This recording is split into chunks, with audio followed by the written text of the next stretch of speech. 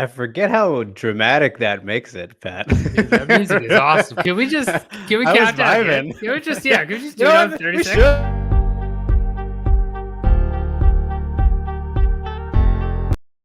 I can't do it. Welcome, everybody, to a very special Friday night live hangout with me, Drake Riggs, hosting things kind of here. We're on my channel anyways. And your boy, Pat O'J. We're trying to do a reunion of sorts. Hey. So Oh, yeah. bringing back the gang, at least half of us, the good ones anyways, from the old body lock days. I'm trying to see. I say this stuff to get them to come out more because they have the invites. Mr. Yeah. Wells and Ant Walker, they have the potential to walk right in here at any moment they want to. But until then, we'll shoot all the shit that we want, Pat. And cheers to that, buddy, for getting back on a stream. Oh, yeah. On a Friday night with a UFC free weekend. One championship is going down right now. Their very first events with the new Amazon deal. I have not been watching because I get Fridays off, so I'm gonna do whatever the fuck I want on Fridays. That's even fair. though I did still do broadcast. Then you stuff. missed So shameless plug. You missed the one's best moments of respect montage. Just so you know. Oh my god, is that a thing that actually happened? That actually happened. Was it like a top 10 or a top 5 or something? No, like it that? was just a montage of endless to fill time. So right now they've got like 10 best KOs of 2021, but earlier it was just one's best moments of respect. Yeah. Oh, that is absolutely incredible. It's amazing.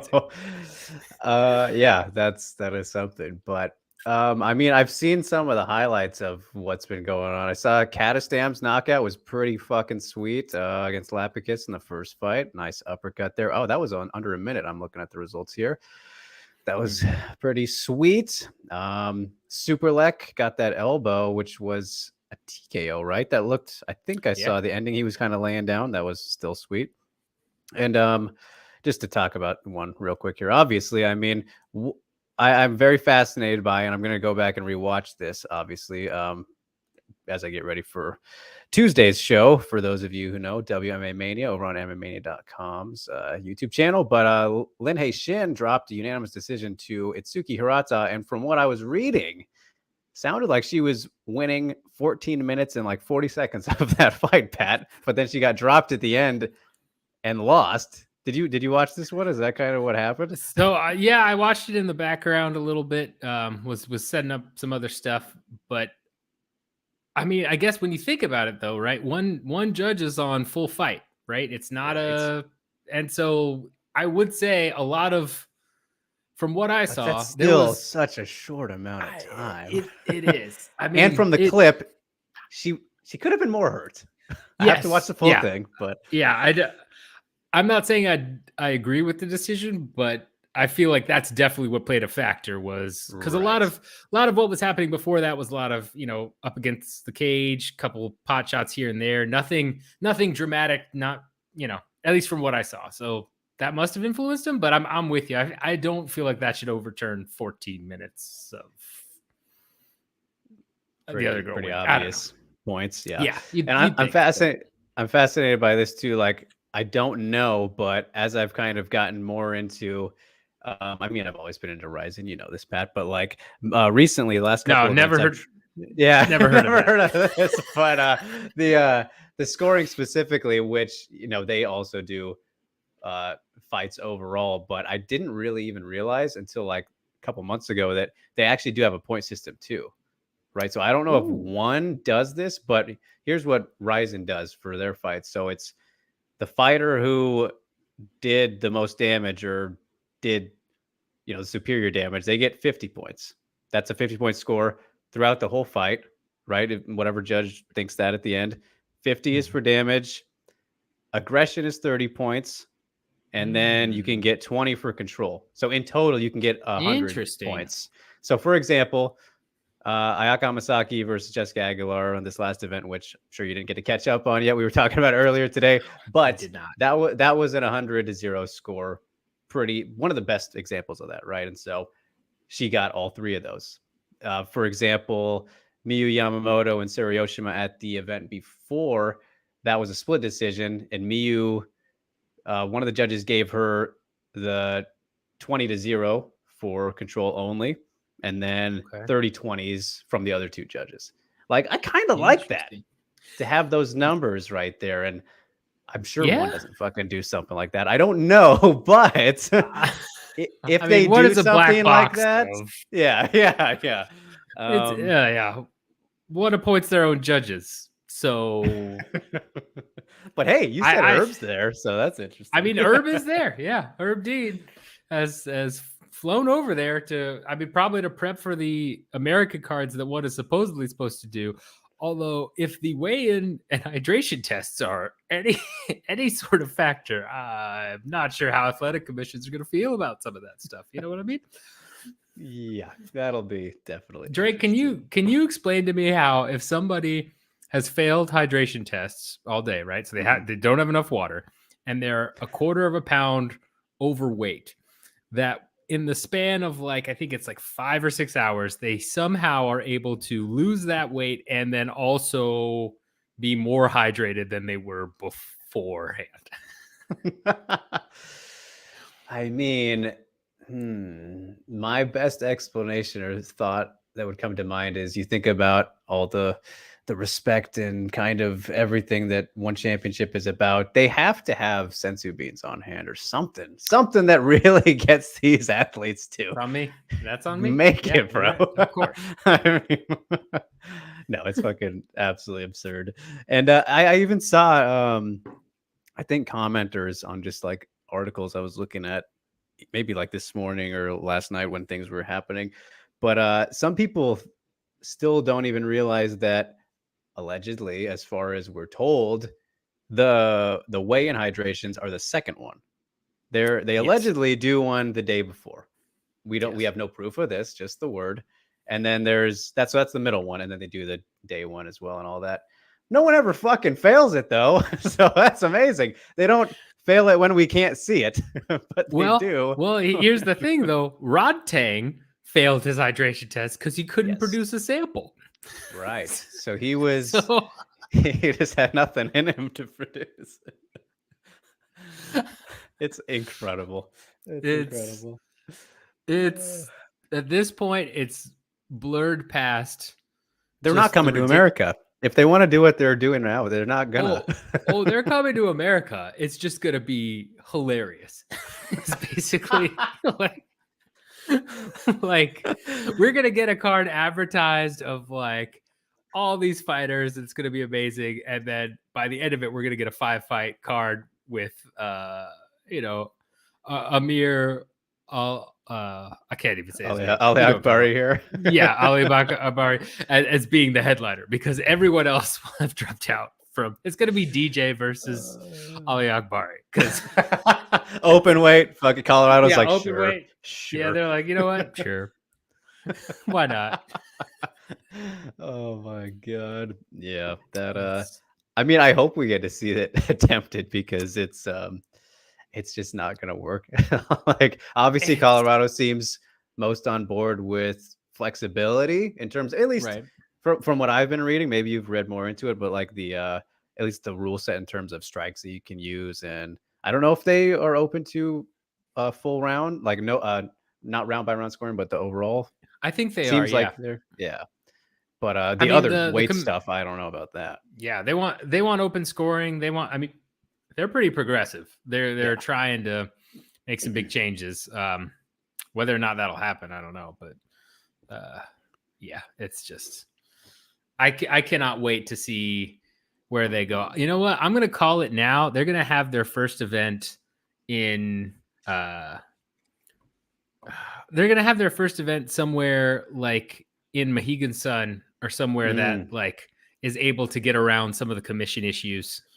It's going to be, I bet that's what they do, because I bet they'll be allowed to do it that way based on. Right.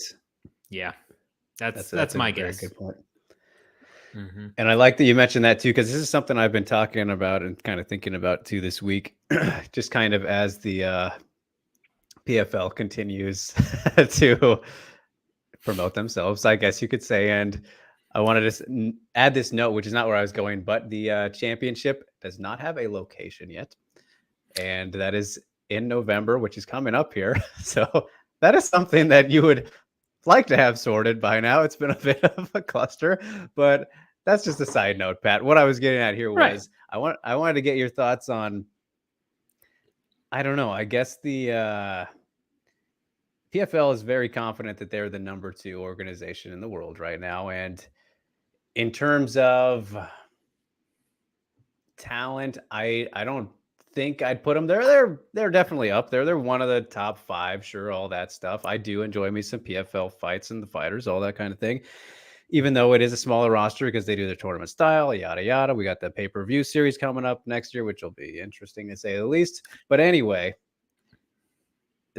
it's weird, I think, when you're kind of on the inside as much as maybe we are, and you see them bragging about these things, and you look at UFC as clear number 1. They're always going to be, at least presumably. I that's the safe thing to say. The empire will crumble eventually. It just won't be probably in our lifetime. Yeah, yes. We'll be either super old or we'll be dead. Yes. So what I'm getting at though is UFC shows massive, generally 20,000, seat attendances wherever they're going, especially for pay-per-views at the least these days. When you look at the PFL, Pat, and I was at not the last Atlanta show, but I was at one of the Atlanta events. So for the end of the regular season, and they went to the esports arena, I think, wherever it was, and just kind of being there. And I've been to PFL events before. I was at Championship last year. I was at the the Texas ones when the regular season started, and that wasn't a big venue either. That was the esports place. I got it mixed up there. Either way, the last one, it hit me in Atlanta, sitting there and kind of looking from the spot that I was in. I was like, this venue is not the size of someone who, if you're saying you're number 2, the gap is still massive, because I counted just from myself before I looked. I was like, I want to see if I can count here how many people are in the stands. And they had like kind of a bleacher setup, because that was a very weird place. I think like summer league NBA type shit goes on at that place, wherever it was. You can look it up yourself, fans. But they had the bleacher stuff, and I counted the rows and all that, and it was like 700, I think, in total. Maybe on each side. I think it was total though, counting both sides. And then there was the floor, and you count them. I was like, all right, we're looking at maybe roughly 1,500. And I ended up looking it up, and I think the max capacity there was 1,700. And we could probably look this up now. My internet's shitty though, so I don't even want to mess with it. But you can probably find it there. But it was less than 2,000 people in that place, and I was like, this is like, that's an embarrassing number, dude. Like, if you think about it, like, it's not great. I mean, for somebody touting the number 2 promotion. And then I'm thinking, I don't know, and I haven't even tried to look because I've never tried to go to an event as a fan, but I don't know how much they're selling their tickets for. And I mean, I don't know. When I thought about the whole attendance aspect for PFL, I was like, this is like one of the worst. Like, even one championship, I don't know. They're not selling out, obviously, the indoor stadium anymore, and they have their silly excuses for the pandemic still being an issue there when UFC just sold the fucking place out. But PFL's numbers are not good attendance wise. Like, we see that. I've seen it myself. I don't know. I just want to know what you think about that, I guess, Pat. So, yeah, I mean, I think it was the season. It's either season 2. Are we on season 4? Is that right? This is season 3.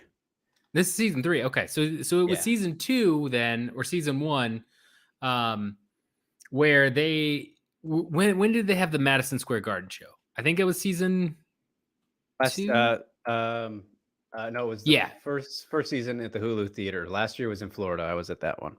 Yeah, and so I remember hearing that they were selling tickets for like $20 a pop, and then they ended up having to give away some tickets. Like, it sounded very similar to where fighters were trying to sell tickets and push things, very similar to the LFA show that I went to in Belton. Like that type of ordeal where It's it's like, Belton in hey, Texas, Pat. Where is yes, that? yes, sorry, Belton, Texas. Sorry, good. I don't point. know where the fuck It's that like is. it's like 40, like 30, 45 minutes north of Austin. Oh, okay. And LFA comes there pretty regularly, and so it's just one of those things where like, oh, I'm going to go to that because it's right up there, and you can get good seats and whatever. But it was similar in terms of, from what I heard, like fighters were to go out and try and sell tickets to help with the promotion. They I might know get Bellator did that the last couple of years. yeah, and so that's not great. No. That's not great at all. It depends on how you define number two, because I would say in almost every category, Bellator's number two pretty clearly. They are turning a profit. They are part of a giant multimedia conglomerate. They are actually making money and stand like UFC level and fill some arenas like Mohegan Sun. Like they could mostly fill that out. If you're talking about momentum and growth, PFL probably is number two at this point. I'd say, just because from a growth perspective, their numbers this year, especially, like their ratings have been much, much better, and they've gotten enough. They've got some bigger sponsorship deals, right, from some big names. I think I'm pretty sure they have an IBM sponsorship, which is like, I'm not sure. Yeah, they've got way more money coming in than they did last year or last season. That much I know. So if you're looking from growth, I'd probably put PFL 2. Almost any other measure, Bellator's way ahead. Yeah, is what it is. But that's how it goes. And one is, I don't even know what one is, man. One is you can't judge it too well. Yeah, you can't.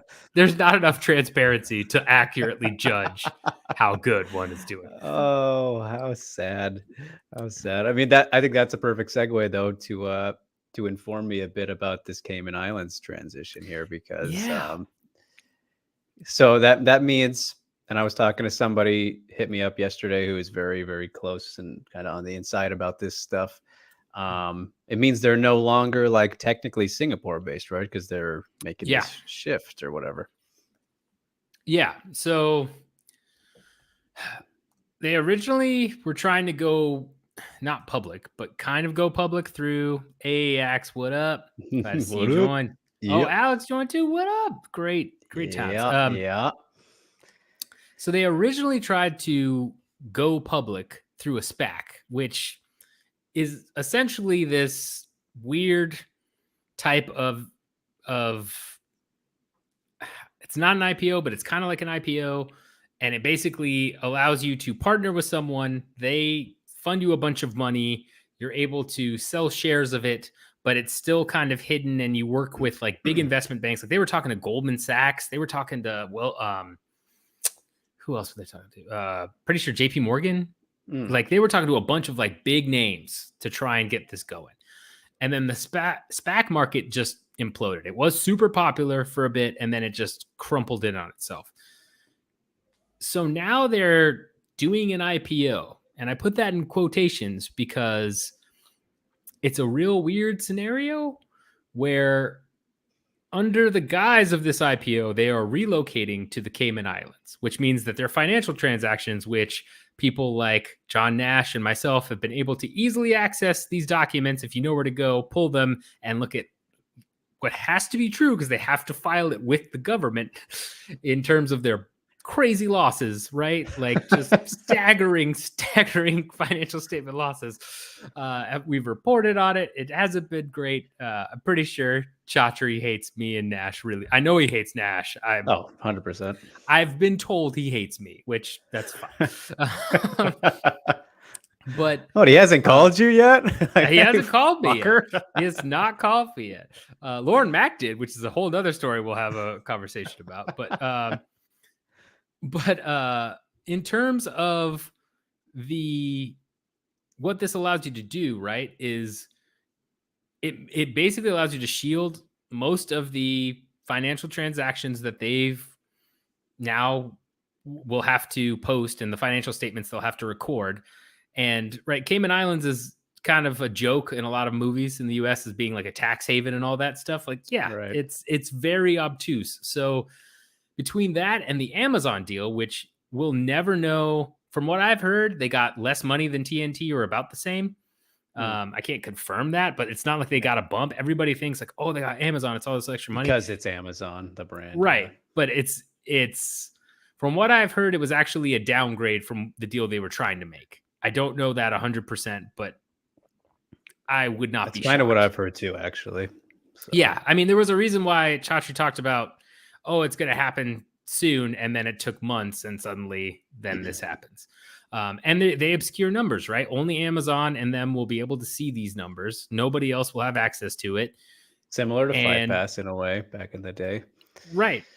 And so this is just an effort to make things harder in terms of challenging the statements that they love to make, right? Kristen EO, I think is her name, who does Deal Street Asia stuff. She's great. She's over in Singapore. She did a great article on this talking about how it was weird that they filed this LEI number, which you normally don't do with an IPO. And so it definitely kind of feels like they're talking about an IPO to just like justify moving somewhere, and then they're going to pull it like last minute. Like, I would not be shocked if suddenly the one IPO never happens. Yeah. But that's Good what I mean. They're fun. trying to move in. Yeah, they're trying to move into the US market. Chatri's trying to sell it to investors. That's smart. It's not a bad call if you're trying to how could I say this without getting in trouble? If you're trying to sell things in a technically legal way, that's not a bad idea how to do it. That's how I'll put it. Very nice. Very nice. Mm-hmm. And yeah. In the meantime, I'm seeing here that Savas Michael just got knocked out with a head kick here. Yeah. And that's interesting that happened, considering he was supposed to fight Rod Tang. So they shifted shit around here, right? Because Pontiac was supposed to fight somebody else. Yeah, because Rod got fucked over then. Whoever he was supposed to fight got totally fucked. You know who didn't get fucked over? The American fans, because they've never seen this before. Right. So, as Chatri would say. Oh my goodness. Absolutely wonderful. So if you are watching One Championship right now, that means it's co-main event time, but we're talking about whatever we want to talk about here today. And feel free to get any questions in if you are watching here. We saw Axe earlier. Appreciate you, sir. It's been a while, Axe. You haven't followed me over to my channel. So what are you doing? We get over there on the weekend or the weekdays. And Alex, of course, is over at MMA Mania now doing all our socials. So that's good fun. Shameless plugs there. Shout out to Alex. Oh, nice. Scott joined. What up, Scott? There we go. What up, duder? Shout out to Alex for basically, doing that whole humanizing fighters things and just killing it, right? Just smart. Yes. Very smart. Big kudos. Simplicity is key, my man. And definitely got a good one there. So crazy times, Pat. Crazy times. My goodness. Shit, there was something I was totally about to ask you there, but I totally lost it. I mean, we were talking about Nintendo and games before we went on the air here, and so I mean, we're going to talk about One Esports. Is that what you wanted to ask? I mean, that is exactly how I wanted to move along here. Unless anyone, quick side note, I know we're not going to go down this rabbit hole, but the fact that they hosted that Dota 2 tournament and it was like a pretty big tournament is like, I'm pretty sure that's part of what they're pitching to investors, because that probably made some good money. So but they haven't done one since, have they? Like, what's up with that? Yeah, that I'm not sure about. I don't know enough of the esports world, but I know the fact they got that going was like, oh man, like that's like I have a couple of friends that know friends who are professional gamers. And they mentioned One Esports, and I was like, "You mean like One Championship Esports?" And they're like, "Yeah." And I was like, "Huh." Wow. Like, all right. solid work one. That is Yeah. it's such a strange world to me, the whole gaming Yeah, thing. Like, it's I'm just forever bitter that I was born like 10 years too late to be a part of it. Like or 10 years too man. early rather. Yeah. Yeah. Well, I appreciate that, Axe. You just don't show up when the shows are on. So, hey, maybe you watch the replays. I appreciate that and the interviews and whatnot, but love you all the same. But yeah, we could talk about games more here in a sec. But Scott is asking, Yeah. is DJ gonna get it done? I'm betting him to win by decision. I know he's undersized, but I think he will have a better game plan tonight. So, Pat, this rematch is very interesting to me. Kind of almost specifically for the reason of how we got to it. Like, Demetrius technically has not won a fight since that fight. Technically, not an MMA fight. He had the Rodtang mixed rules fight, and yes, that's a win, but like, and yes, it's DJ. So I don't know if I would have said that's worthy of a rematch so soon like this. And Maurice has defended his title since then. Yeah. He's a fucking massive guy, obviously, and probably shouldn't be in this fight if they were to stick to their own rules. Yeah. I agree with Scott saying that saying he thinks he'll have a better game plan. I think for sure that's safe to say. I mean, Demetrius of all people, one of the greatest fight IQs of all time, one of the best fighters of all time. Don't want to say he got robbed against Henry in the rematch, but after the rewatch, I think he definitely did win. That was one of those interesting fights to watch live and then rewatch. I don't know, but in that first round against Maurice in the first fight, he was struggling a bit. And I know it ended in the second and, how it did. But 5 rounds with a guy like that who could crack and has all these advantages, especially size-wise, I think if Demetrius wins, it'll be like super close. But I don't know. It's a tough one. I haven't really thought about a specific prediction for it, but I agree with Scott that Demetrius is going to have a better game plan. He'll be better prepared for a guy he's fought already, avoiding maybe some of these positions he got completely destroyed in. But it's a tough one to pick for me, Pat. I don't know. How do you feel about the main event coming up here? No, I agree. It's very tough. I do like Scott's bet on decision. I feel like if you're gonna pick DJ, it's got to be decision. And yeah, I don't know what odds you got on that, but it's probably solid, almost certainly plus money. I think that's a great call if you're gonna go with DJ. In terms of who wins this, it's tough because it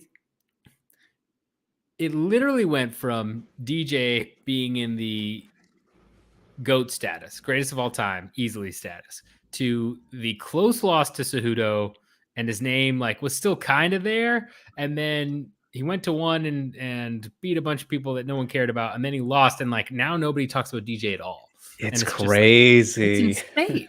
It's insane to think about. Yeah, plus 135. That's not.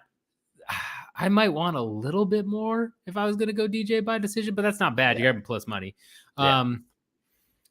If anyone could pull it off, it's DJ. But he struggles. It's one of those things where I never understood, other than his his guy. Who is it? Matt Hume? Yeah. Right? Yeah. It is deep in one. Yes, very much so. Oh yeah.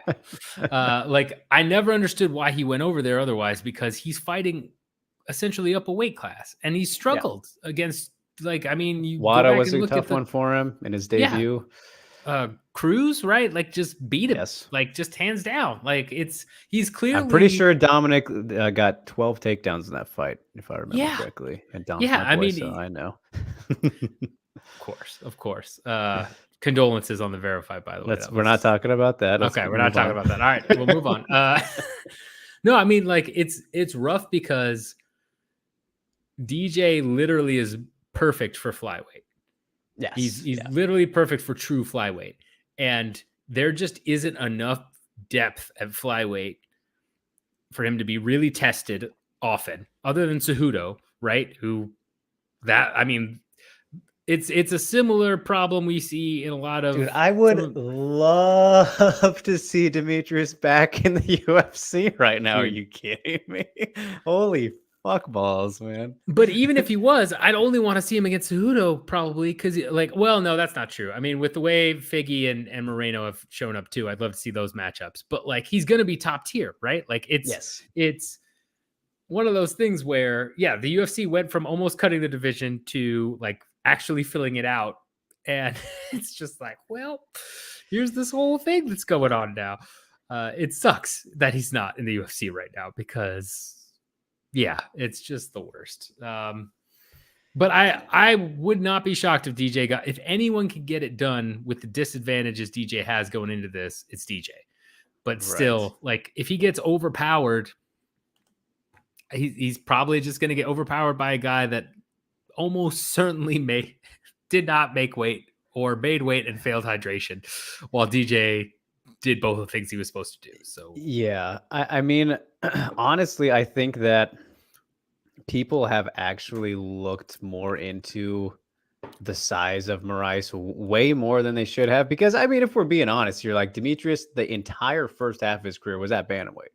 He's always been the smaller guy, and even at flyweight a lot of times too. But, you know, before that, you mentioned the Cruz fight, which was kind of the biggest loss of his career, obviously up until I guess you could say the Cejudo one too. But then before that was like Brad Pickett one, which, you know, that was definitely a weird one in hindsight. But he was always beating bigger guys anyway. And if you look at someone like Moraes, who I guess if you look at it, I mean, him and Cruz are definitely the biggest guys. I'm looking at his record right here. Definitely the biggest guys he's ever fought. But I mean, for the most part, like, and if you look at kind of just how Moraes ended up beating him, it was like very positional. I mean, obviously with the knee and how that, you know, ended up happening. Like, if that fight happened in the UFC, who knows if it ends in that same area? So it's like, right. And that's not an excuse whatsoever because those are the rules. I'm all for the knees and everything there, but yeah, and DJ knew him. DJ didn't make any excuses, yeah, right? Like, no, I mean, he's got beat. a full advocate for it. So that's why when I think about Scott saying the decision, if he can, like, I still think that he did win the first round. It was very close and not easily. Like, it was very tough for him. He was kind of still feeling it out. If he can just make this whole rematch look like that, he should probably be fine. You know, it's just a matter of avoiding those instances where he can be in tight and caught again, pretty much, because that's just kind of what happened against this, you know, monster that is Moraes. And we've seen him be fine essentially for 30 plus fights in his career against these types of guys, you know, so that's where it's very interesting indeed. But as Axe says, if DJ wins, could you see one signing Henry? If he's not under contract, first of all, he is. That's the problem. Yeah, but and we get DJ Versuto at 1 on Prime Video 5. I mean, yeah, so this is completely fantasy. That would be amazing, right? But here's the thing: if he wasn't, right, let's see, like, because we do know that, like, the biggest change that's happened in probably, well, definitely in the history of, I'm going to say in the history of the sport that we've seen in contracts recently because of the UFC's pull, right? Like, there now is a 5-year sunset clause. That's huge. That changes everything, right? Like, Francis Ngannou, I guarantee you right now on this stream, Francis Ngannou is not going to resign with the UFC. I guarantee you money he's going to leave and go do boxing. I will bet a fair amount of money, not all my money. We got to clip this or in debt, but yeah, clip it. He is not going to resign. I can guarantee you that he's not going to resign, and he's going to be out of his contract. Yeah, and he's going to be fine. And even if he didn't fight Gane, he'd still be out of his contract. That's the huge difference. It used to be just tolling provision after you're locked in forever. That's not the case anymore. So in a world where Cejudo is free agent, or let's say he waits out the remainder of his 5 years or whatever, because I think GSP is up in 2025. And so Cejudo, it would have been based on his contract from 2017 and beyond is when they made the change, as far as we know. So at any point, it could be a couple years, and then Cejudo is free. And in that case, I think one does pick him up. I think for sure they pick him up to try and get that rematch. Because think about how many viewers you would grab from, hardcore UFC fans you would grab to at least watch that I fight. mean, according to Arjun Bowler, they've already tried, Pat. Did you see that story? Yeah, That claim? I did. Okay. I did. Oh my God. Yeah. But I mean, yeah, there's all that too. So, Don't know. But will they attempt I would to get him? love, Sure. yeah. I would love to see the trilogy X. I still want to see the rematch with Horiguchi, but Yep. I honestly don't want to see that in one, because that means Horiguchi then gets stuck in one. And we were having too much fun with him and Ryzen and Bellator right now. I mean, it hasn't been so fun in the last two fights, but I still would like to see that one. So I feel like we are definitely missing out on some DJ possibilities here. Not to say I'm not excited for this rematch coming up here in a matter of moments, really, at this point. But yeah, it's crazy. Over? I don't know. I'm gonna say it's still moments, Oh, here's the compilation of the one's best moments of respect. I think this is either the same compilation. Their intermission again. Yeah. Oh, golly. All right. Anyway, moving on. Scott says, I'm not confident in the bet. I just like DJ, but Mariah is also fun to watch. He's a Monster 135. Very true. Ghost is here. Good to see you, sir. And he says, what should we discuss? Connor, Masvidal, Jake Paul, John Jones, the usual topics of every MMA outlet. No, I mean, you're the first to mention those, buddy. So feel free to bring up No, man. anything I mean, what else. do you want to talk about, Phantom? Let us know. We'll talk about almost anything. Like, it would literally be anything, man. I was literally getting into video game talk before we got sidetracked again here. So bring it up. Yes. Bring it up, man. We will indeed. We will cover it. Would one in UFC do another trade to get Cejudo? So that's what I was alluding to. If you haven't heard, Axe, Arjun Bowler made the claim, who is the current one heavyweight champion, that there was discussion apparently about trading him back to the UFC where he's already been and did not set the world on fire, and trading him for Henry Cejudo, which would have been one of amazing, but most absurd. MMA things of all time. Oh, yeah. I don't know if I would be able to like function for the rest of the day if like I saw that news. I guess it's just so like, are you out of your fucking gourd, dude? Like, I don't want to talk about that anymore. But would they ever do one to try and get Cejudo? I don't think he'd trade. Well, there's that, but not even thinking about that, just the Cejudo side. I love Henry. I think he's an all-time great, Pat. We talked about this in one of our final TBL videos here for the reunion, TBL. Of course. Force him out. I don't have any left, but I force him out. Yeah, I know. I got one on the ready here. But I don't think Cejudo brings enough value though to one, and especially kind of with the division. He's just gonna fight DJ and Moraes, and that's it. Yeah. I mean, he could go up fight Lineker. That I'm down for that. But I don't know. At this point, I don't think he's going to stick around forever. He's already half semi-retired, coming back now. If they were to do something big like that again, I think they'd want more of a guarantee to get a decent amount of time out of it. I don't think you're getting that with Cejudo, and it wouldn't be worth it for a fight or two, maybe three of the ones that we'd likely get. Like, it would 100% be the DJ trilogy. They'd have to do that. Moraes probably. Third one, and probably Lineker. It's got to be Lineker. Who else are you gonna do? Like, no, that makes sense. I think that's definitely yeah.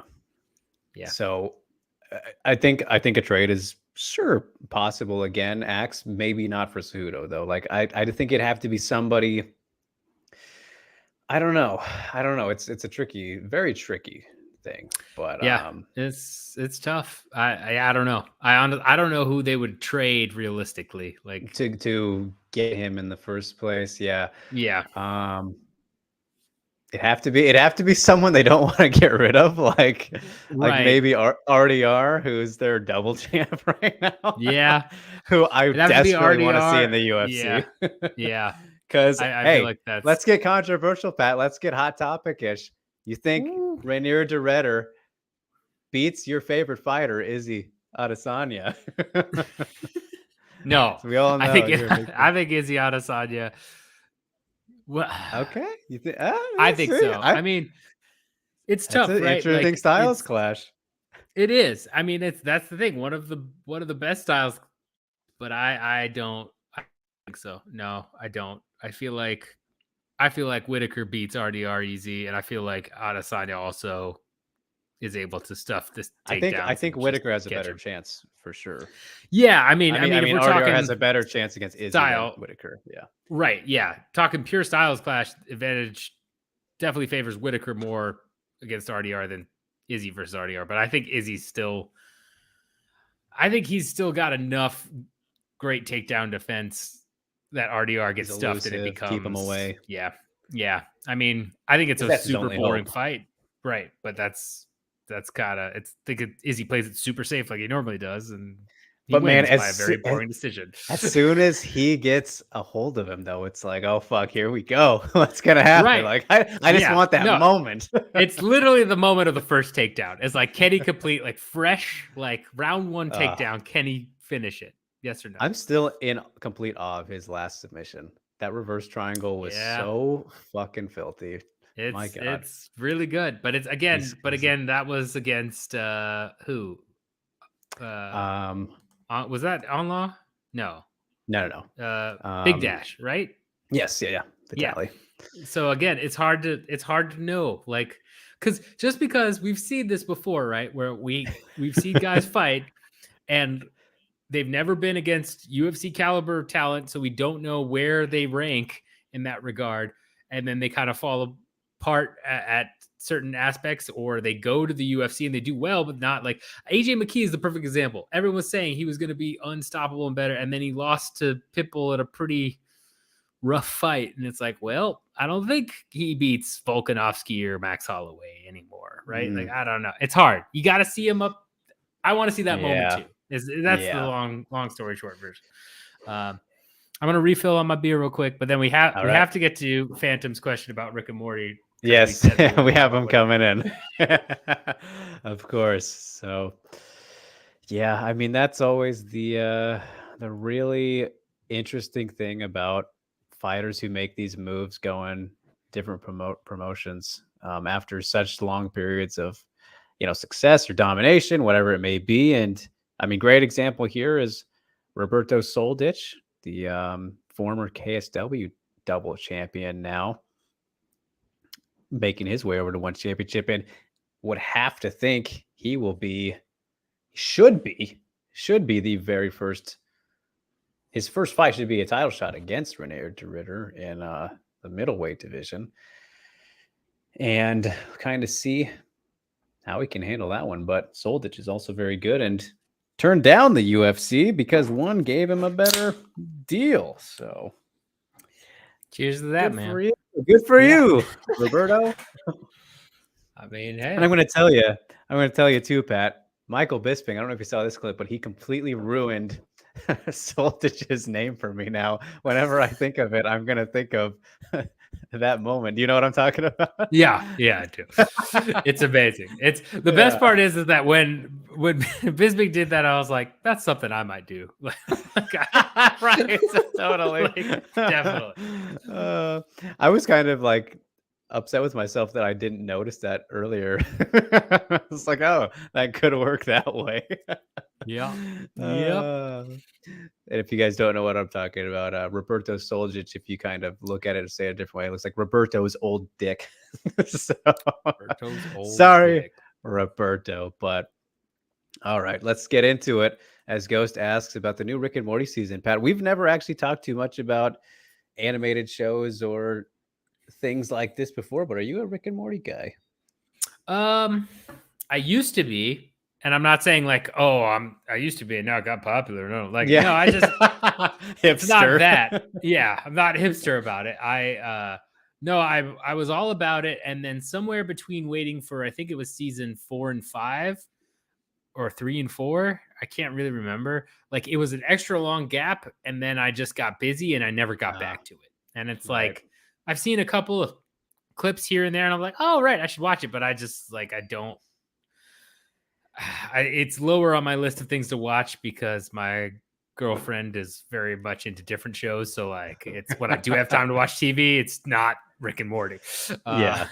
Do you so, like but I mean, AEW or some yeah, but wrestling? I like Rick and Morty a lot. From what I used to watch, I mean, it was good stuff. It was great stuff. Some of it. I don't. Yeah. How do you feel about Rick and Morty? Are you a Rick and Morty guy? So no, I'm not caught up on anything. I shouldn't say it harshly like that. From what I have seen, like the episodes I have seen have been brilliant, and I think it is pretty hilarious, amazing, very smart, animated comedy, all that stuff. But I don't know. It's tough for me to kind of get into.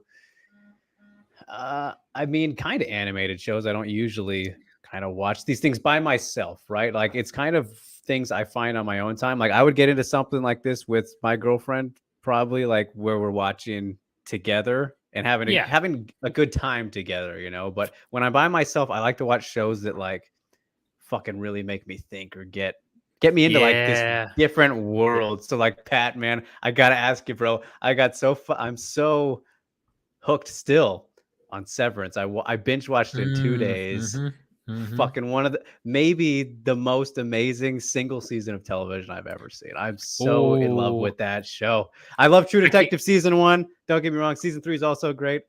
Yep. Those Both. like that's like my category there, but those kind of So, shows are the ones where I'm like, I'm in this. oh yeah, no. So those are all up there for me for sure. Severance season 1 was fantastic Oh my by god. Endeavor, by the way. But people don't know that Endeavor content. Same people that own the UFC There we made that go. show. With Ben Stiller directing, and that was a whole thing. Yes. Incredible. Yeah, but He liked my fantastic. tweet. Oh yeah. Hell yeah. But yeah, Severance, that same, I'm the same way. Now, like nowadays, maybe it's just because I'm old. I want I'm old as fuck, man. My joints hurt every day. I wake up and it's like new pain. Don't get old. Don't get old, people. Don't That's get the old, man. So real Mine, quick, I heard a great, a great, I guess what you want to call a metaphor. Steve-O said yesterday on his podcast with Kevin Smith, a great episode. Check this out if you guys would like to. But he called old people walking party fouls, and I thought that was amazing. yeah, It's like that's a great description. that's pretty accurate. But, but yeah, I mean, yeah, I'm again, Rick and Morty. I would love to watch. Like, I think if I sat down with my brother loves that shit. Like, Right. I feel like we would binge together. But like, yeah, see, I can't. I'm into those. I will say greatest. I will defend this to my deathbed though. All right. Greatest, unless a new show comes out, but greatest single season of a show I ever watched is still Westworld for me, man. I need to get on it. I want Season to. one, That season one of okay. Westworld. Don't, I mean, beyond that, it gets, this last season they came back, but Westworld season There's 1, like it should have 3, just right? ended. There's 3 4 now. I seasons? think they just had Okay. 4. Yeah. All right. Yeah, this was the 4th season. That and Interesting. Watchmen was also very, very good. Okay. Do you ever watch Watchmen on HBO? No, I Max, remember you and Ant were talking about it a bunch. yeah, Though, Watchmen was back very, in the very Slack. good, and that's up there. But for me, Westworld, just season 1 of Westworld is Ooh. like, all right, Okay. it's perfect. Yeah, that's one I've been meaning to get on, definitely, because I love that kind of stuff. So. Get on that and let me know how you rank it against Severance, because it's tough. It's a tough one. It's up there, dude. But I just love Severance. I don't know, like I was trying to think about it, like after I finished that, it's like I don't know if a show has ever hooked me like that one did, because when True Detective season 1 came out, that was weekly, right? So I was watching yeah, that week by week. So you didn't have that option to binge. Probably would have, but you can't really say for sure, like without having that moment. But for fucking Severance, I watched the first 2 episodes one night, then the next night I was like, I gotta watch the rest of these 7. You know, it's like it did the cliffhangers that they put in every episode. I was like, this is like, well, and I watched me Severance watching week Lost. by week. Yeah, Oh, really? I watched Severance week, but yeah, but I mean, there were it sucked, man. I used to wait for Fridays and be like, "Where's that Friday? Where's that Friday?"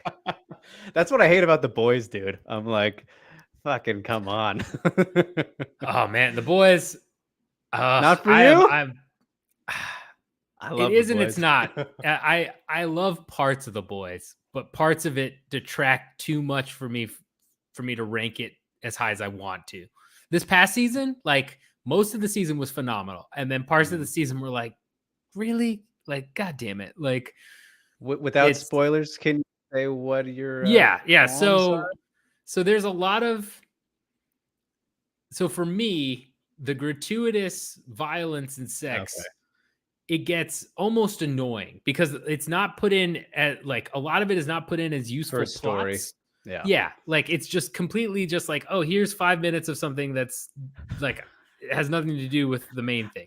Well, hold that thought. I want to say that episode 1 has easily the most Episode, yeah, ridiculous death I've ever seen of all time. Like, not even and close. episode 1 I was okay with. That was like a, yeah, episode 1 I was okay with.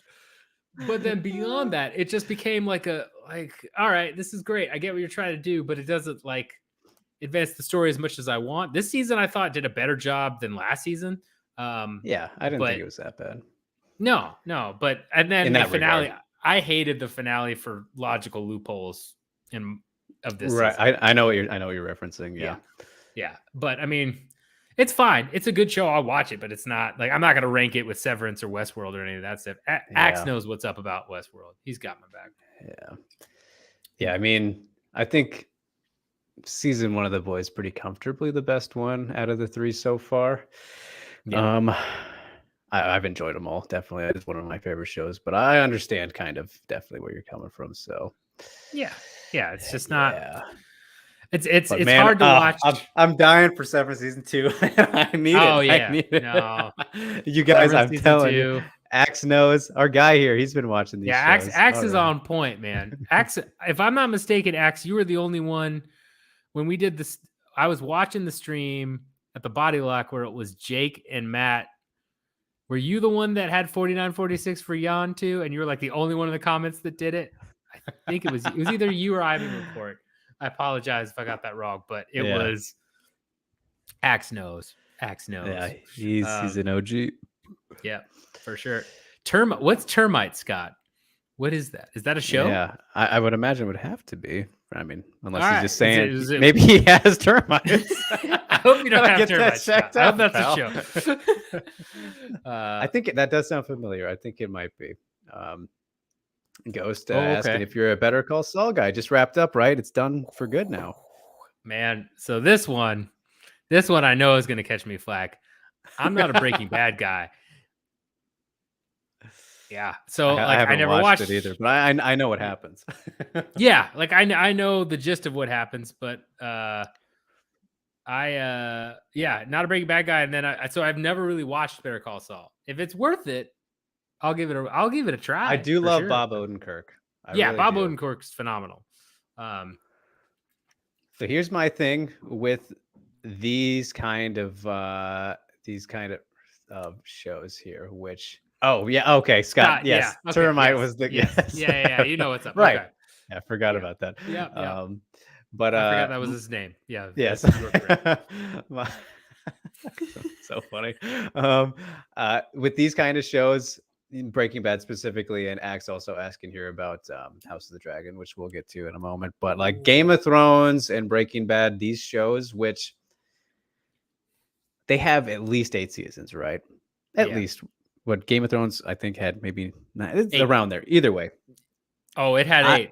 Trust me. I know. Yeah. Okay. So my thing, I haven't seen either of these. I've seen, obviously some parts, and I know what happens now. They've been spoiled to me, which doesn't detract me from wanting to see them. What detracts me is the fact that I'm late.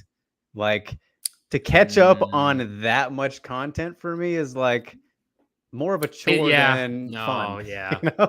So I'm like, I've honestly never even been interested in the idea of Game of Thrones, no matter how good people say it is. I'm not too much into that kind of time period or stuff, Here's what I will say about Game of Thrones, right? I was also like you. I was not into it. I had a lot of friends who watched religiously while it was going on. I did not really watch until I was in Australia. So 2014, which would have been 2 or 3 seasons before like season 5. And like I had nothing to do. Like literally, I'm working and I'm stuck in Sydney with like no money. So it's like, okay, I go home and I just watch TV shows until I work again, until I could get enough money to go travel. Right. And so there was this just like 2-month period of just working and like hanging out sometimes with my housemates, but mostly just, And so I just binge watched shows like all day long. And so I ran out of things to watch. I think I binge watched Naruto from start to finish through. Okay. Yeah, like and then I was like, I have nothing else to watch. So I was like, fine, fuck it, I'll watch Game of Thrones. And it did surprise me in the sense where it's one of the few shows that I think actually gets better. By like season 4, it's still getting better. So it like I have that must be why it became so popular, because it literally for the Makes the longest kind of time. journey worth it. Yeah, because like so many other seasons, right? Like you have a bad season here or a good season here. It's what like this one like consistently improved the whole most of the whole time. So it's like, okay. And then season 8 happened and literally just like is the greatest joke of all time. Just a complete nosedive of garbage. Of garbage. To answer the question about House of Dragon or Rings of Power, though, I'm much more interested in Rings of Power than I am House of Dragon. Is that a Lord of the Rings spinoff? Yeah, that's a Lord of the Okay, I Rings don't know thing, about that one. and the only reason why I'm more Rings of Power than House of Dragon is because House of Dragon is a prequel, and I know where it ends, and the ending was literally the worst season of television I've ever watched. So I just can't. If you make a sequel to that, to that ending, then maybe I'm into it. But yeah, prequel, it's like I can't get it out of my head. Like I know where this ends, and it's so doesn't matter how good this is, it's gonna be marred by the ending that's just trash. Just garbage. Man, that's incredible. I love that. I love the mention of Naruto too, because I watched. Just speaking of like anime specifically, I watched growing up. Dragon Ball Z was like one of my favorite cartoon shows, and like at the time I didn't really qualify it as an anime because right, you can make that distinction, right? Oh yeah, but yep. So yeah, like Dragon Ball to Dragon Ball Z, I think I like kind of stopped around like early GT-ish, like Super, but I watched the entire like Frieza, the Frieza saga. Was it Frieza, Cell, and Majin Buu were the main three bad guys, right? Well, and Vegeta is one, but yeah. I mean, in terms of like the guys who were never good, right? Like, I mean, I guess. Well, Vegeta was never good. It's well, season 1. I mean, he eventually. I mean, his arc is the best in all of Dragon Ball Z. He comes around. He comes around. But in season 1, he's just straight up a villain. Yes, totally. I was going back one night to, I was like, I'm going to rewatch Dragon Ball Z, man. And then I saw that it's like 30 episodes a season. I was like, I did not realize that when I was a kid. No way I'm doing that shit. Dude, I tried to do so. My parents sold my childhood home this past July. And so it must have been 10 years ago or near 10 years ago, which God damn it, I'm old.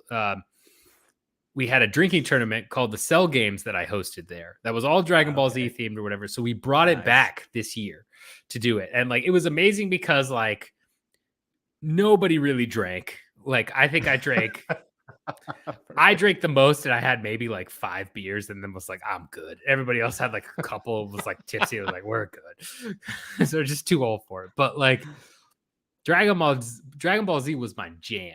Like that was my straight up jam for the longest time. It was so good. And so one year, in anticipation of the Cell Games that year, me and my roommates, I was living in Champaign, Illinois, and it was a bunch of college kids and then a bunch of us who were just out of college, like working. And like, I was like, dude, we got to watch, like, we're going to do Cell Games. We got to watch some Dragon Ball Z to get into it. And like, holy shit, the amount of little movement there is in the plot for so many episodes. It takes a while. Oh my God. So we ended up skipping it. And then somebody on YouTube, thank their soul, put the entire Cell saga fights of Goku and Cell and then Gohan versus Cell. And it's like 2 hours and like 3 hours or 2 hours each, maybe, or 2.5 hours each. Dude, that's what you got to watch, because that is tight. And it cuts out all the garbage, like all the random cuts to Chi-Chi crying because Goku and Gohan are fighting for like 20 minutes. All that shit's gone.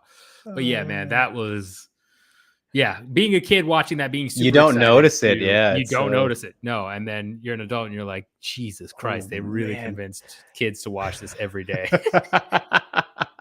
All right, so that's perfect before we move on and lose the audience entirely from the Dragon Yeah, Ball Z yeah, talk, yeah, yeah. but Let's do that. but Let's this do is that. something, man, when I was, like, thinking about it, I was like, what made that show so brilliant aside from, I mean, pretty much the character work, but, like, those villains were so insanely great characters. Mhm. I was thinking about it, I was like, who was the best one, man? Like, between the main 3 I mentioned there, Frieza, Cell, and Boo, like, I struggle to pick.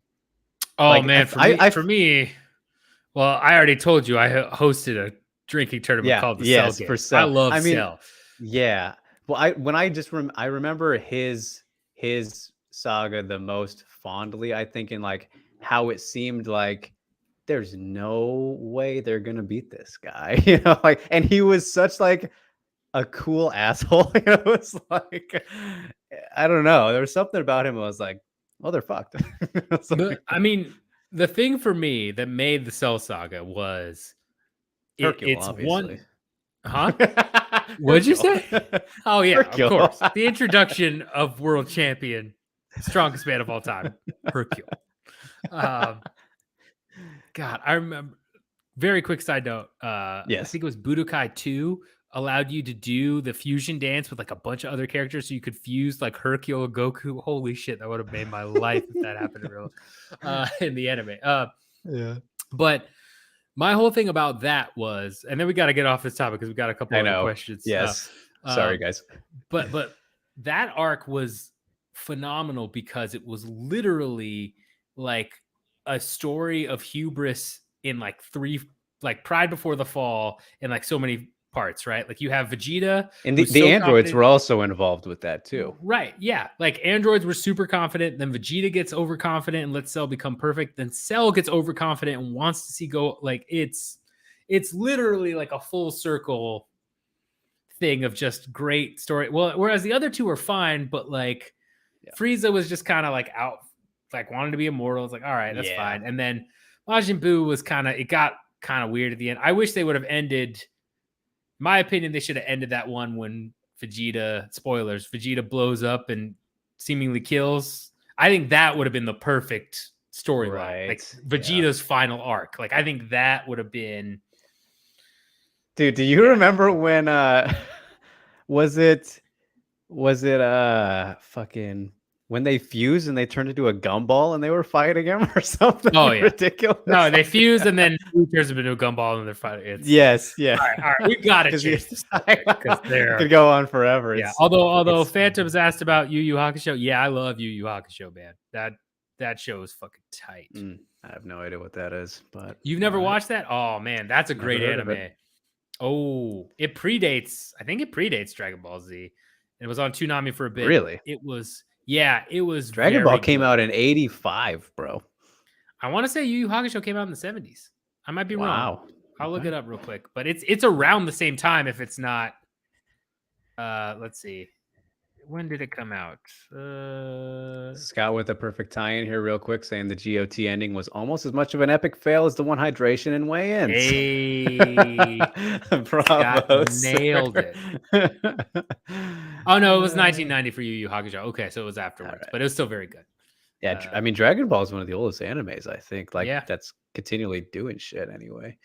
That's true. And Ghost is saying that's all right. He won't give you flack about the Better Call Saul. He'll only give you flack to people who tried to hype up Rose Scarlet too. Like, all right, now he's taking shots. It's not a me, man. I didn't hype that shit up. Did I? No, but, I don't think. He says 112 episodes of awesomeness. All right. Yeah, and a lot of the same voice actors from like Cowboy Bebop and Dragon Ball Z. Which Cowboy Bebop, I mean, chef's kiss there myself. So yeah, I mean, Dragon Ball is really like the only anime, at least series. I mean, yeah, I'm not much of an anime guy at all. It's just like I watched that show as a kid, and then I did watch my first anime movie, I think earlier this year, and I did really enjoy it. It was Which Bell. one? For those of you Oh, curious, was fantastic. I don't want to say anything about it because like there's an obvious comparison to it that is I think it's not trying to hide from, but it's great if you go in knowing nothing, and that was kind of how I did with it, and it was you've never seen fantastic. what's his name's movies? Mizaki's movies? The Howl's Flying Castle, Princess Mononoke. You never seen any of those? And what there's Those are the solid. what's like the super famous one? What's like the most famous anime one of all time with the guy with the mask, right? The little Akira? guy with I think so. No. The I don't Masks? remember. No, I mean like the character, one of the main characters has like a Final little Fantasy: mask. The Spirits Within, for sure. This Ah, guy. I have no idea. I don't know, but I've heard of some. And shout out to Jose Youngs, who's super into that stuff. What I'm curious about Grave of the Fireflies, I think, which is apparently like a super duper sad movie.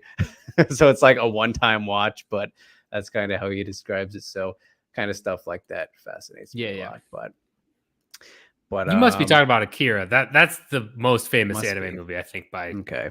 where they have the red motorcycle shot and all that That stuff. sounds No? familiar.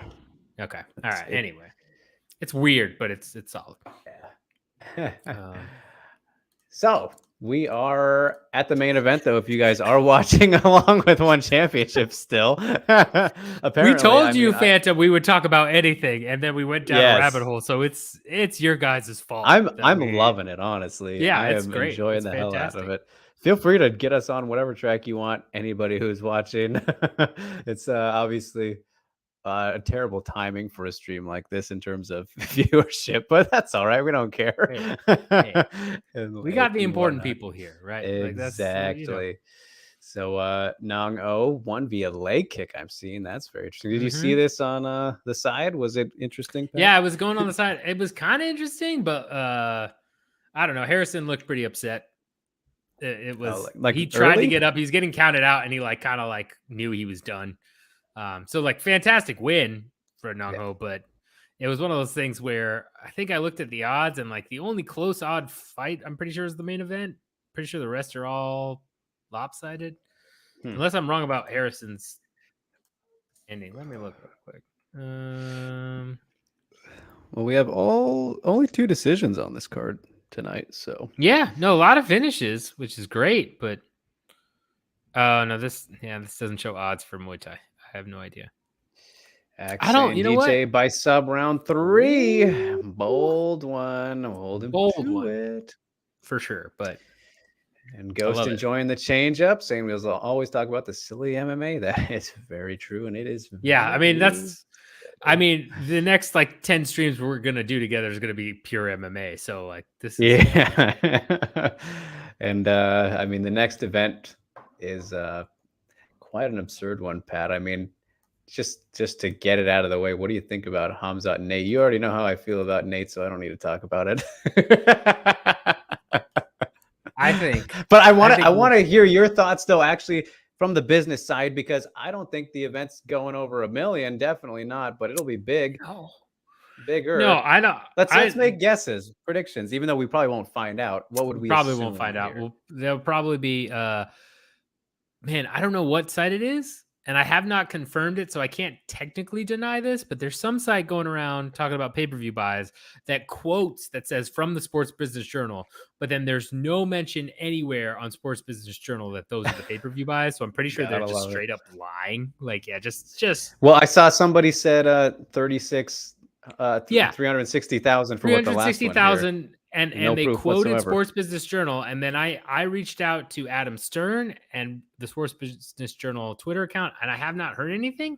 So I don't know, but like I can't believe that. Like I don't know that their Sports Business Journal usually touts that number. Right. Like you can usually verify that they said this. Instead, it's some random guy I've never heard of saying Sports Business Journal said this with no actual proof to back that up. And I'm pretty sure he just figured out, like, oh, if we say Sports Business Journal said this, it'll be fine. It's like, I'm pretty sure you're just straight up making up numbers, man. Totally. But I can't officially say that because, Right. yeah, but that's my guess, which is insane. No, I mean, I think this does. I like Scott's guess, honestly. I'm kind of with him here on the That range Yeah, right there. I would say similar. I think 400. I might even say 400 to 500, just because Yeah. Chimaev has a huge presence, as we've talked about. CNN, rest in peace, CNN, Chimaev News Network, and Diaz is a name, right? Like that's why they're making this fight. Is Nate wouldn't sign a contract, so they said, okay, how can we squeeze the most out of him? And it was, oh, we're going to have Chimaev fight him, and hopefully Chimaev wins and then gets an even bigger boost. And then, like, again, I'll put money on it right now. Not as confident as Ngannou not re-signing, but I will put money on it right now that Chimaev, if he beats Diaz, gets a title shot. When he does. Yeah, when he does. Oh yeah, I don't know, yeah. man. That's It might be very domination thinkable. until Nate lands one punch and staggers him, and all of a sudden Nate Don't really even. won. And then points at him and laughs Yeah, about yeah. it. Yeah. The 180 fans have done on Leon Edwards is Oh amazing. man, it Holy is. shit. It's mind maybe blowing. one of the biggest turns I've ever seen, Yeah, honestly. biggest face turn in the history of the company. Like, my God. Went from I not don't giving a shit about him, or he was boring, I or he mean, got rocked by Diaz, to even Paulo's had a turn. yeah. Although Going from that, not the Paulo same, turned in not the the best same. way possible.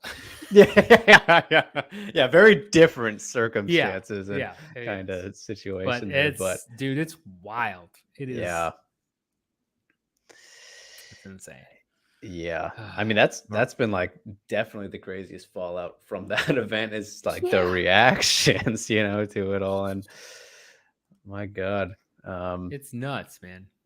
All right, I'm gonna use the restroom real quick before the main event. But all right, I'll carry it on. Carry it on. Right. But yeah, Scott, I like the guess there, the 350, 400 range. I mean, I'm gonna say definitely it's not going over 600, which might be a little bit generous of a boost there from what we were just mentioning. But if you think about Hamzat is definitely very much a growing star, getting bigger by the day, every fight that he has. Nate Diaz, definitely a very popular star as well. He's on his way out. There's this whole story to it, but you look at his biggest fights were with other solid names, and like you can't base the last one and the Pettis fight off of like him and his numbers and whatnot, because it's pretty much proven myth now that stat cards do not equal big numbers. It's all about the main event, so that's what makes this even more fascinating. But Nate's last fight against Leon was obviously not a main event, and then the Pettis one was not a main event either. Sure, it helps a little bit, but the majority of the numbers always come from the main event. And his biggest ones, obviously the Connor ones, Masvidal. I don't remember what that one did, but I don't even think that 240 was that 44. I was there at that event. I don't know if that even went over 1 million. Let's find out.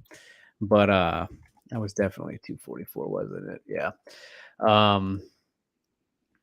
I don't know. I feel like Hamzat's not there yet to do that kind of a boom, if you will.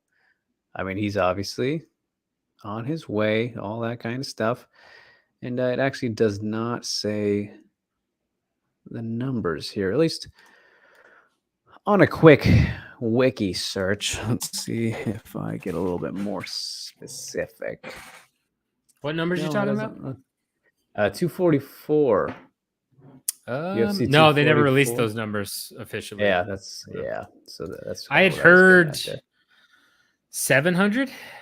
Is what I heard. That's what I was kind of assuming as well. And I was saying right there that absolute peak, I think for 279 will be 600. I don't see any higher. I would say absolute. I would say with the price increase, I'd go 500. Yeah, that's a big factor too. That's and hey, huge factor. Shouts to your VPNs. I just updated mine. Hey, I don't know what you're talking about. I pay for everything. I'm still paying, bro.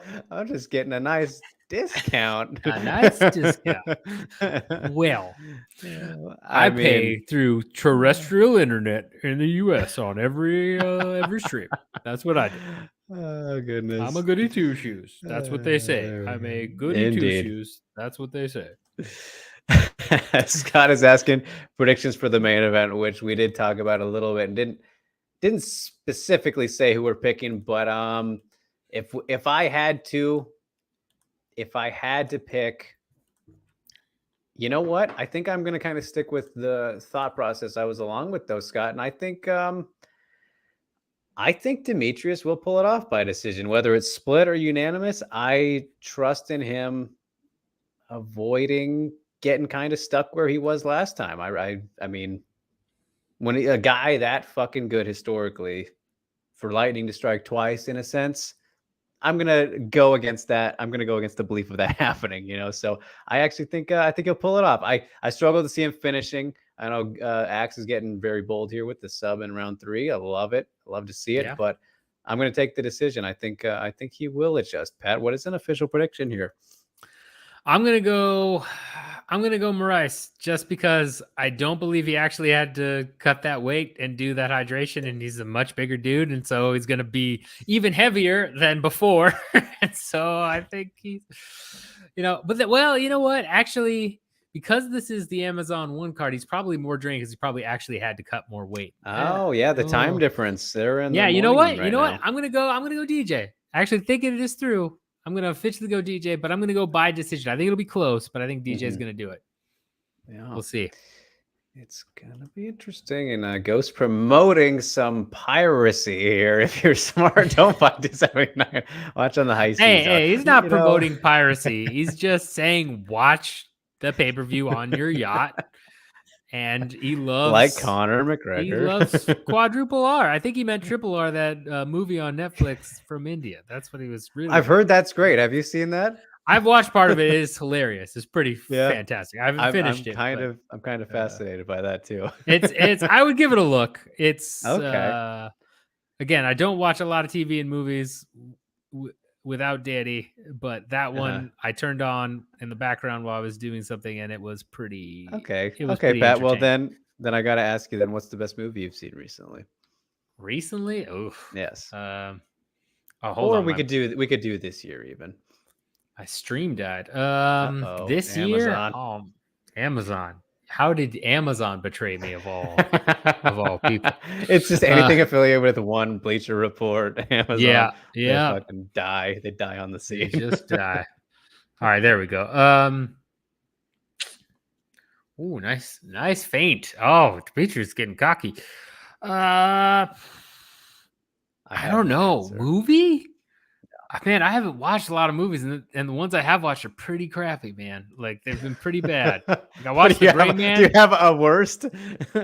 A worst movie? Oh, no, they're all very mediocre, to be honest. Okay. Like, they're just kind of like. You didn't like The Gray Man? My parents really enjoyed that. It was okay. It was just, exactly. Like, it was fine. Trying to think of a movie I watched that I really liked this year, because we didn't go to any movie theaters for most of the year. Not even because of COVID, just because like we originally stopped going because of COVID, and then we just didn't have time, and like it just became a thing of like, I don't want to pay to go see this movie when it's going to come out on streaming in like 2 months. So I guess technically, all right, I technically watched Spider-Man No Way Home this year, and that was the best one for me. Okay. That I think is the best one I saw. In terms of worst, I mean, I don't know. There's a lot of bad ones. Yeah. That I stopped watching. That's the problem. Is like, since I'm watching, you didn't even finish them. Yeah, I'm not going to finish it. Like, I don't have time for that. Yeah. Right. What about you? Best movie? Yeah. Best movie this year. Man, I think definitely Everything Everywhere All at Once, man. Perfect film in my opinion. Yeah, I've been meaning to watch that, and I haven't yet. It is so goddamn good. It is so Everyone fucking has said good. that. Yeah, I got to get on that because Yeah. that's one on my list for this year, especially that I really want to watch. What about Yeah. worst? Worst movie. That's a lot tougher to pick from because honestly, there have been some really good ones that came out. Like I made sure that I went to the theaters for like everything everywhere because I was one too where I went into it not really knowing anything. I saw the trailer for it, I think for when I went to the Batman movie. Like they Okay. showed the trailer. I was like, this looks insane. I gotta see that. I'm coming back Yeah. for that one. And I did think that Batman was very good too. What was it Yeah. called? Yeah. That was a solid movie. I Batman agree. something or whatever it was. I don't even remember what the title I think was, it's but just the Batman. I think yeah, that's yeah. just, yeah. Either way, I thought that was pretty solid. And then I saw the also in theater the what incredible massive weight of talent Nicolas Cage's movie, Yeah. which Yeah. that was fantastic too. That Like was, there were some that really was good very good. ones there. That Yeah, was I very good. enjoyed the fuck out of that. Oh, you know what? Actually, I'm going to change my answer to Pig. I watched Pig this year.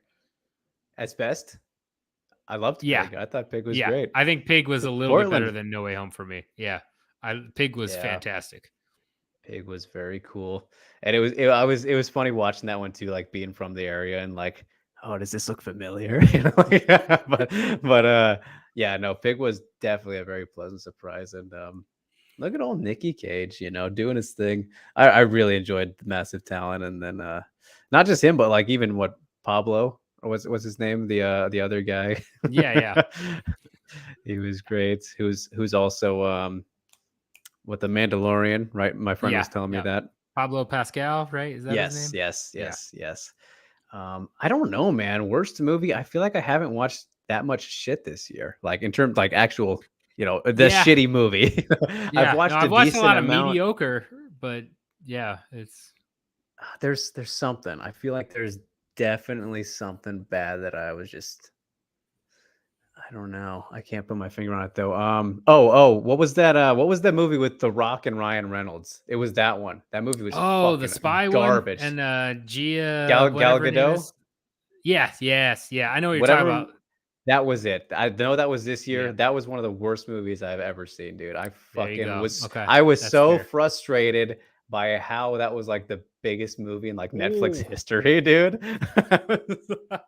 I was like, God damn it. This is such garbage. Yeah. It was That's very the one bad. for me. That's the I one for stopped me. watching that one, so I guess like I could put it up there, It but gets worse. Red It Notice. gets Yes, worse. Scott, you're correct. Yes. Red Notice. Fucking thank you, Scott, for agreeing. It was Yeah. horrible. Yeah. Which Man, but Bryce is he's doing good. tagging DJ right now. I mean, he's doing well. This is a good fight. This is a good fight right Oh now. my god. Look who it is What's Oh, going on, fellas? with the tank on. Yeah, Uh-oh. actually I did absolutely zero preparation for this. I just put my kids to bed and cleaned out the bathtub. I didn't even bother putting on a real shirt. I'm not even wearing pants right now. And I may not be able to stay long, but I figured I just got to jump in and say something. I haven't even turned the Hey. fights on yet. I don't even know what's going on. Let me go. Yeah, let me go Right ahead. now, Pat's my right now, commentary. DJ is about to get murked. Oh, He got wow. wobbled and now he's getting kneed in the head again. It's bad. What round It's is bad. it? He's hanging out. It's round 2. It's beginning of round 2. He's hanging on, but he's getting hurt. He got hit with a high kick, really wobbled him. Marias, he's back up. All right, DJ. He's surviving, but yeah, everybody loves Ant, man. It's been way too long. All The right, boys all are right. back in town. All right. I'm watching Got fights that on Amazon. Yeah, I know, right, man? Who would have thought? This is All right, go Jeff Bezos. I mean, not really, but you know. not really. How you been, man? We haven't talked much about MMA at all on this stream. Yeah. It's been a lot of Very random very shit. limited. We started out pretty MMA heavy, but we got into MMA. Who other watches stuff. that stuff anymore? You know, I don't know, man. Yeah, it's on Amazon. Why would you This watch is it? You know, savages and barbarians look at that stuff, not Yeah. sophisticated gentlemen like us. I'm not going to support the corporate overlords that are Absolutely Amazon. You not. know what I'm The saying? hell I'm with not- them. Yeah. Corporate overlords suck. As I wear one of my hundreds of Marvel shirts. Hey, I mean, this is a great timing. It. We were just literally talking about our best and worst movies of the year we've seen so far. Yeah, and I saw No Way Home this year, so I put it up there. No Way Home. That was this year though, wasn't it? Worse? No, it was 2021. Yeah, that was like the very end of 2021. Oh, yeah, no, but I watched best. it this year when it like came out on digital or whatever, and I was like, oh, okay. Yeah, I watched it on digital also. Like I haven't been to the movies for a long time, except the last movie I saw was Batman, but that was only because I like pretty much told my wife like I'm getting out the house to watch Batman. I love you, but I'm not waiting for this to hit HBO Max. Didn't it hit HBO Max like a week after theaters? It was like 4 weeks later. I was like, no, I'm just gonna see this now. And I knew worth it. I would say, yeah, it was so worth it. That was. I'm trying to think like the original movies I've seen that came out this year. Like, well, Doctor Strange was really good. I like Doctor Strange. It got a lot of hate. I like Doctor Strange. I liked it a lot. I saw Candyman. I think that came out last year. Candyman was surprisingly good. I didn't watch Candyman because I'm not a horror guy, but I heard good things. That was good. I'm not a horror guy either, but I like that one. You know, I'd be supporting black people, so it was a black people thing. So I watched it. You know, it's all about black people. Shout out to Fight Night Picks in the chat here, saying Marais much bigger. What up? Yes, no, I mean it's very apparent that Marais is just bullying the shit out of DJ. It's Fight Night Picks is 100% correct here. What was the official weight for this? Was this like the 135? Yeah, this is 135 was the official weight, but okay, so Marais is what, about 155 stepping on the scale? He probably moved up to 170. So Marais, did you follow any of the weigh-in drama or hydration? Absolutely drama not. Okay, so Marais failed weight and hydration twice, and then he had one last chance to make it by 4 a.m. today, and he magically did. So keep in mind he was under hydration and still overweight, yet somehow he resolved both issues in the span of like 4 hours in the middle of the night. Which I'm not sure, you know. Chaudhry gonna Chaudhry. I mean, what can I say? Yeah. How is he? We were talking about this. How are you going to come to the U.S.? Who is going to? No athletic commission. Just stay as a television property. If this is the stuff you're going to pull off, like this is why we've always just rode so hard on one championship, because it's one thing. Like we know Bellator, the UFC, we know they all are up to their own hijinks and all sorts of stuff that we've seen backstage at events, and we've heard rumors and stuff at press conferences, all sorts of things that we know of. We've been behind the scenes for a lot of this, but one is like so blatantly doing things and then trying to pretend like they aren't. It's wild. Yeah, it's absolutely wild. They are. We talked about this earlier. They are basically under the guise of an IPO. They moved to the Cayman Islands so that John Nash couldn't get their financials supposed. Oh my and God. like I'm pretty sure they're never gonna actually do an IPO. They're gonna come close. They're gonna pull like a month out of the day and be like, conditions aren't right. They're just gonna keep that circus going. I would pretty confident that way. I'm just waiting for this whole thing to unravel and it be revealed that this was all a money laundering scheme and there's some big drug. We talked about that as well. That's all. I'm just waiting for that to happen now. Yep. Wouldn't be shocked. If that report came out, I'd be like, yep, sounds about right. Like if we see Manolo sitting cage side, we know what's up. It's ridiculous, man. Yo, Marais looks like my best friend right now. He looks exactly like my best friend did in high school. Like he's got a mustache and stuff now, but you know, this is what he looked like in high school without a mustache. Same hair too. Yeah. But my boy can't fight like this. Oh, I was gonna say, could he also beat up DJ? Like, absolutely not. Absolutely not. He can beat up DJ. He could beat him in a basketball game. He's nasty on the court. Oh yeah. But... Of course. I mean, of course, I could beat DJ in a basketball game, man. I mean, that's just, I don't know about that, man. Well, yeah, you're right. Actually, I just suck ass at basketball. Me too. I suck at basketball too. But I mean, back to black people. Yes, I suck at basketball. If you can believe it. Yeah, but I don't know if I believe that. I'm gonna. I'm really bad, like really bad. DJ, I mean, Scott. They don't judge round by round, though. Yeah, they don't go by round. That's the big. I mean, Marais, I would say, is ahead overall because he definitely rocked DJ and hurt him. Doing the damage. But I mean, yeah, it's all about big moments. DJ has to do more than just bank this round. He's gotta do some work. He's been losing. He got caught real nasty with that. Was it a quick left hand? I think he got caught with coming in. Just a minute ago. Yeah, just now just happened.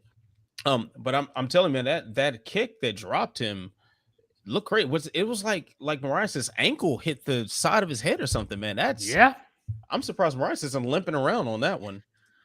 I mean, I am too, but Maurice also, the interesting thing here is I feel like Maurice is a little tired right now. Oh, thank you, Scott. Thank you, Scott. We had fun. Ben and I had fun doing that show. Sorry, Pat. I just totally ignored everything you were saying, and I was replying to a comment toward me. I apologize. No, I saw that show too, and I was like, "You only had a 2-man booth, and you didn't call me. You didn't." I should feel really bad. Well, actually, you know what? Kristen was supposed to be our guest, but you know, Ben is nocturnal, so he works in night shifts and stuff. So it was like 4 a.m, and he asked her like, "You ready to go tomorrow?" Not realizing that like tomorrow for everyone else is another day. Classic Ben Duffy. Classic Ben Duffy. Yeah, sounds about right. That mischievous Duffy. That mischievous. He just wanted the limelight for himself, man. I know what he's up to. And what inspired the name change of the show?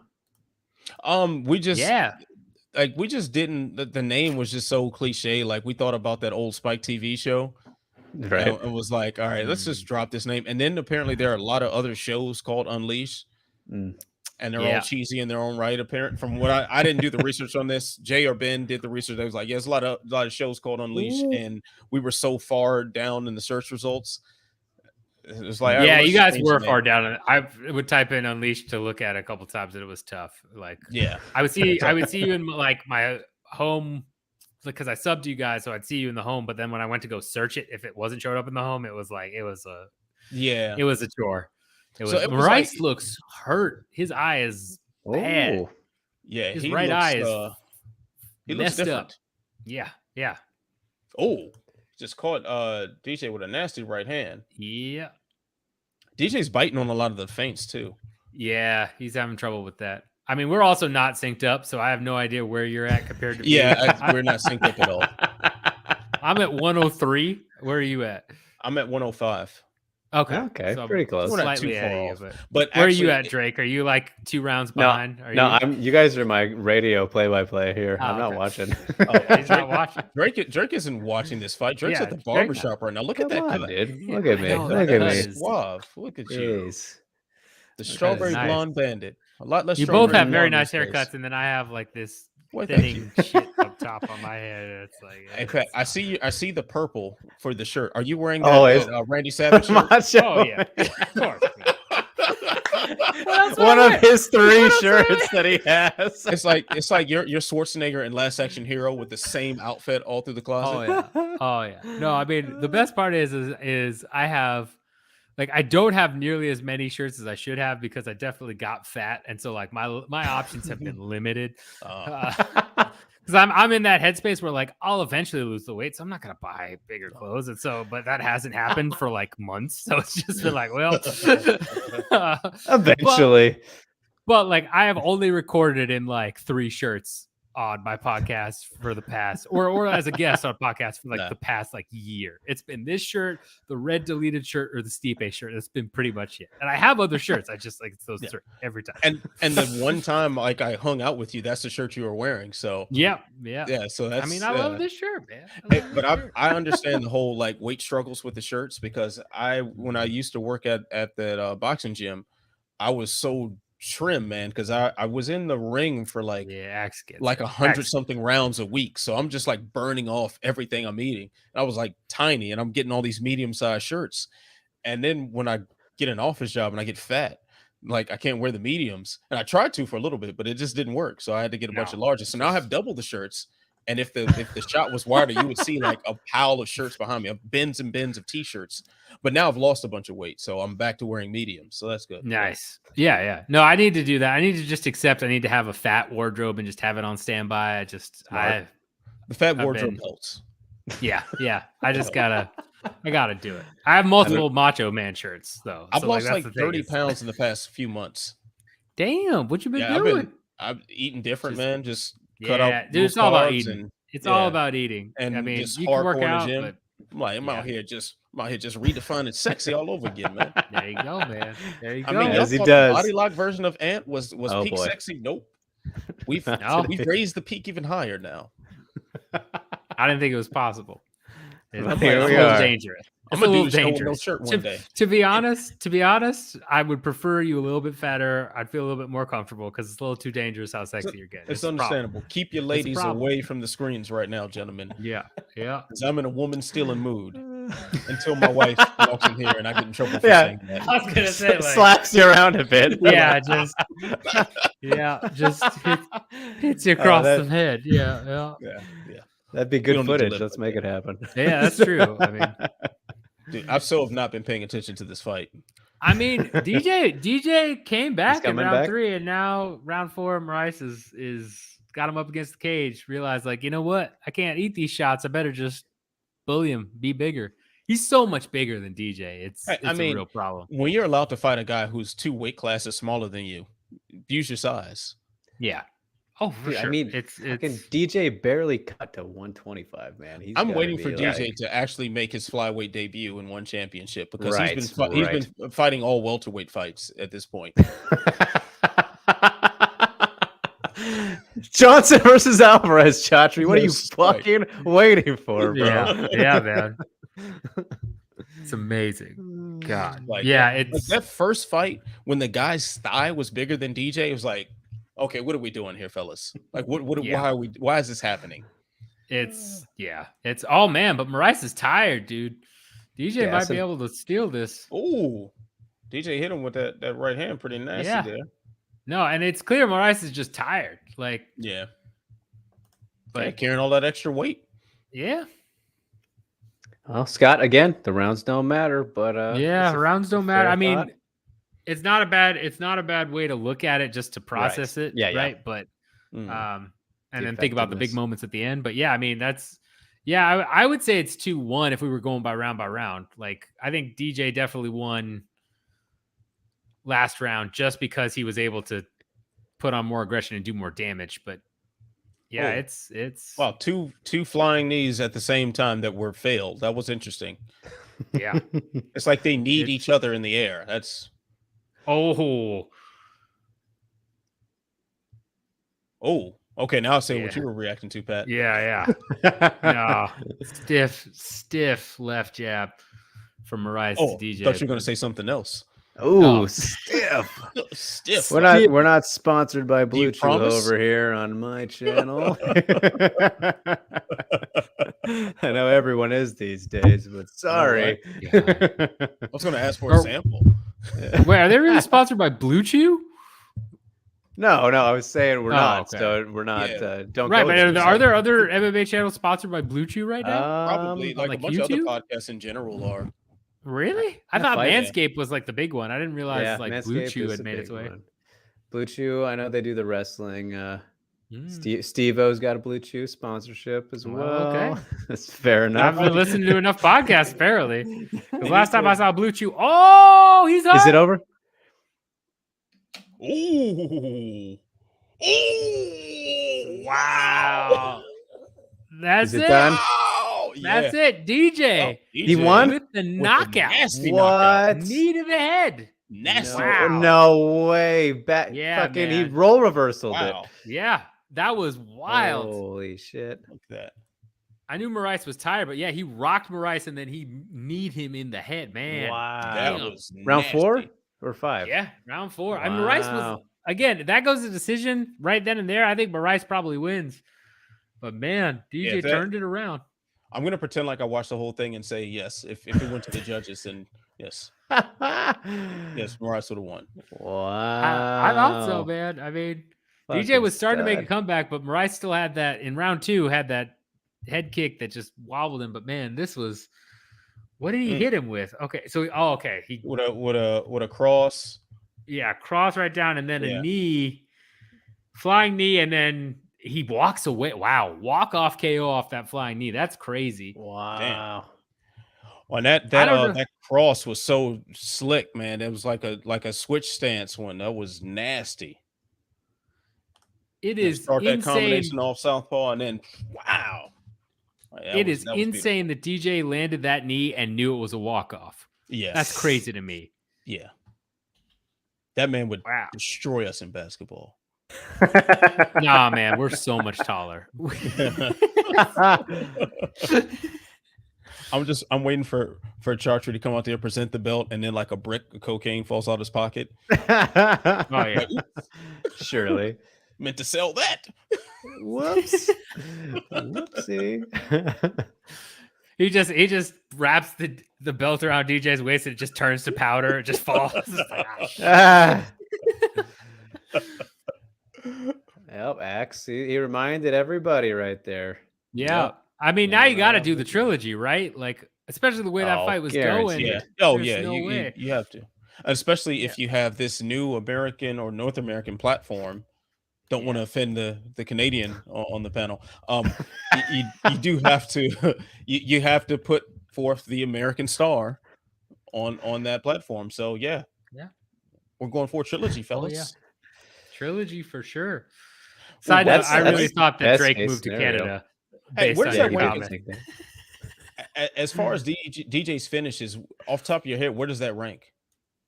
Because that was like, of course, Ray Borg. That Benavidez one though as well. Yeah, I'd say top 3. I'd be tough between. I'd say top 3. I don't think I'd rank it higher than. I still have to find the clip of this. I haven't even seen it yet. Yeah. Just pretend Drake. Yeah, give me a sec here. I'd probably go number 2 behind the Ray Borg. It's 2 or 3. I'm not sure where. So insane. But yeah. All right, here we are. Let me see this. All right. And then let's see what Mitch DJ's going to say. Who gives the interview like he's announcing. Wow. That was pretty wild. I mean, I think that might be better than the Benavidez one. It just comes down to if you think it's better than the Borg submission. I saw Borg number 1. Borg submission might be the greatest submission of all time. I mean, it's so video game like. It's like it doesn't make sense that someone could actually. It's not going to happen again. It's not going to happen again. You know. It's like something that would be hard to pull off on a grappling dummy, but he did it on a live resisting opponent in a title fight. Exactly. Yeah. Yeah. My God. What a fucking stud. Yeah, man. 36. Still going. Ooh. Yeah. DJ is amazing. Still is. We were talking about it earlier, Ant, but like, dude, I would just die to see DJ back in the UFC flyweight division right now. Like, oh my God. Oh my God. Mm-hmm. Oh yes. That would be I don't think he emerges champion when it's all said and done. Ooh, okay. I just feel like him fighting these people that are like 4 times his size and suffering some of the defeats that he has. Look what he just did, bro. But it's gonna wear away on him at some point, man. You talking about a beast like Moreno or Figueiredo who have like out of weight class power and they have the speed. Yeah, he's technically the better fighter than everybody. Probably still is technically the best fighter in the world when it comes down to just how good he is in every particular discipline. But I think the miles have to catch up to him, and the guys that are in the top sphere of 125 right now are so vicious, and they have athletic traits that he doesn't. I don't know, man. I think against Figgy, right? Like Figgy's cardio is still a problem. It really still is. Like, so I think as long as he survives the initial power, I think DJ wins that one. And the other thing is, what I keep seeing in these fights where he's fighting bigger guys, he's going to wrestle and like he can't quite take them down, or he's really struggling because of how much bigger they are. But like against a Figgy or a Moreno, he's going to be able to scramble with those guys in a way that I think is going to make him such a dual threat. I don't know. I mean, I wouldn't be shocked if he never gets the belt and he's just hanging around top 5, but I also wouldn't be shocked if he gets the belt if he goes back. I mean, I would with Drake here. I really want to see some of the matchups there. I mean, either He's way, they'll definitely do some top good 5. fight. Easy. Like, Oh, like easy. him and like just imagine like him and Kai Kara France, what that would look like. Yeah. Sign me all the way the hell up.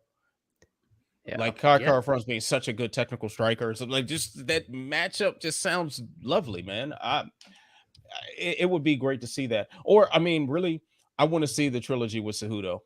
You know, we I were know talking about that earlier too. Cejudo ain't been around forever, but hey, I mean, Cejudo right now is walking around at the weight that everyone the DJ's been fighting in one is. You're used to it now, DJ. Come on, let's get it. You know, Yeah, man. yeah. Wild finish though. Yeah, that was a nasty finish right there. We're going to be talking about that at the end of the year. Yeah. It's not going to have the same impact as Leon, but it'll be No. Yeah, I mean, Leon probably getting that. Yeah. I mean, guys, we're still forgetting about fucking Chandler's knockout, the Molly spinning elbow. There's been some madness this year. But when we talk about stakes, though, Chandler and Tony Ferguson, the front that's kick. true. What I mean, that's probably technically the hardest one to pull off, to front kick someone to the chin as there's lateral movement. I don't know, man. I've seen Vitor Belfort get hit by it a lot, dude. I don't know. Yeah, Vitor Belfort just seems a lot, man. It's like he just more than once on his chin. Yes, like that is true. Yeah, he's been highlight reeled twice with the same technique. It was his last fight in the UFC. I feel so bad. That's how he went out. Is he got fucking? Hey, if you're fighting Vitor Belfort, like imagine if you're like in a bar fight or something against Vitor Belfort and you just front kick him, like you're gonna win. Oh, if I ever got in a situation where I was in a bar fight with Vitor Belfort, that's all I'm doing is spamming up the front kick. I'm just spamming all front day. kick. Yeah, that's it. I'm gonna look like Travis Brown in Overeem, just over and over and over. That's it, man. That's for sure. Hey, were you at that one press conference when they were introducing Vitor and Eddie Alvarez? I wasn't at that. Okay, so they had one in Vegas around, I think it was 239 maybe that they had one, and so after they do the scrum, and I mean Vitor was clearly jacked to the gills, like he had steroids just dripping out of his body when he comes up to us for the oh, thanks God, appreciate you, man. He pretty much has steroids dripping out of his skin when he's over here talking to us. And of course, our friend Oscar, being the gentleman that he is, just straight up ask him like, "Hey man, did you go to one so you can get juiced again, right?" Vitor looks so angry. He's like enraged, right? He's just like face gets red, and he's like, "Why would you say that? Why would you say that?" And then he goes on in this rant, and as he continues ranting, the anger gets lower and lower, and then he's like, "Why would you say that?" "Oh, yeah, you know," and then he's still angry, and then after a while, he's like, "Yeah, I went over to one because of that." He's like, "Yeah, that played a factor." Like, okay, yeah, I mean, if you look at Vitor pre-USADA, then Vitor in his last couple fights, then Vitor when he went to one, like it's very clear that something changed. a little bit. Yeah, it's like, yep, a little bit of different medicine you was taking there, bro. Yeah, easily. So blatantly obvious, it's ridiculous, man. It's crazy. So now in the promo art for the fight that we just watched, where it's like the painting or something of DJ and Marias looks nothing like my best friend. So, just wanted to bring that up. He's a shapeshifter. Full circle, dude. Yeah, full circle, dude. Full circle. See, I'm thinking you guys are thinking about fights. I'm thinking about the plot line here. Okay? Yes, exactly. Constructing a story and bringing in the viewer and the full experience. Amateurs. Oh, I know. Yeah, saved the show here. Yeah, I mean, we're just waiting on our fourth piece of reunion. Yeah, it's so close. It's so close. I don't know where he's at, man. I mean, he's up there big timing us. Just Drake, just rename this post-fight show so we get more viewers that are going to come over here and watch. You know, I think our missing fourth guy, he's waiting for the view count to get above like 10,000, then he's gonna be like, all right, it's worth my time now. Right, exactly. Big shot. He's probably gonna wear like a gold trim hat or something, and He's gonna have a cane with a diamond in the skull on the handle. A bunch of Panini cards that he personally wrote that just be framed. Yeah. That he autographed, Yeah, that he autographed on like fighters that he wrote the. Just a clearly like ripped up picture of John Morgan's face, just like torn in pieces. Just gonna copy and paste his face over John Morgan. If he showed up at a press conference in like a fat suit with like a blue shirt and just like it's like this success has clearly gotten to your head. Little wig on top. Let me ask you, he does that, then all right, we're done. Let me ask you something. How you feeling? Axe nose. Yeah. Reminds me, I gotta hit up John. I haven't talked to him in a little while. Like I miss all the media friends that I've made over my time. I'm so pretty much inactive these days. Like I just do my podcast, and that's kind of it. And it's okay. I'm so busy with my day job, and I'm making beats now. So oh, nice, making beats. Yeah, I'm actually producing an album for one of my friends. So damn, that's awesome. Who's the real big time around here? Yeah. It's all of a sudden samples ain't cleared, nothing, man. I'm just little stuff, man. Next. Hey Chaz, what's up? Next we're gonna see you with a full 2-gallon of water jug, and you just like gargling and being over songs and just being like her. I think I'm gonna wear one of those bodybuilder tank tops and drink that gallon of water at Planet Fitness so I can set off the lunk alarm, and I'm gonna sell. Okay. One of my favorite experiences of Planet Fitness ever when I went there was I was fat Pat. I was like 300 pounds. I was trying to lose weight. Pat. It was by far premium Pat. Houston rap legend Fat Pat. Continue. Oh yeah, for sure. And I was like, I got to join a gym. I want to join the cheapest one because I was like half in, half out. Right, I'm super fat. Any exercise is just torture for me at this point. I'm like, all right, join any movement. Yeah, basically any more than like a walk. Like I wanted to limit the amount of times I went up flights of stairs in my own house because it was just man, I don't want to deal with that. And so I go to this Planet Fitness and I walk in and they're immediately advertising a pizza night like at 7 p.m. So they're just gonna give free pizza away, and I'm like, what the hell's going on? Like, aren't we supposed to be losing weight? And you're just like bringing a bunch of Pizza Hut here for us, okay? So then I go over to a treadmill and I'm kind of running. It's just it's rough. So I go over to the weights and I'm like, okay, I can do this a little bit easier. And there's a jack dude just doing weights. Yes, chunk alarm. That's what I was. You're correct, Joe. But there's a jack dude just doing weights, like going crazy. Like everyone else there is like out of shape or barely in shape or fat. And this dude is like jacked to the gills, like ripped. It's Vitor. Probably it's Vitor. And he does like these fly curls, and he's like pushing himself. It's like, come on. And then he gets the last set. He's like, come on, yeah. And he throws it down. He throws the weights down. The look alarm goes off, and he's like, you're goddamn right. And just starts yelling. And the staff is like, sir, you've got to go. And he's like, I don't give a fuck. I just did my curl set, and walks out the door. Oh my God. Keep in mind, this is like the first day of me trying to get healthy, and I'm like, you're like, the fuck? Yeah, I'm like, this is. I got to give you a lot of credit for psychologically being able to will yourself to continue down a fitness path. If that was your I took a break for like 2 weeks and then tried it again. For real, that sounds like the villain origin story or something. Like if you turned it to Kingpin after that, I wouldn't be surprised. Yeah. No, I mean, it's understandable. It's understandable.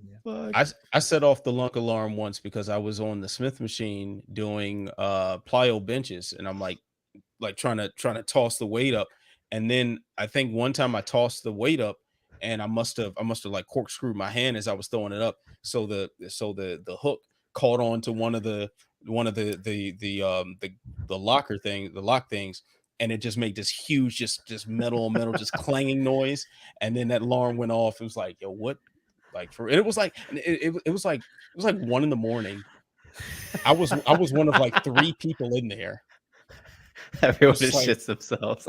Just like, why? Why is this happening? It's the only gym that literally is like trying to encourage you to not lose Yeah. weight. Like it's Yeah, to just don't try. like Won't try. yeah, it's like we're gonna give you. But they had bagels one time I was there for the morning. Oh, They just yeah, had free yeah, bagels. They just try and keep you fat and like Yeah. just like you're gonna keep paying. Business strategy, bro. Yeah, Like, yeah. I heard that they're going to install high fructose corn syrup dispensers on the weight machines now. Like that's going to be the next thing. You just On sip the high weight fructose machine. corn syrup while you're working out.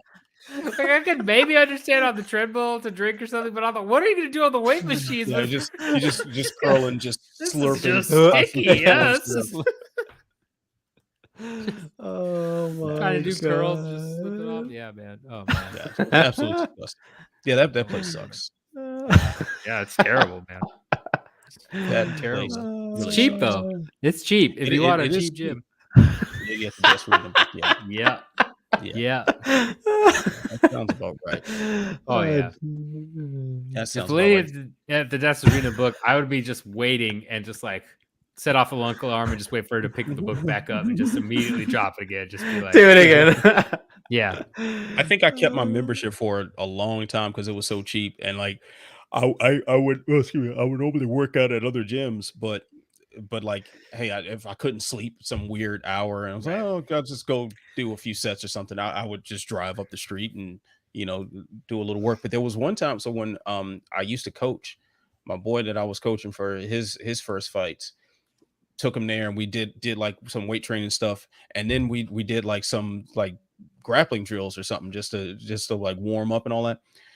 Man, people looked at us like we were lost their minds. Like the staff was like, what are they doing? I mean, you did grappling drills at a fucking Planet Fitness. What did you expect?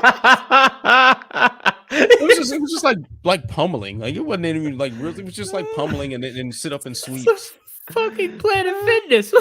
It was like they looked like, what's going on? Like fucking working out. That's what's going on. Work it out, bro. That's amazing. Yeah. I'm very Those happy that you did Jones. that. Well, Yeah. Me too. He won his fight, so it worked out great. Good, man. Good. God, I hope that he was billed as like training out of the Planet Fitness gym. Oh, yeah. Right. Was Representing Planet Fitness.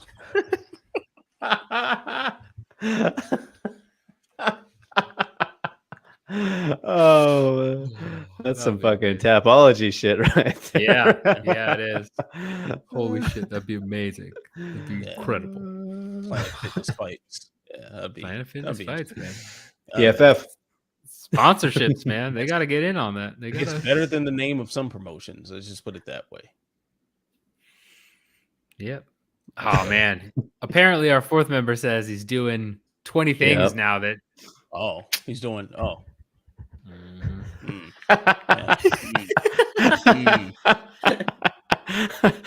That's a good, you know what? That's a solid point, Joe. I'm gonna go ahead and give you that point. That's true. It's Just by themselves. yeah. practicing. Yeah.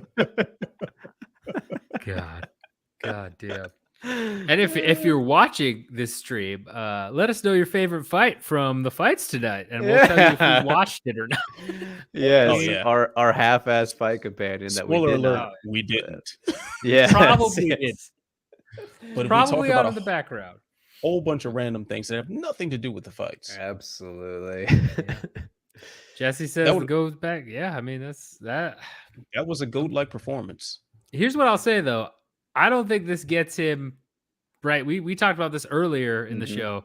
Like they did a 180 on DJ. He was in the GOAT list for forever. Yep. He has that split decision loss to Cejudo. He's kind of out of it, but it's kind of in. He loses to Moraes. People are just like, oh, DJ, they forget he exists. Yep. I don't think this win brings him back into the conversation, though. I think people still basically forget he exists. Like hardcores will say maybe, but I mean, that's the only people who were saying. I mean, true. Yeah, it's a good only hardcores watch fights on Amazon. Like that's the thing. Like hardcores watch one very championship. instant.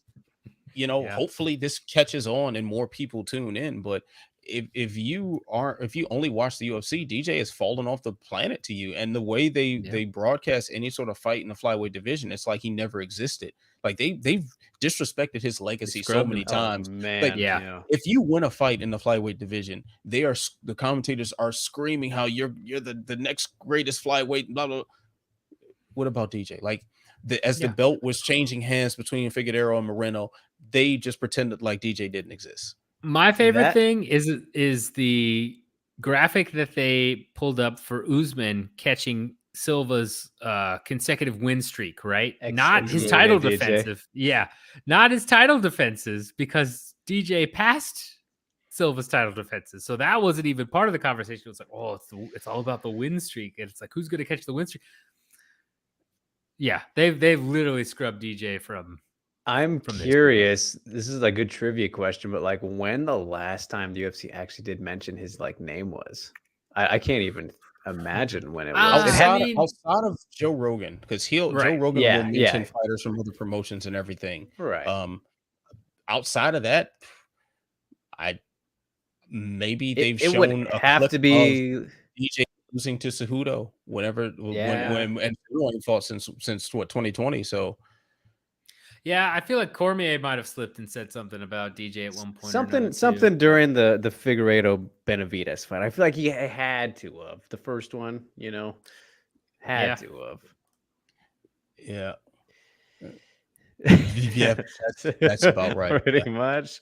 That would be amazing. That would actually, that would make it far better for me if Data actually did that, because it would just be an amazing joke to just have him do that as people are coming out. Do you guys think that the trilogy fight and that's it for him? Like, how much longer does he stick around for? Even I don't know what his contract's looking like, but I know they're paying him very, very well there. So yeah. I mean, if you're getting paid as well as I've heard he's getting paid, if what I've heard is true, then he's going to be around for a little bit. He's going to be around until he can't be. Right. Yeah, he's getting paid well. He gets to do his esports stuff, right? Like he gets so much more freedom. I don't think he's ever going back to the UFC. Yeah. At the very least, he's going to be like a brand ambassador for one championship, and unless, of course, like the whole drug cartel thing falls on top of them. Right. Yeah. I mean. Yeah, so as long as the glass house is still there, like he's gonna be involved in some way, shape, or form. I mean, that's the best thing for him. I mean, you're talking about what, like, why would he go back to the UFC? And outside of just the matchups that he can have, outside of just him wanting to challenge himself against people, which quite honestly is a really dumb reason to go back. Oh yeah. Well, it's a harder division. We see fighters do that all the time. Kayla Harrison, why was she ever talking about going to the UFC or Bellator? Why? Well, that wouldn't be a challenge, Pat. There's only one fight there. Come on. True. Bellator is more of a challenge. Yes, but even then, like, why was she even talking? Like, do that as your last fight if you really want to push her. Like, why would you not just sit there and collect crazy checks to beat up women you've already beat easily multiple times? I don't understand. Like, makes no sense to me. Well, 40 he's done fighting, but who knows how many fights he'll have between that. How old is he now? He's 36 right now. Yeah, 36. Oh, then he's got some fights. Then if 40 is the cutoff point, I think he probably quits at 38. Would be my guess. I feel like it depends on how things go, I think. Yeah, that's a good point. Yeah. But looking good now. So and are we just talking about MMA, or are we talking about the other rule sets that one championship opens itself up to? Because I know he's talked about that, but I don't really see it happening, honestly. Like, sure, he did the mixed rules thing with Rodtang, but like strictly going into like a kickboxing match, I don't know. Right? Didn't Rodtang clearly win that round, and then the second round? Totally. Yeah. I mean, so it's like. Yeah. But that's also Rodtang. Right. Like he went against the best fucking Muay Thai guy he could go against. It's like, right, but this guy sucks at basketball. Jordan beat him. Like that's what that's like. Exactly.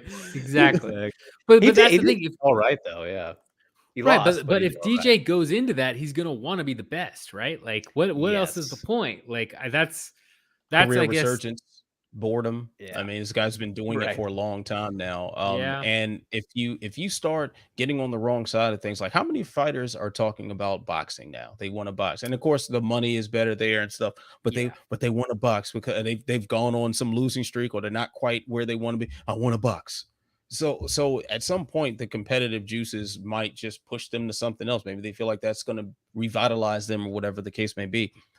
Yeah, no, I know you're talking about Greg Hardy, and I agree. He's going to get revitalized in boxing for sure. Hope he gets revitalized all the way the fuck up. Jay, who's calling you out? Casual as hell. What are you talking about, man? He is our resident casual. I guess so. Because why do I sound casual as hell? Because I said that he was gonna want to challenge himself. I don't like. That's the thing. I've said. Don't get me wrong. Earlier in the podcast, if you've been here the whole time, I'm sure there are things I've said that sound casual as hell. But I don't know. I don't know on that one. Hey, Pat stayed up for the rises with me. I wouldn't consider him a casual. Yeah, that's true. Yeah, I wore my cup noodle. Oh yeah, costume. That was one of my favorite streams, man. That was an so amazing fun. Stream. It was. I was so tired, and I was in a cup noodle. Man, it was perfect. It was everything it needed to be. Jesse here saying he's curious what's next for Moraes. Does he wait up for a trilogy fighter, go up and fight Lineker to contender? That would be super fun, but no, there's no chance in fucking hell one is not going for that trilogy. No way. Yeah. No way. Yep. Too easy. Yes. It's a layup right there. They got to do it. And Lineker and Moraes are teammates, so that's don't even know about that. Yeah. As fun as that could be. Lineker, man, let's give some love to Lineker real quick, though, because if you look at that guy's career, like it blows me away every time. Like in his last, I want to say 12 or 13 fights, his only losses, the TJ one is legit. I think he beat Sanhagen, but those are his only 2 losses, dude. And he's beating everybody. And usually knockouts. Like Lineker is one of the more underrated fighters of all time, dude. He's such a little tank. Yeah, but he had that fight with John Dawson. He's one of the big what ifs. Hey, that was the last Portland card. I was there for that one. That was fun in person. I think I still contest that's what tanked Lineker's like status. Like I feel like he never fully recovered. That wasn't his fault though, man. That was all Dotson running away. Right. Yeah. I mean, that's the rub. I think Lineker is one of the bigger what ifs in UFC history. It's like if this guy had the weight management thing down, like where he would have been. Because imagine DJ at his peak as champion versus Lineker. What a fight that could have been, man. Yeah. You know, like when they were trying to make the fight versus him and TJ, and they were going to put it in Seattle for like the record breaking title defense. It ended up becoming Ray Borg, I think, in Vegas, but eventually. But man, imagine if Lineker was on point weight wise and stuff, and he was there for that fight, like how big of a moment that could have been. You know, like if you wanted excitement and stuff from flyweights, those two combined would have been your answer. You had all the technical brilliance, the speed, and everything that you advertise about the smaller guys, with the power that Lineker brings, the power that draws people to the heavier divisions. That's what it's about. I'll be right back, fellas. Oh, that look at his eye. I know. Yeah. I mean, as much as I would have loved to see that, and I would still not hate to see that fight happen at this juncture. Like, I still feel like that is always going to be the thing, though, is specifically the size equaling out to the speed difference. Like DJ has always and will always be quicker than Lineker. So he just has to avoid the insane power he has, and he's going to be fine. Yeah. We already saw TJ take him down in their fight. I'm sure that DJ could at least make him think about that. But literally all he has to worry about is not getting hit in that one, which, I mean, that's 25 minutes to avoid that is still a struggle. Makes it interesting, but I still favor DJ in that matchup practically, for sure. no matter what versions we're putting against each other. For sure, DJ wins that. But just at that moment in the UFC, it would have been like really the big, intrigue leading up to that would have been something. That would have been a hell of a build up and fresh off like the very formidable McDonald fight, the font madness. Like Lineker was on such a crazy Lineker was run, killing people, and it was scary what he was doing to fools. So yeah, Rivera, my God, he was murdering people. It was that was a run, man. Yeah, no, that's a real what could have been. But wait. But then Dodson ran away from him. Dodson, I forgot that was a split decision too. Yeah, it was a terrible fight, man. That's like one of those fights that like until you brought it up, my memory had just faded away from it. Like my body tried to save myself from the thought of it. The very first UFC event I attended, and that was as a fan. I didn't cover that one. I was just there. Man, the I'm one surprised you stuck with the sport after that. Well, dude, man, I don't know how it came off to you guys like watching it, but the co-main event, if you remember, Alex Cowboy Oliveira and Will Brooks. That was a wild fight. Yeah, so mad at Cowboy. Like he turned to public enemy number one real quick after that one. It was pretty wild. And man, didn't what a he shame. Just terribly blow weight for that fight too? I think so. Yeah, 161 he weighed in at. Yeah, he just screw it. Like I'm showing up. Yeah. Dude, speaking of poor ill Will Brooks, man, he's still trying to get back, and I just feel he's been winning, hasn't he? Yeah, but like not emphatically. 4-fight win streak. Not in a way I think that gets him back in the UFC, right? He split decision Pena, so that's not great. Yeah, like that's the problem. He's not. And Will Brooks too was he's a nice guy too. Dude, as a fan, I met him. He was he's super. He is up there with Lombard as one of the best Bellator prospects to come in. Where it was like, man, he's gonna tear the house down and then just completely shit the bed. Like he shit the bed worse than Lombard. I think he's the only Bellator prospect to do that. I don't know about that comparison. But a lot of it was out of his hands, man. It's like I think he had two opponents that came in overweight. Well, okay, let's look at this here. He came in, beat Ross Pearson, great performance. That was solid. Next fight, Oliveira, as you said, missed weight by fucking 6 pounds. Then after that, he gets Charles Oliveira to rebound. So sorry. Right, that one, that aged well now. Yes. But at the time, Oliveira was very so that was pretty fine. Yeah, his thing. And then Nick Lentz after that, which that was the one that that fight where he's beating the shit out of Nick Lentz and then he gets caught in that submission was just like, I'm not faded. I'm just tired. I'm telling you, hey, Axe. I don't know if you've been watching the whole time, but earlier today, Pat was doing speedballs right on air. Yeah, He is the only way I can stay awake this late is just he's gone. Now it's coming down. That just makes me the fact that people think that I'm on drugs makes me just feel so old because I'm legitimately I've had 3 beers. And I'm just tired. I'm just so tired. Yeah, I've technically drinking more alcohol than you. Yeah. Okay, he is drinking the hardest stuff he can. This guy is I'm drinking fucking Modelo. Okay. You had a choice. Joe saying it's a shame DJs have talked about more in the UFC. Sometimes you won't know the value of a moment until it becomes a memory. Absolutely. What a fantastic point. Yep. That is Joe, did you come up with that quote? The last after that? That's my boy. That's my boy. That is brilliant, Joe. This is your friend, Drake? Yeah, no, I've known him since middle school. He's my best friend. All right, Joe. I like your that choice in friends, but I like your choice in yes. Well, he's my friend too. So what does that say about both of us? Absolutely, we both suck. But I don't know. This is interesting to springboard off, though. You guys is DJ the best example of this? The value like that. The thing is, I don't think UFC fans really miss him though.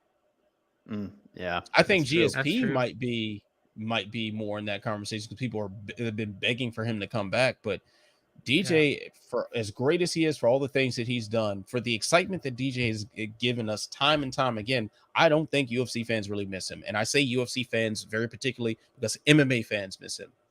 But The UFC fans, not so much.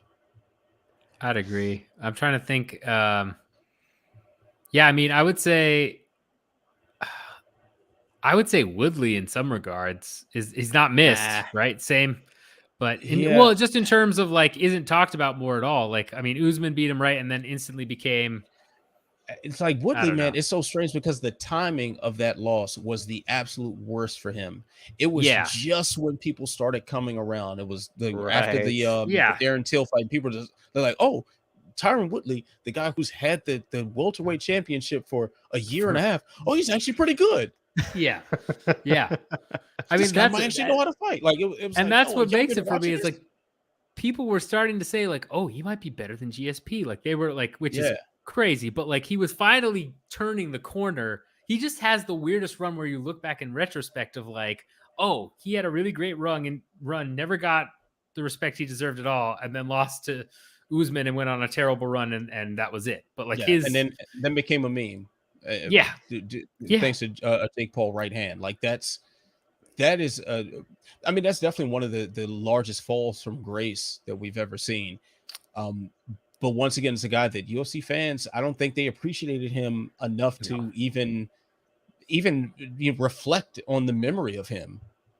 So Woodley wouldn't even enter that conversation, in my opinion, because of that. Yeah, this kind of reminds me, Pat, you'll know what I'm about to reference, the that tweet that somebody asked a couple of weeks ago about what the most underappreciated champion kind of thing. And you know, I highlighted Johnny Hendricks, and you highlighted Hennon, two of obviously the biggest falls from grace ever in MMA history. And you know, I think even in this kind of regard, you could mention Cejudo a little bit. I'm a little biased, but even Cruz, in terms of you're not going to realize what you had until it's gone. And we've obviously missed out on a bit there, but kind of it's similar to that, I think. And, you know, some of these guys who forget they were pretty damn good in their primes, like prime Johnny, man.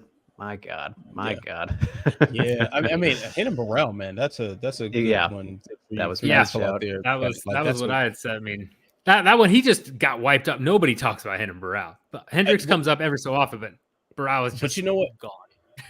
I will say with Burrell, though, like in retrospect, like he's not looked back on much, but during his reign, he was the man. Exactly. Like, that's what I was saying. Yeah. Yeah. So so it's like if we're gonna ask questions like that, we have to be very, very specific of what we're talking about, because in the moment, people were all over Hennon Burrell. Like Hennon Burrell was the man for the time he was. He just quickly not became the man and just never came close to reaching that stratosphere ever again. Oh man, I've got water right here and I'm clearing my throat. What's wrong with me? He's doing the moment.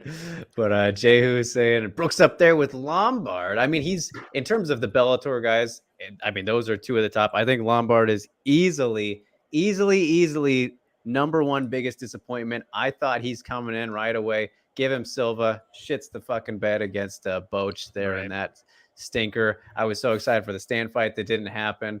I mean, Lombard looked like, I mean, he was probably top 3 worldwide at that point. Like he was just an absolute monster of a man. Brooks, I mean, he was very good, but top 10. I remember I had him in my personal like top 10 worldwide. He was 26-2 and had beaten Chandler. Sound like he was like, that was the thing. I couldn't remember. Like I would agree that Lombard is definitely clear number one, but not even close. But Brooks is up there. Like he's the only other person I can think of in that discussion where when he came over, it was like, holy crap. It's like a dude that's gone on to just be like, he beat No, Brooks never fought Alvarez. I was just about to bring up Brooks was on the wrong hand of several things going on. Like we talked about the UFC thing and like a couple bad turns here and there, and his UFC career falls. But even his time in Bellator, like his time on top of Bellator was very, very short. Yeah, not long enough to really drive enough momentum for the average fan to appreciate the fact that Will Brooks was in the UFC. And like so the day I met him, I was bartending still at this time, and him and Douglas Lima happened to come into my bar, and it was what day was it? It was like this day he was expected to fight or signed to fight Eddie Alvarez, and that was the next fight. I remember talking to him like, "Hey, I hope you get the Alvarez fight. That seems to be the only thing that can happen at this point." He's like, "Yeah, man, I'm waiting to get the contract now." Blah, blah. And the very next day, Alvarez was gone from Bellator. Yeah. So yeah, looking at his record, like he went 9-0, then lost to Sadawad by KO, like right after he got into Bellator, and then he went on that streak. And he avenged that loss too. Yeah, he avenged that loss, and then he won the belts interim, and then won the vacant again, both against Chandler, because the vacant was because Alvarez left, and then he defended it twice. So yeah, I mean, he wasn't on top long enough. I just remember if you're gonna talk about Bellator prospects that came over to the UFC, it was Lombard and then Brooks. But Lombard is clearly the one that just really shit the bed. Well, Alvarez too, like yeah. I mean, I would at put least Alvarez won the belt. over Brooks. Like I would put Alvarez over Brooks in that discussion because Alvarez just had such a long track record of success. Like people knew who he was, and he had well established himself as champion in Bellator and every other promotion he fought in, except for which one that he didn't win the belt in? It was like some technicality, I think, that he didn't win a Grand Prix belt or something. Maybe that was Dream. One? Could have been.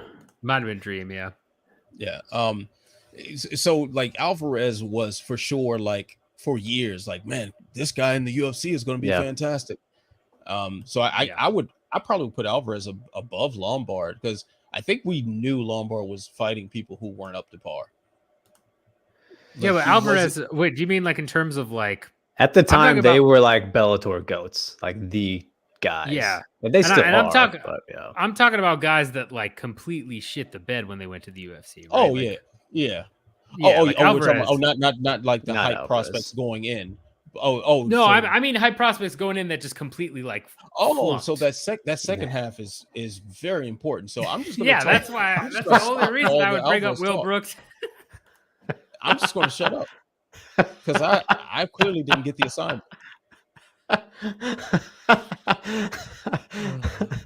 Oh, there you have it. there you have it. That sums it up. Yeah, that was all Let's right. move on to more lightweight talk. It's Axe is bringing a good point here, bringing up a good one. If Charlie Olives, shout out to Yoel Olives, beats Islam, do you see Khabib coming back for one more fight? Nope.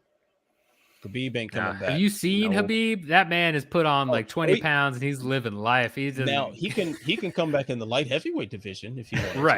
Right. No, he's not. He's not coming back. If he comes back, he ain't making 155 again. Yeah, and he ain't coming back anyway. So no, he's done. Why would he come back? Why? There's as much as I would love it. Yeah, it's not happening. Yeah, it'd be awesome, but it's not this was my argument I made on BTL talking about this. But like, if for Khabib to ever come back, it's gonna have to be, let's say, a situation like this. But there's gonna have to be an intense level of like hatred and vitriol, similar to him with Conor. Like, let's say Oliveira was just bashing his religion, him personally, as well as Islam, like really intense shit.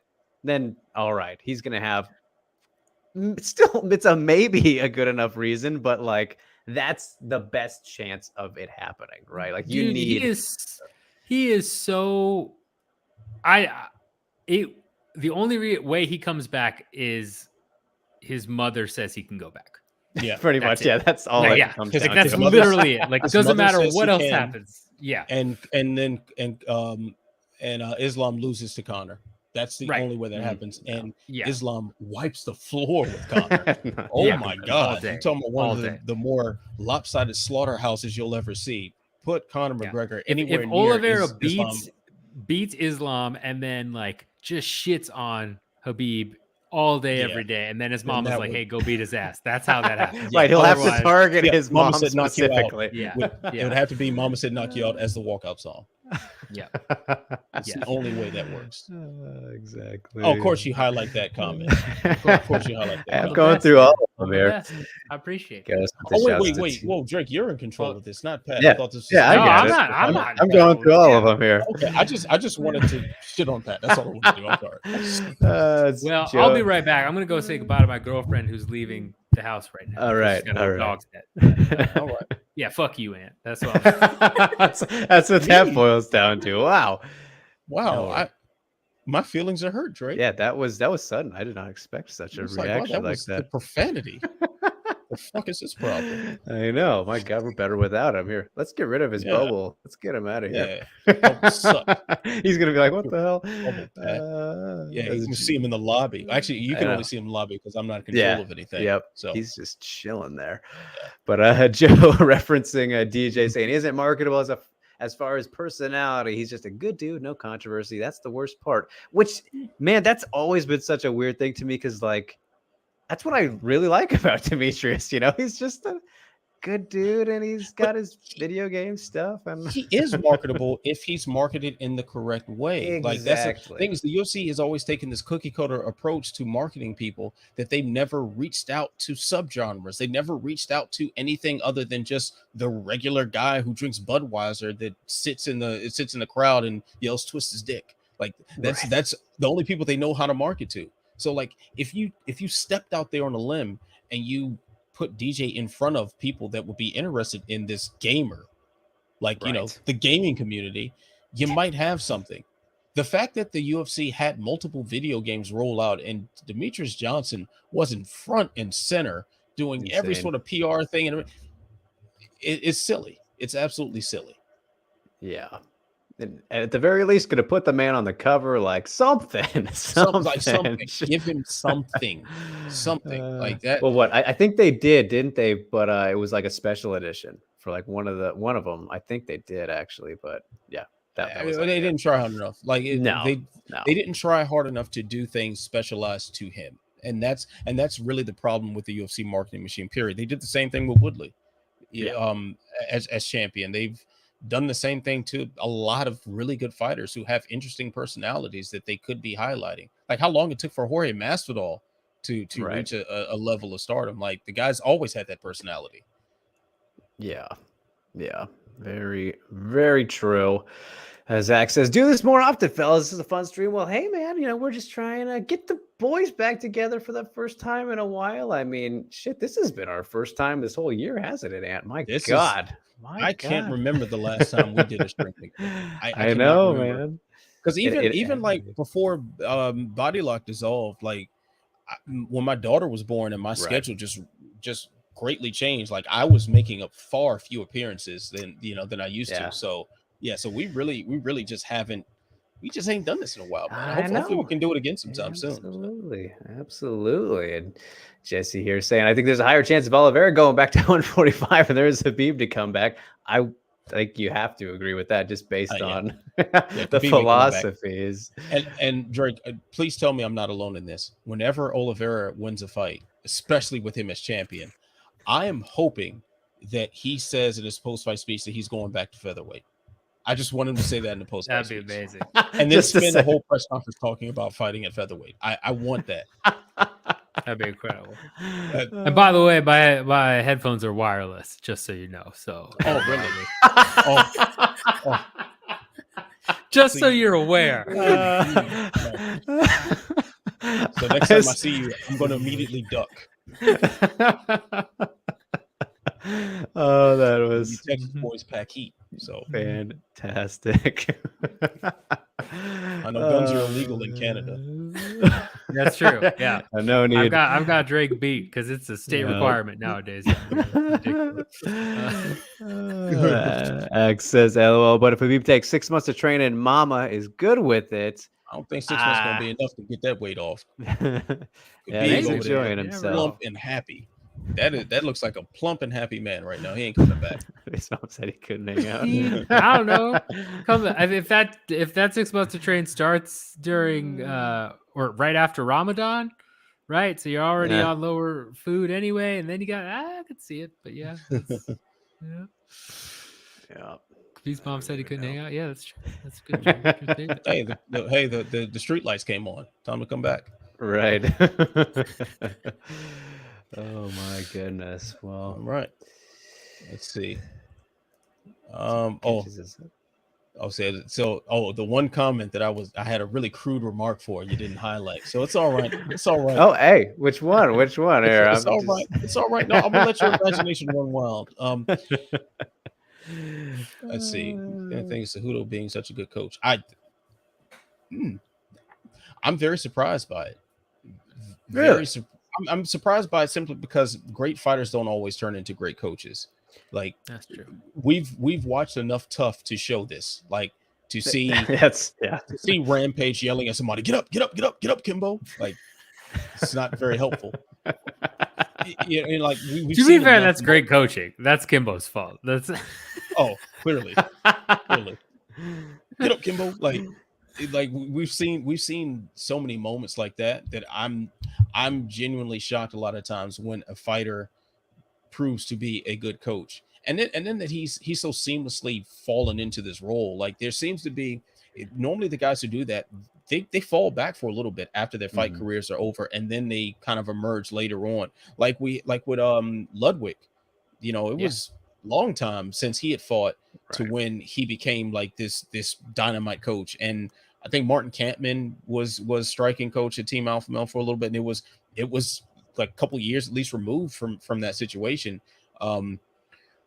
So this is a shock, but he's a fantastic coach. And like the way he breaks down some techniques I've just seen on like Instagram clips and stuff, like, oh, that sounds pretty solid. I like it. Yeah, he's a smart fella. And I love Joe saying great fighters don't necessarily make good coaches, but all coaches are cringe. Yes, they are. I mean, that one is for sure, but he admits it. I wasn't cringe at all. I was sexy as hell in the corner. And I was surprised, man. Did you go to Casey's fight? No, I was planning on going, and then my son got sick that morning, so I was cleaning up diarrhea. What a great trade-off. Yeah, what a great trade-off. I was watching it on Mark Ray Monday's stream, right? And like I've hung out with Casey since, and he was like talking to me about little details in the fight and all that stuff. It's pretty cool. Yeah, man, I wish I was there. I really wish I was there. But it was so funny when it was announced that he was part of this. I knew exactly what was going to happen to the opponent. The moment I found out that the opponent was like, he was like a kickboxer or something. Yeah, I think so. Or karate or something like that. He was in some like striking discipline that had a lot of kicks, and I knew like, oh, I know exactly how this is going to go. Casey's going to take him down. He's going to ride him for the whole time. And because Casey has done that to me many times. So I knew exactly. 30-24 Layden. My goodness. I was like, man, I'm telling you, Casey, man, he many times that I thought I'm about to kick this dude, and next thing I know, I'm on my back, and he's just on top, just smacking me in the face or something and pulling limbs out. Like, yeah, that dude is nasty. Oh man, yeah. Hey, second one though, right? He wants to have another one. So yeah, he said he's I know he's still training. He's training a lot actually. So he's got the full on cauliflower ear now. Yeah, it's legit. Yeah, I invited him over for my daughter's birthday party. He shows up he gives her like this stuffed animal, this dinosaur for her, and he comes in with a black eye. This guy's so hard now. My God. Hard, man. Casey was same guy. When I met him in person, he had brought protein shakes that were just for him. Yeah. He's a focused man, very focused man. Yeah, that's fantastic. Yeah, Casey is quite the person. Indeed, shouts to him. Truly a character. Absolutely. Let's see what. All right, there's one comment here. I don't know what they're saying. What is this? The last one. The DJ implemented border, sack, dart. Let's talk about fight ready. Yeah, so the system, right? Well, I mean, DJ, doing these kind of things his whole career, right? I mean, yeah, I can't speak to if it's the system or DJ. It's one of those things where I feel he hasn't been training with them, has he? I think he has. Oh, okay. Right? Isn't that? Well, I mean, he did train with Cejudo like a couple of weeks ago. Never mind. Yeah, I was like, isn't that? This is part of Cejudo's coaching. Yeah. Yeah. Okay. Well, I'm really out the loop. I just watched the fights that I need to watch for my podcast at this point, so I'm supposed to know this shit. I mean, I'd say it's pretty definitely a combination, because DJ's clearly incredibly talented. I feel like no matter what system DJ gets inserted to, he's going to absorb it and learn it real well and take what he needs from it, right? So I think it's an MMA stream. Y'all think I'm supposed to know about MMA? Fuck up. Hey, this stream does not say MMA anywhere in the title, sir. So, although on my quote tweet, I did hashtag one championship on Prime. Hey, that's just smart social media presence. That's just like Chartry attaching himself to like the COVID benefit concert. Oh my god, yeah. That's what that is. I forgot all about that. That was the funniest you guys shit. Like I Heart COVID relief. Oh my god. Yo, when I saw not pull up LL Cool J and have him perform, you had nothing to do with that, my man. Oh, when I saw they did like the press conference poster the other day for the pre-fight press conference, I just kind of scrolled by it and I thought that it was like the regular poster and he was dead center. I was like, that just makes sense to me. I was like, of course, he put himself right in the middle of the fucking classic fight poster. Man. Dude, the commentary where they were waiting for the main card to start. So it was like the 4 announcer dudes talking about, and they brought Chatri out, and Chatri just kept saying stuff about like Americans have never seen this before, like 50Ks. Americans have never seen this before, and Matt Wells tweeted out something that was a great thing. It was like, I like him. He has eyes. He has a vision, and like didn't make any sense. He has what? eyes. Yeah, he has eyes. He has a vision, and then the other guys just went on a long tangent about how 4-ounce gloves in Muay Thai was like everything. And they were just like, well, yeah, no, I mean, like, normally it's 8-ounce gloves, like boxing or kickboxing, but like I forget which announcer they were talking to. It's like, oh, you got hit by a 4-ounce glove and it rung your bell, right? And he was like, yeah, man, those 4 ounces changes everything. It's one thing to bring it up, but they went on like literally like a 10-minute tangent, just talking in circles about how 4-ounce gloves changed. Oh my god, literally the entire world. It was something else, man. The thing is, I agree that 4-ounce gloves change a whole lot when it's in Muay Thai. It changes a whole lot. It makes a lot of things like a completely different sport in some ways, at least like how you would prepare. But I know the way one championship did it was all wrong. It's one of those like wrong. That's their first the first time they said it and went through a round. I was like, okay, cool, like makes sense. You're hyping this fight up, great. And then they just like kept doing it. Like imagine like Cormier and Rogan getting stuck on a tangent about like takedowns, and rather than moving on to something else, they do that for 5 minutes and just talking about how like this is the greatest takedown to Cormier and Rogan, right? Yeah, Cormier and Rogan. Yeah, that was the joke. But yes, it's just that. Only 4 people. Dude, and then Chatri. So I'm trying to think what I want to say was the fight, when they were on Turner or Bleacher Report app or whatever it was, and it was that DJ and Eddie Alvarez debuted on that card, if I'm not mistaken. Okay. I was high as a kite. Okay. I took like 2 or 3 edibles. I was blasted out of my mind. And like I couldn't figure out whether it was the edible working or if they kept saying this was the greatest event in martial arts history. I think we streamed during that, or you had done that before. No, yeah. I mean, that's the thing. Probably both. I'm like, yo, what's going on? Like, am I imagining this? I keep hearing this. I remember there was some point that Ant was tripping real hard during stream. And then they kept having that like drum, like faintly playing the entire time. The fucking I thought I was hearing my heartbeat. I was like, I really thought something was wrong with me. I was like, yo, what's going on? Dude, that shit was so fucking annoying. It's like, yo, that was the wrong event to watch in anything other than sobriety. Not cool. Not cool at all. I'm pretty sure we did a companion for that one because I feel like I remember seeing this happen live with you and you were fucking losing it. What is going on? This is driving me insane. Oh my god! Ant did have a moment. Yes, he did. Ant has a lot of moments. Yes, he got some highlights. 1 or 2 moments. Like I could have my own highlight reel. I'm only sad that the StreamYard of TBL is gone, so we didn't capture all of those moments Yeah, to download I'm- them and save them, archive them. But I'm upset that it's gone because we were piggybacking off the StreamYard for a long time. there was that. There was that aspect to it too. But the history is more what we're talking about here. I saved a few of those clips, like a very few of them, like when we were just say a bunch of outlandish stuff to each other afterward. There are some great ones. Yeah, they didn't mention those. The billions, those 37 billion viewers. Because Amazon actually tells you how many people have their apps and subscribe to their service. So can't make shit up. You don't know how many people watch the event, but you do know how, total subscriber count for Amazon. It's not 37 billion. That's for sure. 37. Yeah, more like more, you know. Yeah, good 7 times or 6 times the amount of humans on Earth. Yeah, they're counting like the amount of bacteria per home. Like, me just watching championship fights. All right, let's.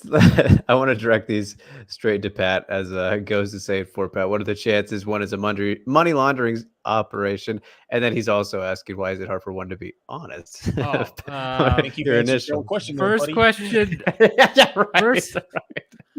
First question. I've tried to think about the legal ramifications. I don't think it would matter if I say I'm gonna go ahead and say probably the chances of what you're talking about. I'm going to personally just guess that it's about 80%. Good 80-20. You know, but I'm not saying that they are legally. But yeah. And then this is this guy. Yeah, you guys are bringing it now. That's phenomenal. It's hard for them to be honest. You might not be wrong there, Jesse. It's hard for them to be honest because, well, they have. I think the best metaphor and thing we could talk about here is that you guys should research snake oil salesmen in the 1800s. Completely unrelated to what we're talking about here, but snake oil salesmen.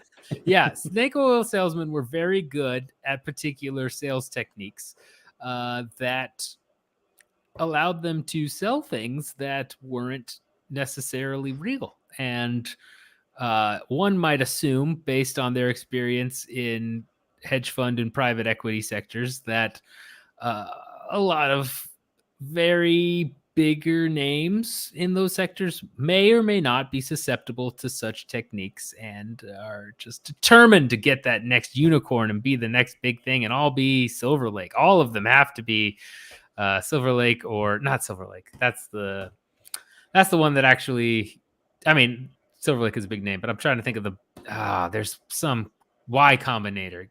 I think that's the one it is. The one based out in San Fran that just like literally just gave every startup under the sun money. Point is, yeah, you guys should research those things and not make any connections to how one might be doing what they're doing. That was a far more intelligent answer than I would give to that question. Yeah. Do you understand what Ghost is referencing here? Because I don't. Were you saying failed sons to raise money then lose it? Is this a business term? No, hold on. Wait, one scam. The sons of rich people? I don't. Yeah, so I think it is. It might be in reference to. Phantom, is that a reference into PE firms? I think that may be what he's going with there. Right. Either way, yeah, I mean that is essentially a huge part of it. The Sons, sons, yeah, yep, yeah. Okay, I got what you're saying. Yes, yeah, I mean that's a lot of. Honestly, that's a lot of PE, man. I've seen. You guys wouldn't believe some of the presentations I've sat through that for ideas that are literally the dumbest shit I've ever heard in my life. And like a PE firm being like, you know what, I'll just give you, let's go ahead and give you a quick sheet right now. And, you know, we'll take 80% of your revenue, but we'll give you $5 million. And it's like, this is literally never going to sell anything. They haven't even made the product yet, and it sounds fucking stupid. I'm so ready to pitch something. I'm just anything. Dude, might as well. The problem is now, and this is one's by far one and PFL's greatest challenges is the like PE investor like heyday of just like, we're gonna throw money at unicorns and we're gonna back Peloton or Uber or all these things that are just crazy losses and have no real standing. That day's over. Like that, it's like the very similar to the housing market of 2008, right? 2004, 2008, where everybody was just giving out loans. That's what it feels like in the PE sector right now, in my opinion, is like the parties is ending. So you missed your chance to pitch, just, I don't know, whatever I was going to pitch a print enhancer. So what this print enhancer does, you wear really tight pants, really tight drawers, you put something in there, and it makes things look bigger and better. But of course, the first thing that's still got a shot, though. If you've got a good idea, man. No, we're taking it to a different level because of course, you want to enhance the size of the anaconda. But no, let's not do that. We're going to give yourself a third testicle. See, this again, print enhancer will enhance the third testicle. Hey, man, it's triple the nut. If you've got the perfect house, if you got the perfect house, it's still going to sell in 2008, man. That's all I'm saying. Still, it's more nut. So yeah. just throwing that out there. All right, man. I mean, there's still. I'm going to pitch it to these people, and I'll see what I can get for it.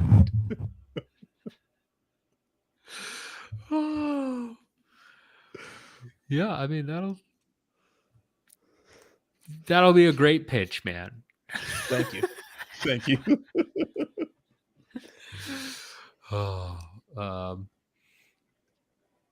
That was probably more appropriate for the outtakes. Probably. I mean, we're rolling. We're 2 hours and 46 minutes. We're nearing the 3 hour mark. Yeah, we're nearing 3 hours. I'm barely hanging on, but I will hang on. Stay awake. I'm probably gonna have to bounce soon. So my wife and I are going to watch a show, and this is genius. That actually is a great idea. Is Peloton? If and this is in a hypothetical universe where one is actually laundering money, not saying that it's this universe, they should definitely launder it through Peloton and then host the live fights on the tablets. That's the perfect fucking dude. That's way more of a fucking PFL thing. They're like, this is the brand new. That's true. Innovative technology. Yeah, this smart bike. Watch your fights. And like the faster you pedal, the more stats pop up on the screen. Can you pedal as fast? Can you pedal as fast as a Ray Cooper right hand?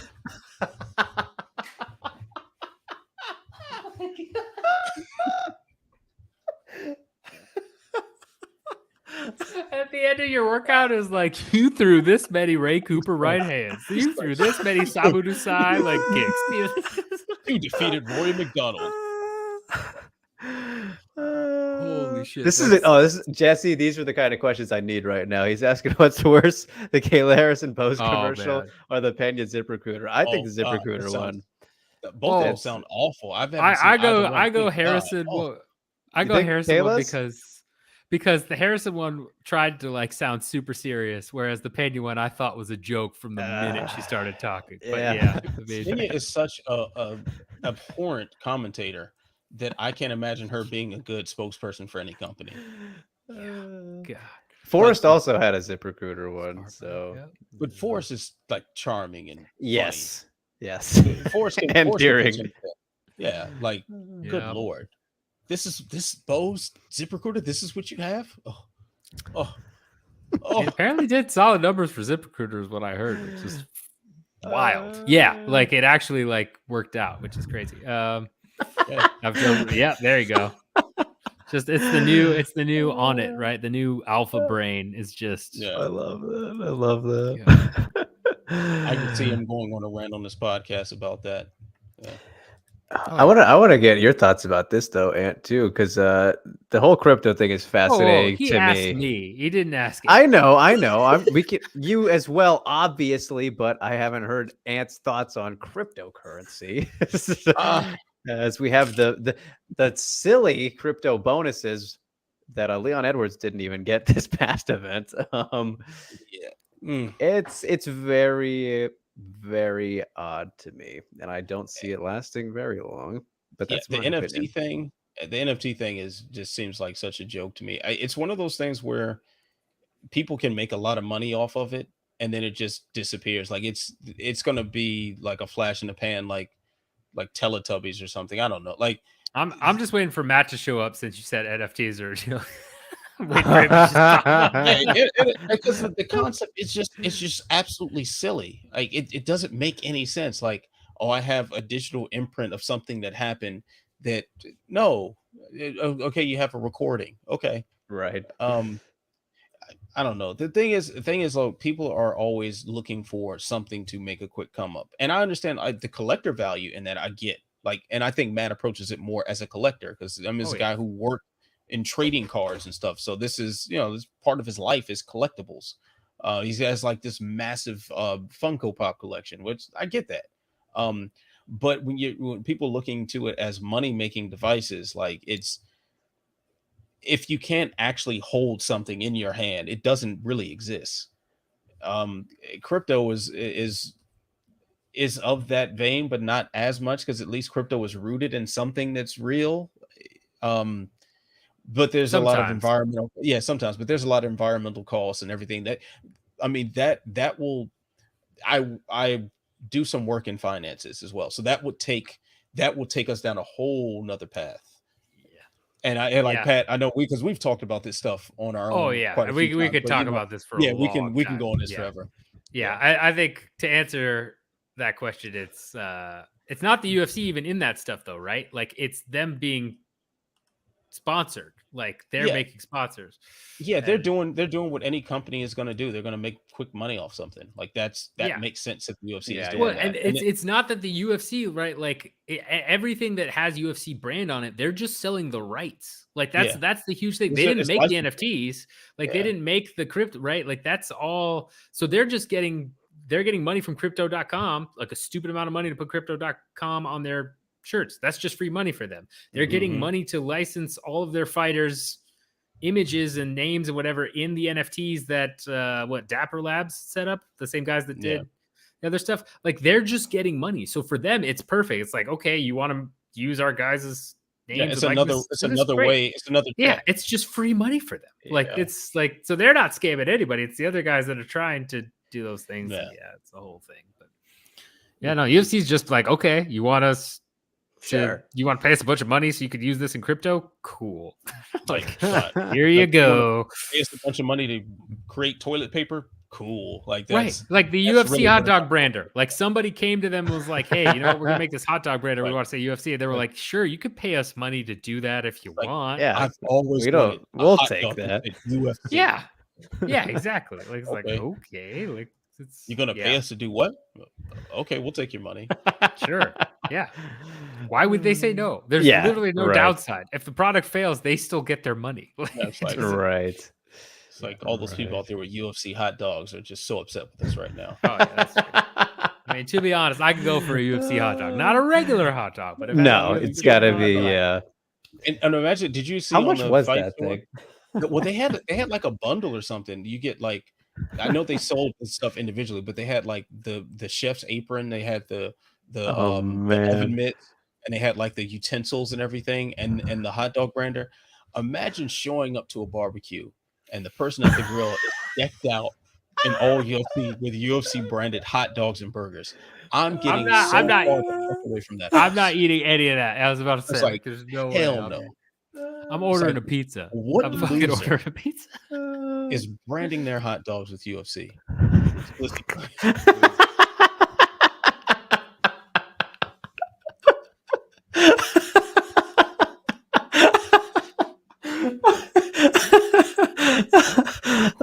This has gone in the perfect direction. That happened. That happened. Oh my I god. can see why this guy's your friend. Yeah, man. Yeah, it's very obvious. Yeah, you know very me. Yeah. Yeah, man. Yeah. Mr. Gosh, Auger. dang. Mr. Auger. Say, hey, now. What the fuck? Having a good time, having fun, and then you gotta go say that, man. It's ridiculous. Jesse's saying Esther branded a hot dog in 2016 on her IG. Just found it on Reddit. Did she? I didn't. Careful, man. That's Casey's wife. Yeah. Casey will That whoop your honestly- ass. That honestly wouldn't surprise me because Esther and Casey are the type to just do just silly stuff like that. Like Yes.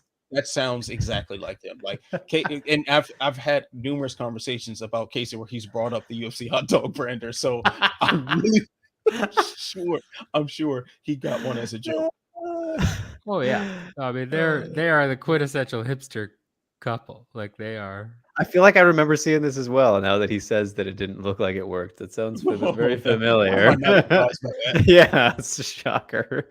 I just want to know how many drunk frat boys took that brander and didn't brand hot dogs and instead like branded, drunk people with the UFC. That was when I know somebody did that. Oh, I know yeah. somebody branded. Yeah. Oh, I know a lot of. Are you kidding me? With the amount of frat boys that were wearing tap out shirts, there's no way there's not a bunch of people walking around with like scarred, faded UFC in their And ass. I hope they all got infected. Yeah. Oh yeah. I do. Oh, they got infected. It might not have been from the brander though. Yeah. Too far. Ah, Now you've jeez. I'm Now you've sorry, guys. It's that hour. I can't help myself. Yeah. There is no line to cross here, sir. You speak That's freely. true. That's Yeah. true. I mean, Your reputation, Yeah. not mine. yeah. That's a good point. Exactly. The I mean, people I already think know I'm we're about far to say- past the threshold of me caring about my reputation at this point.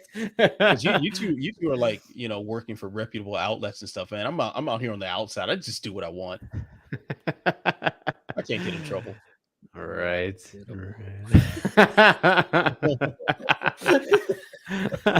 Speak for yourself, pal. Yeah, that's true. I mean, that's I You guys are backed by conglomerates. yeah, that's true. That's. I mean, hey, conglomerate. we're Boy. still missing number 4. He's we're that missing special. Diva. Missing he the is- big shot. Yeah, we're missing big shot. Beyonce here. Yeah. Definitely going to tell him I called him Beyonce on air. Oh, absolutely. Definitely. I hope he doesn't punch me next time he sees me. Which, by the way, are either of you guys coming to Long Beach for the Bellator fight for Pitbull's next defense, and AJ McKee is on that card as well? Oh, was that 286? I don't remember the number. When is it though? What date is it? It is October, I believe. Yeah, it's the. Yeah, no, I will not be there. Pat don't travel no more. Not much. No, I really haven't don't. done much this year either. Yeah, I but was hoping people would come down for UFC Austin, but I didn't meet up with everybody here. I just Did you but go I, to it? Yeah, no.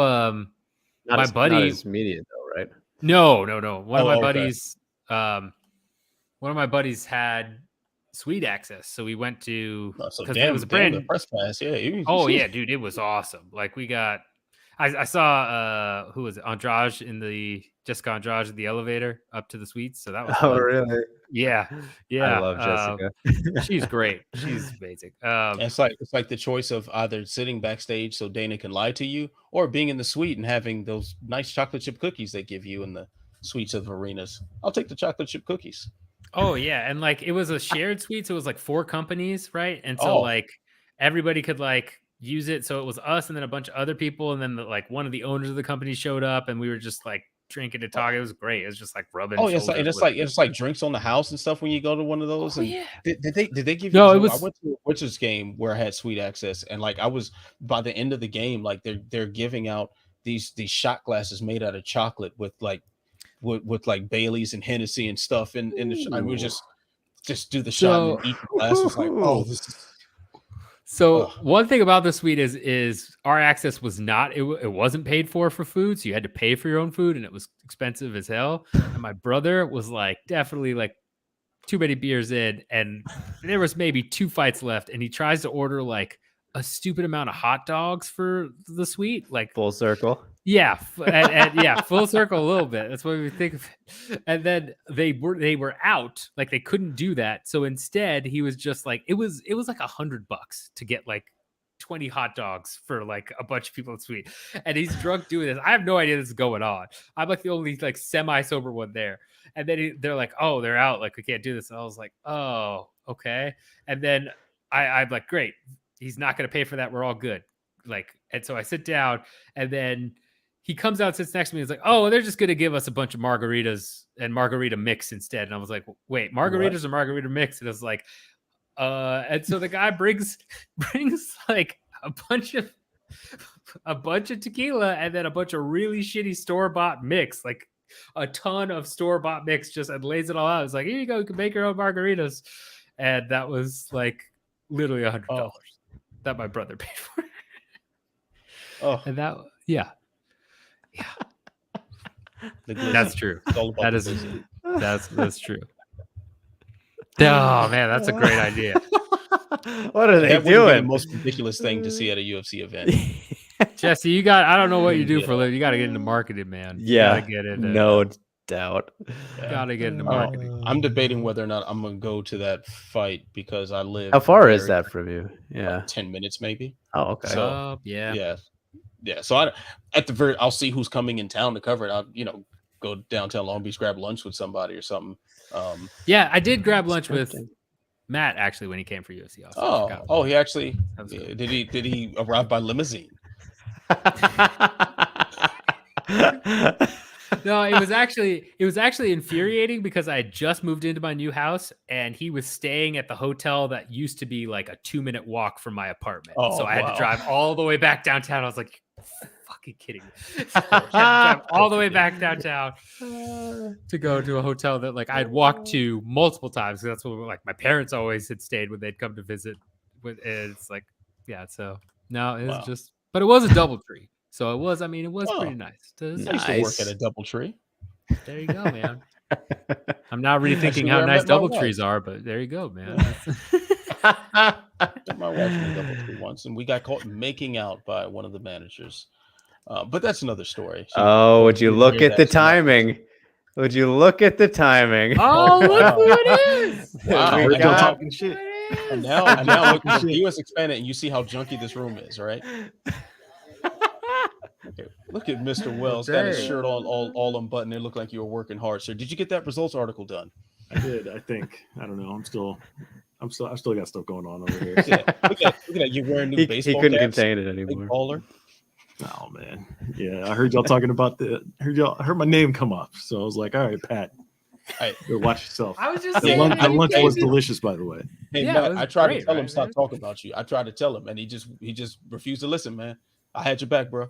I appreciate it. Can I? Sorry, man. I was talking about how we grabbed lunch that one time. That's all me. I should have talked so much. I apologize, man.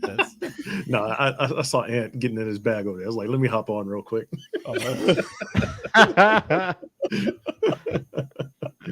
Oh my god! Madden Bougie himself. Madden Bougie himself is there. That is not me. I want to apologize to the audience real quickly because they've been asking questions, and me, Ant, and Drake have just ignored them for the past 10 minutes. Good. What we've been talking about. We're at hour 3. Hey, Matt, I'm not sure if you're aware of this, but you've got something on your shoulder. It's like some dirt. You might just want to brush that off, playa. Oh yeah. You got a lot of. I didn't realize it till Matt got in the stream. You have a lot of dirt like behind you, Ant. There's a lot of shit. No, those are all right there. Oh my all god! Clean clothes. Like all these clean clothes. Look, this is some new white t-shirts. This is my Arkham Asylum shirt right there. Yeah, you guys know Arkham Asylum. Yeah, I got a flower print shirt right there. Those are pretty good. Some MMA gloves right here, and a PFL hat. There we go. The merch. Oh, these hey, are shorts from a gym that I used to train at, and a Flash shirt. I've got a Flash shirt. Captain America tank top. And, I don't know how I came across this. At the forum, they used to have like a boxing fan club or something, and somebody gave me their old jackets, like Ringside Club or something. I thought that was that like cool. a satin jacket? Somebody just a gave satin you? jacket. Yeah, they just gave it to me. It's like, oh, that's what's up. All right. So I kept it. Not mad at that. I have a new pair, but so don't mind the old one.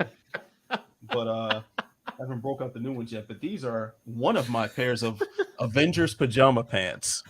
All right. Matt just got done doing a bunch of work to just come on to have Ant just explain every piece of clothing in his wardrobe. Oh, that's because behind me are boxes with all these shirts and stuff, and then and I see Joe asking about if I've heard of hangers. I have a closet that's stuffed to capacity with all sorts of like comic book hoodies and stuff. So I don't have any more room. All right. Well, since Matt is here now, we got to spring on the question we've all addressed. But Matt, Pat, Ant, and I have talked about the best and worst movies we've seen in 2022. Do you got any for you? Oh, best movies? I haven't or movie best and worst. I haven't seen a lot of movies this year. I don't recall. I've been watching like series more than anything. Like I watched Mindhunter for the first time on Netflix this week. Oh, how was binged that? And I loved it. And I'm kind of mad that it's over now. Okay. Yeah. Dude, I'm still tripping off Better Call Saul. Have I seen? I'm still watching all the think pieces about that finale. I haven't watched Better Call Saul. We were talking about Severance earlier. Oh, that's mine. How much we like Severance. That was good. I haven't watched Severance. Did good. Anybody watch the Ozark finale? Yep, I did watch that. Okay, we got to talk about that, man. We're way behind on our TV talk. Yeah, I know. Gotta catch up for sure. Too busy. It's been a while. Red carpets. I watched. Anybody watch Outer? Anybody watch Outer Range on Amazon? Nah. Oh, what is that? Yeah, that's a pretty good one. It's like Josh Brolin, like living in a ranch, and like a hole opens up in the ground. It's like this whole thing. It's like a little trippy thing. It's not bad. It's pretty solid. Yeah. Speaking of Brolin, I just got around to finally seeing No Country for Old Men this year for the first time. Oh, really? Really? What'd you think? Yes. I thought it was great. I thought that hey, it's been out for like what 12 years now, so spoiler alert's all right. But I thought his death was a little anticlimactic for sure. Yeah. Do you agree with the notion that he's like the scariest villain of all time? I see a lot of people give him that moniker. He's pretty up there. But the scariest. I mean, I always love like the realism of kind of villains, and like it's definitely, that's a great one. So I don't know. I'd have to think about if he's number one, but like the fucking what is it? The mini mart scene. I got the tension just in like that conversation. I'm like, what is going to happen here? Yeah, it is phenomenal though, for sure. It's definitely up there. Super creepy. I don't know. I think it was 2008, Jesse. It was right before 2010. They just did a study about him being the most accurate depiction of a psychopath or whatever in movies. Really? Yeah, they like looked over 500 movies or something, did a whole like academic study on it, and he was the most accurate depiction of what a psychopath would be like. It's like, well, dang. Now, I wonder if they did that same study about TV series, because they have a much longer time to tell a story and paint a character picture. So I don't know. I have no idea. No idea on that, man. Because I'll say Lalo on Better Call Saul was a scary dude. That was a very scary dude. But you don't know who that is. Yeah, I don't know either. Talk about that. Sorry. Well, a lot of people pointed Lithgow and Dexter, right? Yeah. Lithgow was, but Lithgow, he just has like a inherently comic thing about him, right? That kind of takes you out of it. Because I mean, he's a great actor, but he's still John Lithgow. Like it's yeah. I don't know. Gus Fring, one of the scarier antagonists I can think of. Yeah. The guy was just. So I didn't watch Breaking Bad. I just. You didn't watch Breaking Bad. Oh my god! What? You didn't what? I never got into it, man. It wasn't my thing. Like I watched, like I know what happens in the general things. I just never. What is your thing, huh? Westworld, man. Westworld With season 1. Glizzies? Glizzy boy. Maybe Glizzies. Maybe. Specifically UFC Glizzies. Yes. Yeah, I That's what's that. couldn't get into Breaking Bad, I think, because my brother, like, I'm pretty sure binge watched Malcolm in the Middle, like right before that came out. And like Understandable. yeah, it just like I could not make the transition. And then once I didn't like start watching it when everybody was getting into it, like I couldn't come back because then it was too late and everybody was just like, well, I don't know. Oh, you know, it still exists, right? You can just like watch. Oh yeah, I might try and pick it up like at some point. I don't have time for it, man. I got other things to do, man. You know. Let's see. All right. Well, I mean, what other? I appreciate it for what it is, probably, but I don't got time for that, man. What other great TV and movie villains can we think of here? But besides like the obvious like Darth Vader and stuff like that's kind of obvious. Trying to think of some ones that are off the beaten path examples. I'm trying to run through all the shows that I've binged and stuff the last several years, and I'm drawing blanks because I'm tired. You like the boys, right, Ant? Oh, I love that show. Okay. Yeah, Homelander. Is, yeah. Homelander goes up there. Like, Weird thing with Homelander though is like he's obviously like a terrible person, but man, he's so likable at the same time. You know, like, he's like, well, this last season they did a very good job of like no. trying to humanize him. He's like, hear me out. Have they been pinning they kept saying that I was gonna pull out the MAGA hat. Have they been pinning it on the wrong dude? Is it you? Hold on, not what I meant. No, they don't sell those in Canada. But likable? What? No, but I get what he's saying. Not likable is the wrong word. In an entertaining way. He's a good villain.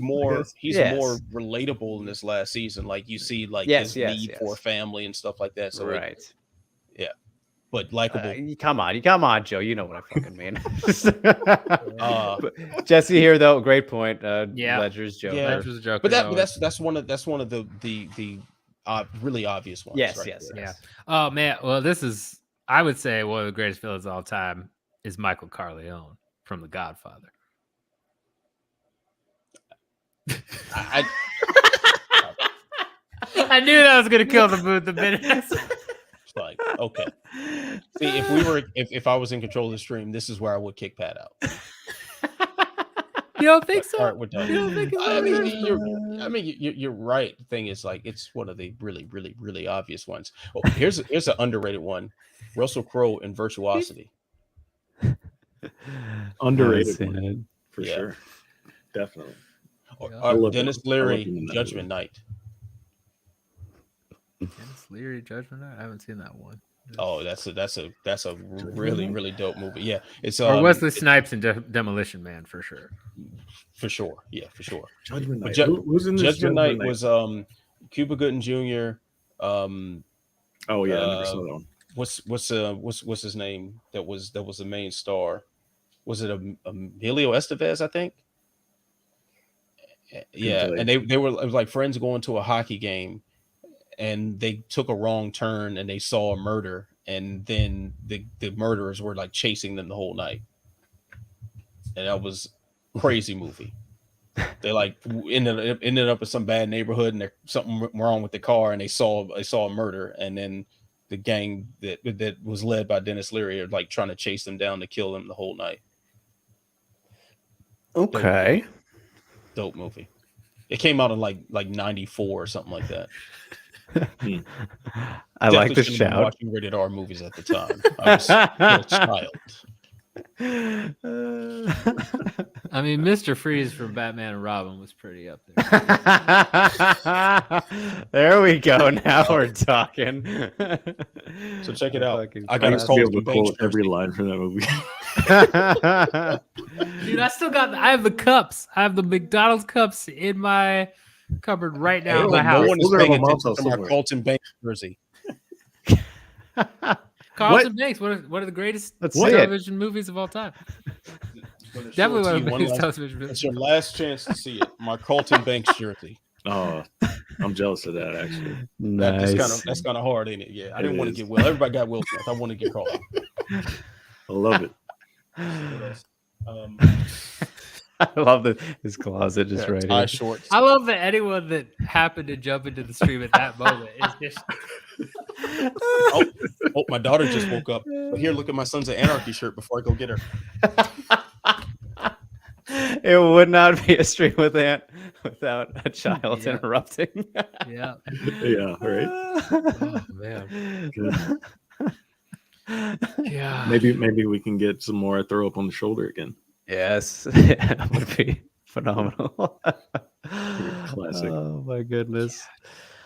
Well, since you're here now, Matt, I mean, Did what y'all, did did y'all you... actually talk about fights or whatever? Yeah, no, we Like, did. We did. Very- I very briefly. I pulled up the stream and Pat was talking about our lunch thing. I was like, oh, perfect time.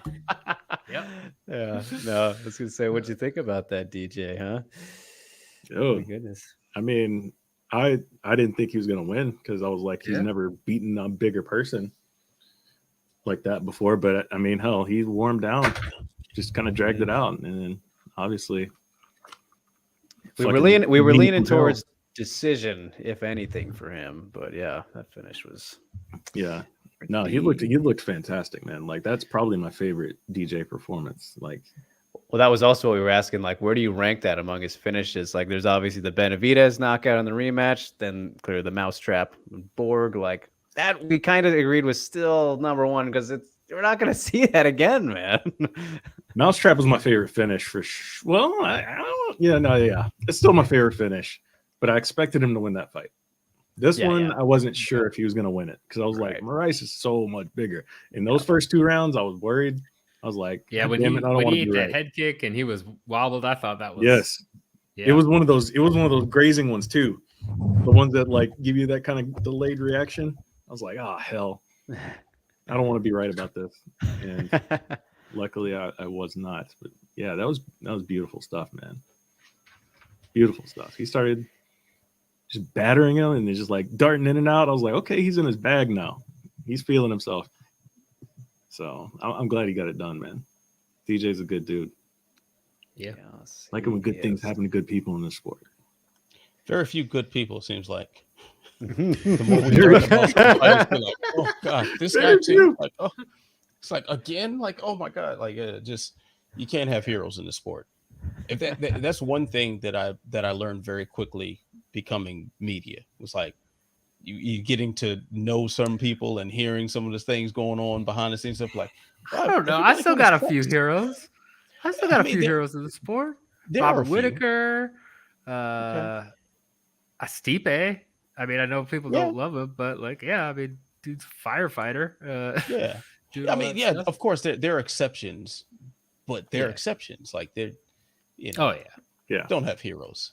Yeah, right. Just that's the moral of MMA.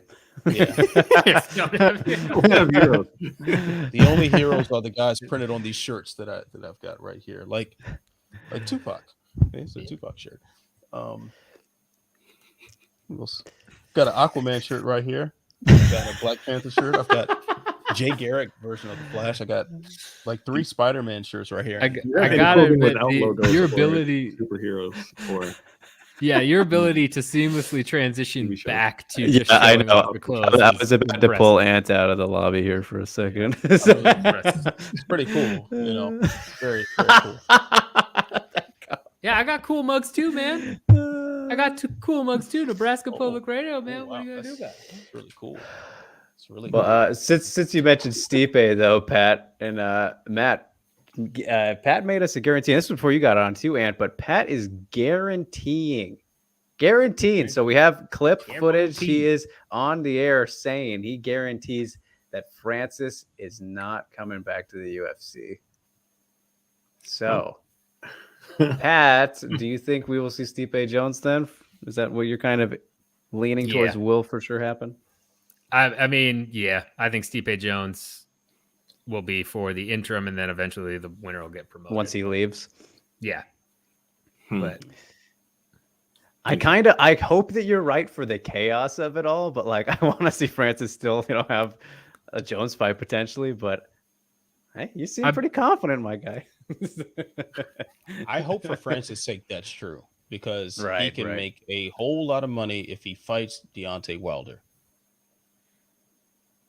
Yeah. Other than that, Wilder over Fury. What's with this? That was a wild card. I didn't expect you because to he say. can actually win against Deontay right, Wilder.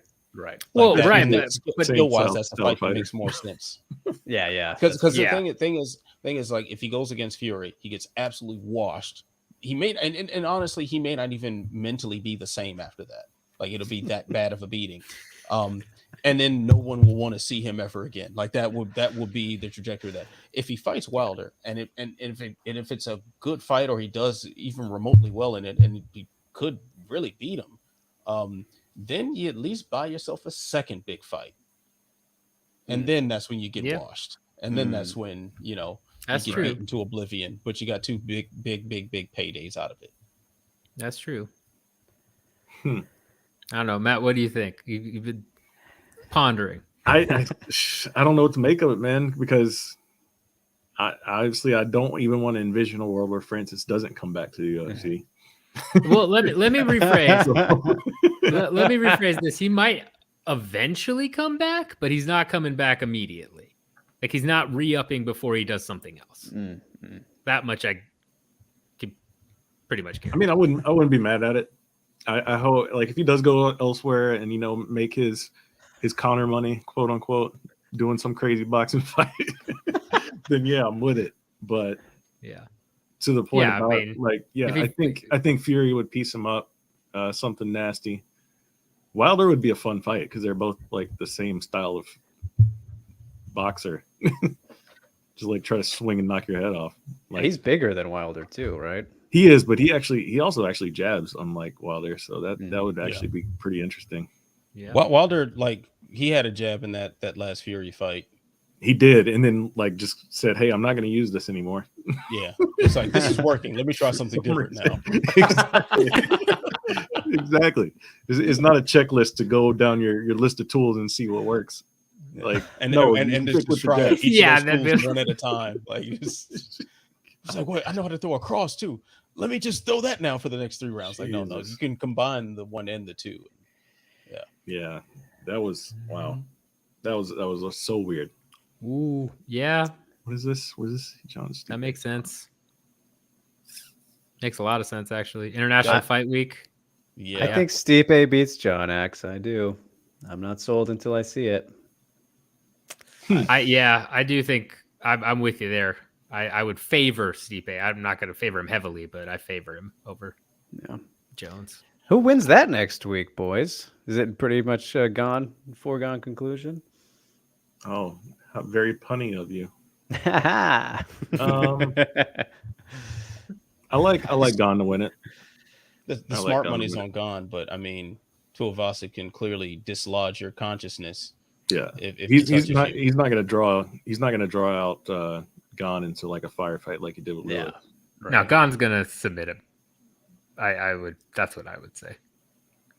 I'm with it. I Gon can see is- it. I can see it. I- I'm not mad at. After watching what Sergey Spivak did to Tuivasa, I don't know how Gon doesn't just wait, get the takedown, and then just like. Sergey's the truth, bro. Stop hating. No, I like Sergey, but don't get me wrong. I think he's improved a lot, but like, I don't think Tuivasa's ground game is. I don't know. I mean, he hasn't really had to show too much of it in this stretch he's on. Yeah, Been tested there.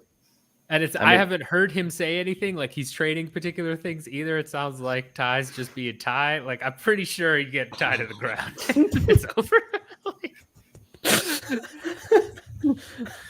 It's like, That's good. Terry Crews worked out at Planet Fitness. He beat John Jones. I That's the commercial.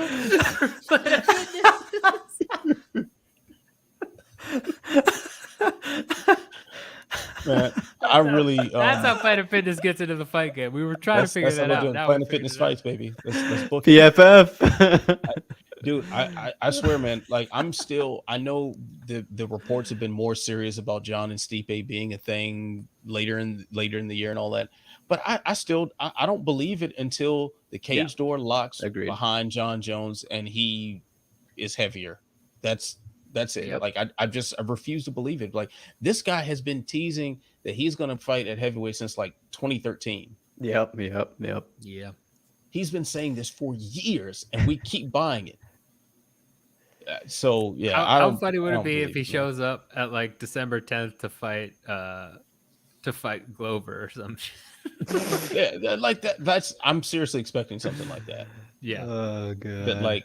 That him and Stipe have some back and forth on Twitter, and like, oh, on this date I'm gonna kick your ass, and they say some back and forth to each other, and then the day after, John Jones rematching Dominic Reyes. Like, okay. That would be amazing. After he fights Ryan Spann, no matter win or lose. Yeah.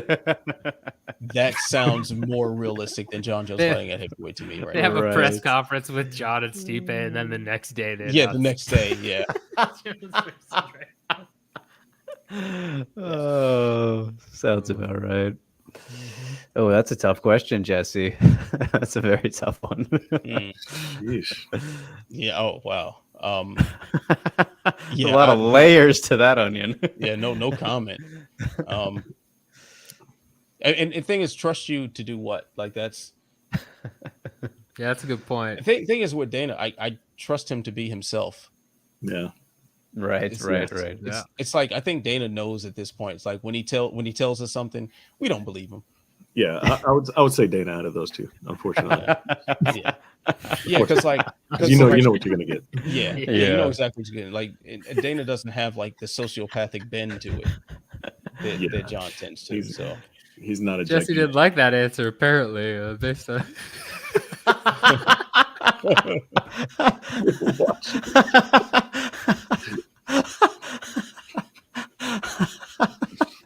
Jesus Christ.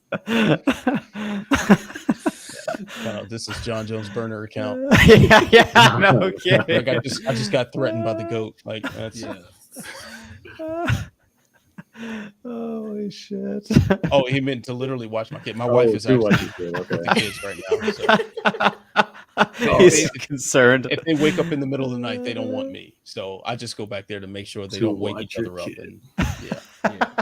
And I know. I'm on a baby monitor right now, looking at my son. So it's all good. Thanks, Jesse.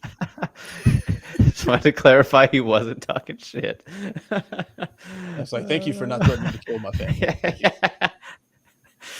He was set off by that question of all things. Yeah, I was like, whoa. Must be a Planet Fitness fan, huh? It's like those pizza and bagels you get.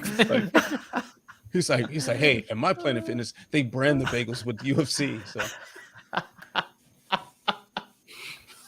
the pizza comes in a UFC shape. It's octagon shaped.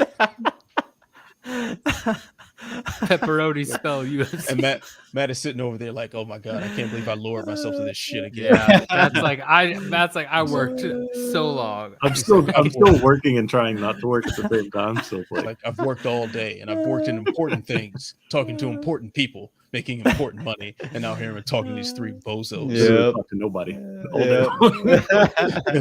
Our first human interaction outside of. He's getting very specific here. Now we understand what's going on here. Actually, the other human interaction today was me leaving a door-to-door salesman out cold out front. Nice. As I have my window open and she can see me in here typing on my computer. Like no one's home. And I'm like, yeah, you see that no soliciting sign? Be gone. Be gone. Not going to that door. Who am I trust? I'm definitely going to trust Dana to watch my kid before John Jones. Oh yeah, yeah. Like, at least my kid will come back. Like he'll probably get Dana will probably tip him like $100,000 or something. He'll have a nice plastic bag. Or he'll create a video where he's just Dana versus the kid. It's like Anthony's kid was never my friend. I like it's going to be something like that. But I like with John, he might like. I don't know. He might try to assault my son or something, or he'll He'll become some drunken bender and take my son shooting guns in the desert or something. Yes, Like, no. There's so much more I want to say right now, but I'm going to not. I'll say yes, Anthony, and is on the right path. He'll try to squeeze. He'll try to take my kids' dirty diapers and squeeze the pee out of them for the USADA test. Like, no. Okay. Yeah, that's a legitimate. It'll just be all the kids' diapers underneath the cage at Jackson Wink. No. It's either that or like maybe your kid learns blackjack. Oh yeah, right. Yeah, right. Yeah. Kid knows how to gamble a little. All right, cool. Or the hot dog brander is the third option. Maybe the kid just got a bunch of at least Dana will send my kid home with a hot dog brander. Okay, there's going to be UFC branded parties here. Well, I think the whole apron set and everything. I think the hot dog brander is a third option, is what he's saying, instead of Dana or John. Like, you just that by UFC. That'll be okay. Still over John, right? Looking like, the hot dog brander is definitely for John. That's one or two for sure. Yeah. Like, I don't want my kids in the same state as John Jones. So John Jones fights in California. I'm moving for a little bit. Okay. They last minute relocate a fight to California again. You gotta pack up. I'm saying, well, gotta go. Was that the one that there was a press conference where you kind of asked John a question that was kind of fun, right? Am I remembering this correctly? You had an interaction with John Jones? I've had a couple, but I'm trying to think. I asked him something about the Thiago Silva fight, and he was like acting like he didn't know his leg was hurt. And I was like, why'd you do that crazy sidekick? That jumping sidekick. You didn't know his leg was destroyed? Like, no, I just did that because, like, sure you did, guy. Oh man, John, I don't know. I've pissed off people. Oh, well, Dana called you a mean guy. That might be what I'm Dana called me a mean guy one time, and then another time he did like yell at me when I asked him about taxes, about paying the fighters more for the state tax or something. So yeah, I've drawn his ire once or twice. What's the most upset someone's got at you, Matt? What is the most upset someone's got at me to interview? I can think of one story that you told me, but you may not want this said on air. So which one? I'll put it in the private chat. Okay. But I don't think it was an interview. I feel like somebody was getting snippy with you a couple weeks ago at the event you were at. Someone was getting snippy with me? I thought so. Maybe. No. No, there was like one time at the Austin show recently. I think it was like a language barrier thing, and it was just like I hated the way I worded the question, so it came off kind of stupid.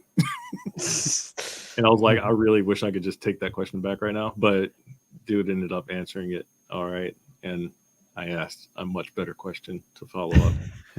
But no, like I generally try not to, get people upset in their things.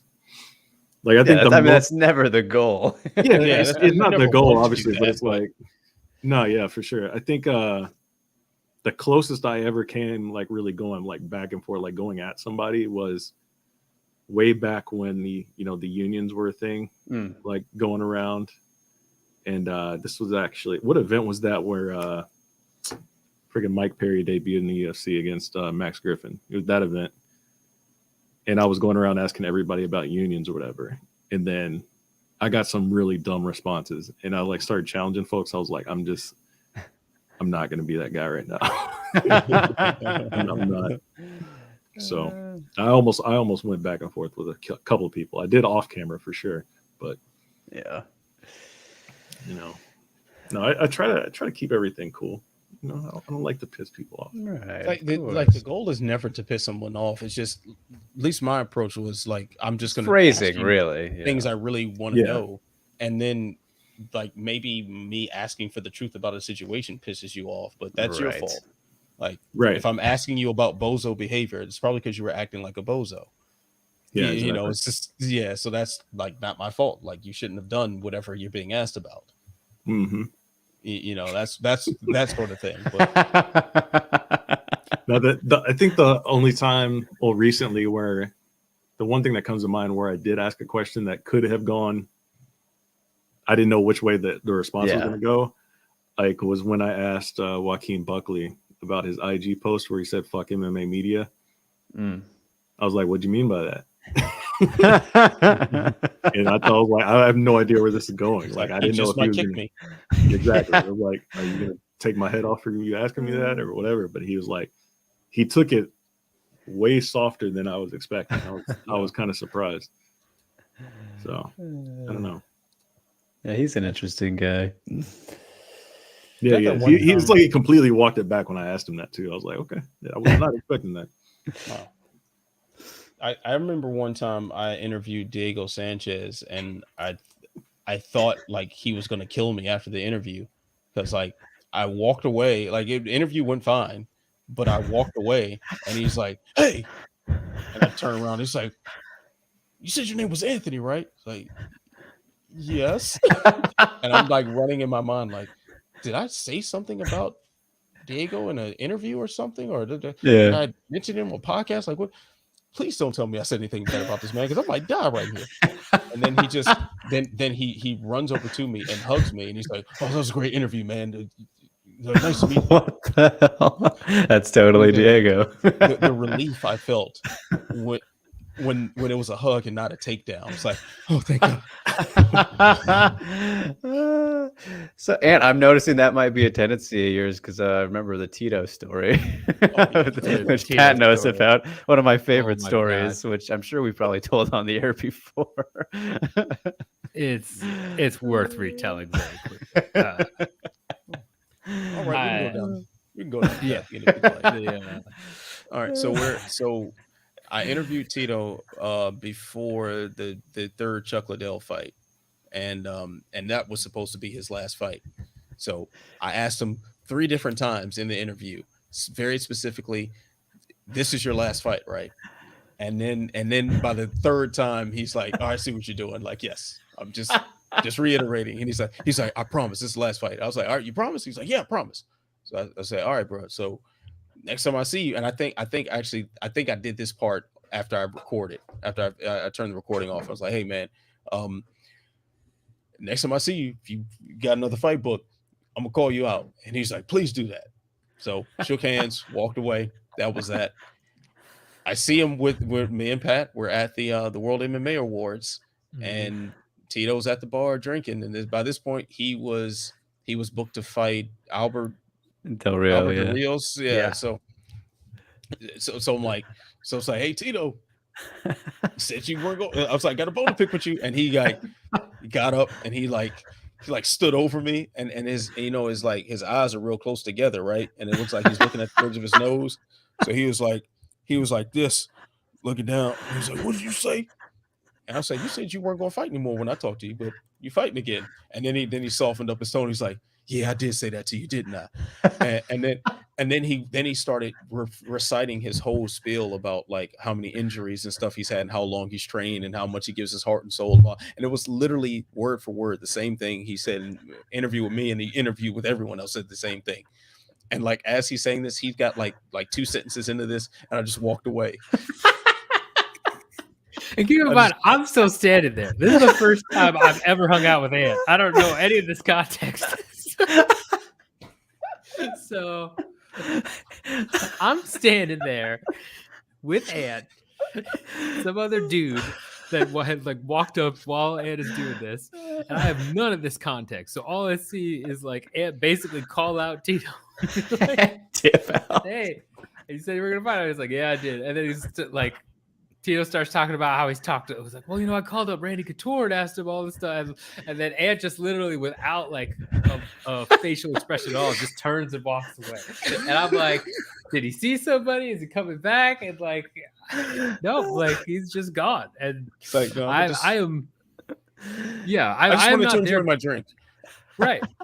I just couldn't do it with that drivel. I just couldn't do it. You have said nothing to me at this point. I am not even like with an outlet at the awards. I am in on your extra ticket that somebody gave me in like a really raggedy shirt because I didn't have anything else to wear. So I'm like a sore thumb. And Tino is just like now talking to me directly about this whole spiel, and I'm like, yeah, I think I did kind of leave you hanging right there because I think I started like talking to Chuck Mindahall or something. I think it was like, hey, what's up? And then I just like inserted myself. No, in the you conversation. you didn't even do that. You literally just walked away. There was no one around. You just Gave you the dirtiest handoff ever. So like, hey, you got to deal with this. yeah. And like I had no aunt, but I'm like, this is the first time we're ever like hanging out in person. I'm just like, okay, I guess it's just a thing that aunt does. And then it was amazing. But I explained it to you afterward, right? I was like, yeah. Hey, how you doing, man? I was like, I just couldn't hear that again. Like, man. Yeah, oh no, you explained it afterwards, and we had been drinking a little bit, so we've definitely been drinking. Yeah. No, I almost opened the C4 energy drink on Tito, and he was getting real pissed. Like I thought Tito was gonna hit me if I opened it and anything. He's like, "Don't you dare open that and splash it on me," because it was like, shh, like somebody had shaking it. Yeah, somebody was shaking it up, and like I was like, "Oh, open it." And Tito's like, "Don't you open it and splash it on me." I was like, "Oh, Tito's gonna fucking throw a punch at me. He's gonna ground and pound me if I." He had like didn't he have like some cream color suit on or something? Yeah, he had a vest. He had like a weird cream color vest on, like that made no sense. It was like it was very weird looking. He was like he's quite the interesting dresser, I'll say, as I stand in front of my exactly. You are once again trying to circle the conversation back to you and your eBay scheme or whatever the fuck you got. I've got an Agent Shield shirt, okay? Look at this. Look at this. Look at this. Agent Coulson lives, okay?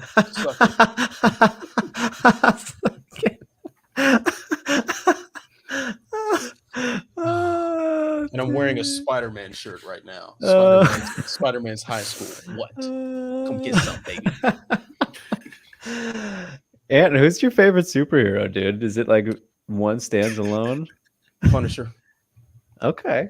Punisher's my all-time favorite comic book character. But like as a kid, like the thing is, there's another MMA media guy who loves the Punisher too, man. But keep going. That guy doesn't know anything about the Punisher. He just thinks the logo is badass and misappropriates it for his bullshit. So, damn you, Pat. But yeah, the Punisher's my all-time favorite character. But like as an adult that thinks a little more than just, oh, this is cool, he's shooting the bad guys. It's a very problematic character. But I think when written well, it's very entertaining. But even like all my favorites, like Batman is my second favorite comic book character, and like wow, it's really problematic. Like it's like what a waste, of a man. Like you're like the richest guy in the world, and you want to solve crime, but instead of funding social programs and education and whatnot, you dress up in a costume, you beat up people selling dime bags. That is just stupid. I mean, that's just really stupid. But he was just like at the same level of like Jeff Bezos. He's like, here's $10,000. Like, yeah, make the kid stretch it out. It's like, you know what? What's going to make more of a difference in the world? This $50 million Batmobile. It's like, or funding schools. Like, Batmobile it is. Let's suit up, Robin. My teenage sidekick who should be home studying. I mean, to be fair, he is keeping Gotham City like safe pretty much on his own. Not really. Not really. Why is there still crime constantly? Batman attracted the crazies. Like he attracts the crazies. Like they see Gotham as like, yeah, it's like Gotham is the spot to go because you're going with the escalation argument. All right. Yeah, going with escalation. But very entertaining character. Is the Punisher movie? There's only been one, right? The Tom Jane movie. There's been three. There's been one with Dolph Lundgren that was straight to video. Thomas Jane and Ray Stevenson. So the Thomas Jane one, that's like the one I always resonate with. Is that objectively a good movie? Is that the best Punisher it's movie? a good movie, but it's not a good Punisher movie. It's like a good Okay. revenge story. But Punisher ain't Right. gonna go through all that planning the fire hydrants and all that stuff and Right. setting up the guy to think his wife is cheating on him. He's just gonna kill you.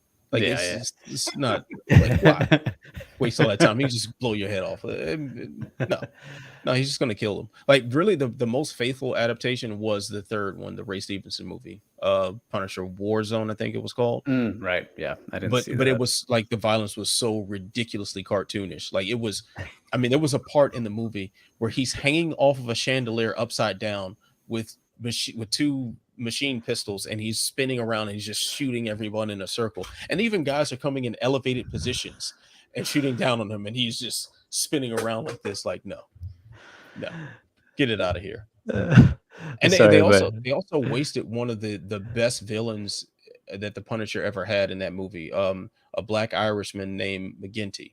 They wasted that character in Warzone. Total waste of a very, very good character. So I love just Jesse's description here of Batman. Is probably my favorite thing. yeah, pretty much. Yeah, but I love Batman too, though. Yeah, he's yeah. I shouldn't love Batman, but I do. I don't know. Yeah, Batman it's a cool character. Like it's a really cool concept. It's just you think about these things if they really were to exist. Like, wow, if Jeff Bezos was dressing up like like some sort of animal and going out and practicing karate on muggers. Like what? I mean, that's the thing though. Like that is Bruce Wayne though. Like, that's exactly. Like we would be saying that about Bruce Wayne if Bruce Wayne was alive. Yeah, exactly. Like what are we talking about? Like that's exactly what that is. So yeah, I mean, if we're going for like urban vigilantes, Punisher makes more sense because eliminate the problem. Yeah. But murder. Yeah. Where does we've all seen the latest one, right? Have you seen the new Batman, Matt? Oh, yeah. Where does Patty rank? Where does he rank? Pattinson. Pretty good. I don't know. Like for some reason, I don't think they ever do. Like I probably think that Penguin was done good here in this one, but I don't know. Like for me, like when it comes to Batman stuff, I like the grittiness. I like the darkness, like the whole everything like the movies have gone towards. But my favorite shit of all time, my favorite Batman stuff of all time is the 60s, like the Adam West. Right. Like, that's my favorite shit ever. Like that movie that they did. Oh yeah. I watched the Marine shit. Yeah, I know. Watch that movie. Yeah. I used to watch super corny, like right up my alley. Yeah. Dude, Clooney was my first Batman that I ever saw, like the Batman and Robin movie. I watched that shit so much on VHS. I watched the first, or not the first one. I watched the Keaton. Yeah. With Jack Nicholson. I watched that literally last week. I watched it. I was like, sometimes you forget how good that movie is. Like even today. Like, yeah. Like it was dark. It was dark in its own way. It still had its corniness, but like, man, this still really holds up. Except for like this stupid corny shit where they go to like the art museum or whatever. Right. Like, they got the boom boxes and they're dancing around, spray painting It's the weirdest fucking like combination of like dark gritty, like this is almost ahead of its time when it came out. Yeah. Mixed with like the corniest, like the art museum. Dude, when Nicholson pulls out the giant the amazing giant revolver to shoot the Batwing. That is like my favorite scene of that movie. Yeah. I love it. 10-foot long revolver. I love it. Shot. No, it's so because he's just had that in his pants the whole time. Yeah, just there we go. Fire parade moving around.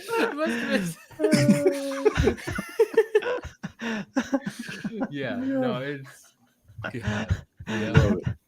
So where do we leave off in the Batman discussion here? Where we rank Pattinson and the Batman. I like Pattinson a lot. I think the thing is they haven't done a lot of extensive like live action stuff of Batman in that era, that early in his that Bathood.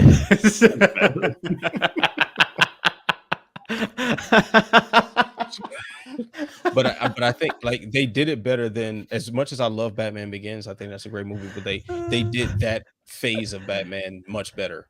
Like Pattinson captured that much better, because like that he hasn't even developed the billionaire playboy persona yet. That's not even in his mind yet. He just wants to go out there and do what he does. So because like they in Batman Begins, they really glossed over that. It was like really brief, and Alfred says, "Hey, you might want to pretend like you're something else." And then he was like, then the next scene, he's showing up with chicks at the hotel and stuff. Oh, my wife just called me. She must need something. I'll be right back again. Yeah. No, I did like this new one though a lot, but I saw it in the theaters, and I keep remembering, like, I don't know if it was just how our particular theater that we were at, but like the sound was like so, like, I don't know, it was like, I guess abrasive is the word. Like the sound, like I kept remembering, like this shit is like peaking my eardrums, like repeatedly throughout the movie. Like I don't know if they just had the speakers up too high or what in that theater, but I remember that pissing me off as I was watching it. It's like, this is kind of ruining the scene for me right now. It's understandable. Fair. But no, I thought it was pretty well done. Yeah, not quite Val Kilmer, but he's almost. Oh God. No bat nipples. No bad nipples. Yeah. No talking down to Edward Enigma, Jim Carrey, like he's just nothing, just a nobody. You know, that's. What do you have? What do you have? Batfleck. You like Batfleck? Batfleck.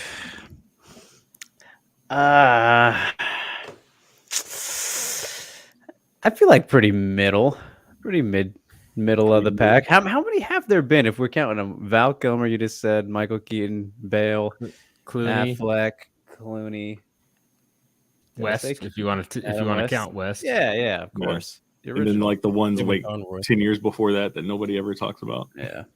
Yeah. What's his name? The film in like 1920 or whatever, the Batman thing. That doesn't count. No, not counting him. Okay, that doesn't count. The black and white shit where it's like, yeah, he's got the hair coming out from under the mask and everything. Yeah. And like the ears were lopsided. Yes. Yeah. Jesus.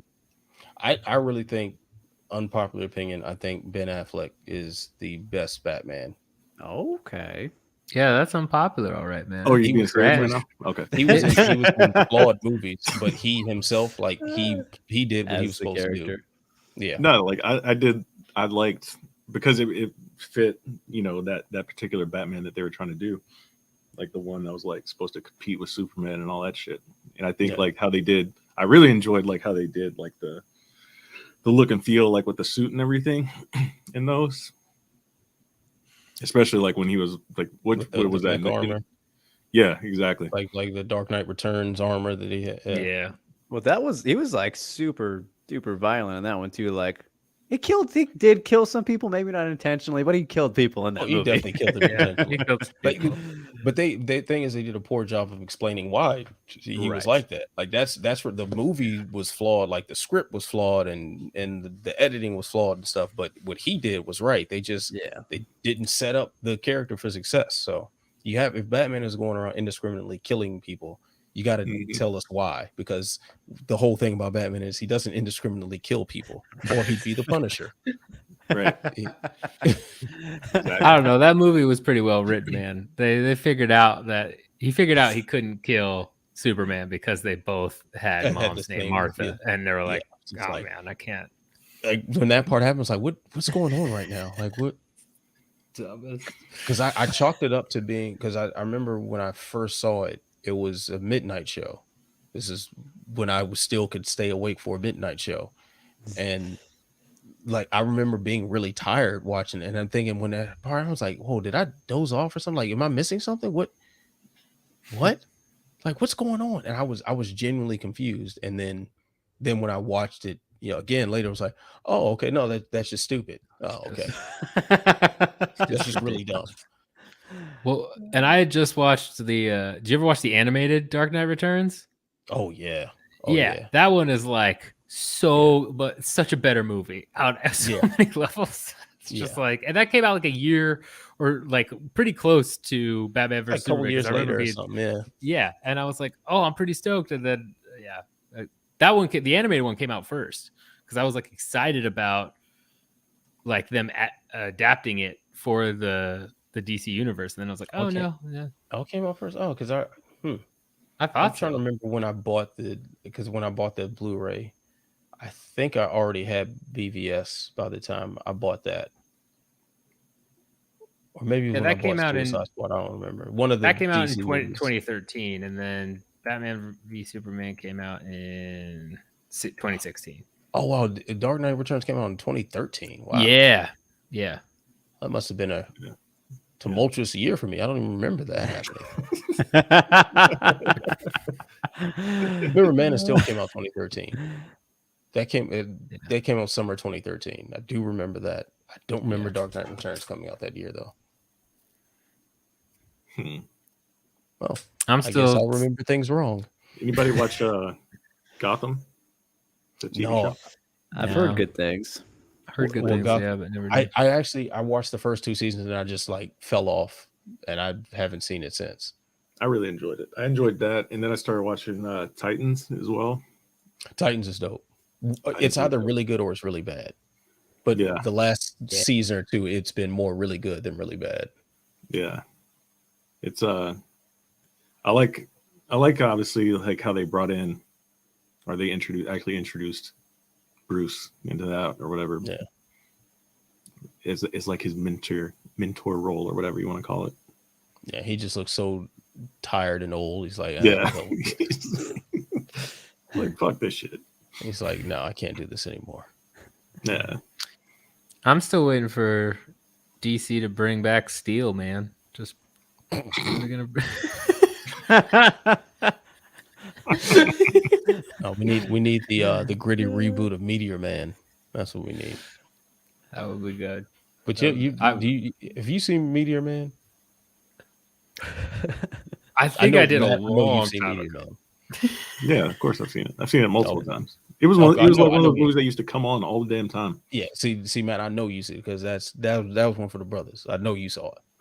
I was sitting asking Pat and Drake if they see Meteor Man. Never heard of it.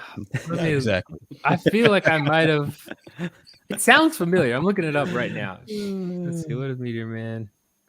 Oh yeah. Yeah. Yes.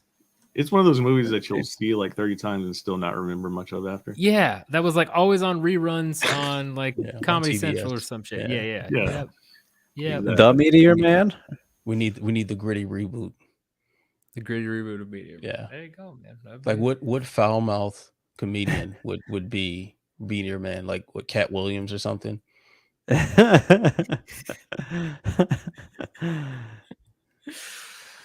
Is he still doing stuff? Is he okay? Last I saw, last I saw, he was getting so choked up by 15-year-old on the internet. Yeah, so right. Yeah. We should check on old Cat. Choked up by Chase Hooper or something. I don't know. They gotta do it. They gotta bring it back and keep this exact same shitty superhero suit that they use in this movie. That legit looks like a Halloween costume, dude. Yeah, it's pretty great. Like, Same one. None of like these new styles, like with the micro weaving. No. Like no. Right. No like Kevlar by spiders. weave. No. Nah, you get this shit that looks that. like foam.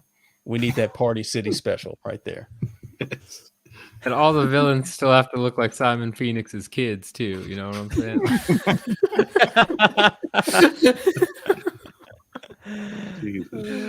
Yeah, that was I used to love that movie when I was a kid. Blank Man though was Blank Man's a shit. They need to bring back Blank Man for real. Yeah.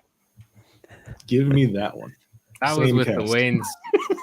Yeah, that was with David Wayne. That's right. Yes. Yeah. I remember that one. That was dope. I'm a big Blank Man fan. Mm-hmm. Yeah, no, that was probably the movie. I don't know, like there's probably about 5 movies that I've spent way too much time watching over and over and over again. Obviously, like Coming to America. is my most watched movie of all time. Blank Man is somewhere up there in my top 10, maybe in my top 5 even. Which one did you say first? Coming to America. Coming to America. Oh, okay. I Trading said Places is on my list too. Which yeah, one? I said The Accountant Trading real Places. quick. Say it again one more time. Ben Affleck movie. Wait, what? What'd you say, Pat? This like your fantasy. Accountant. The accountant is that like a fantasy? It's like you're like the super financial guy. It's like I'm gonna be an action star too. Balance my checkbook and balance the negativity in the world with this 9mm. The Accountant, starring Patrick Auger. Rated R.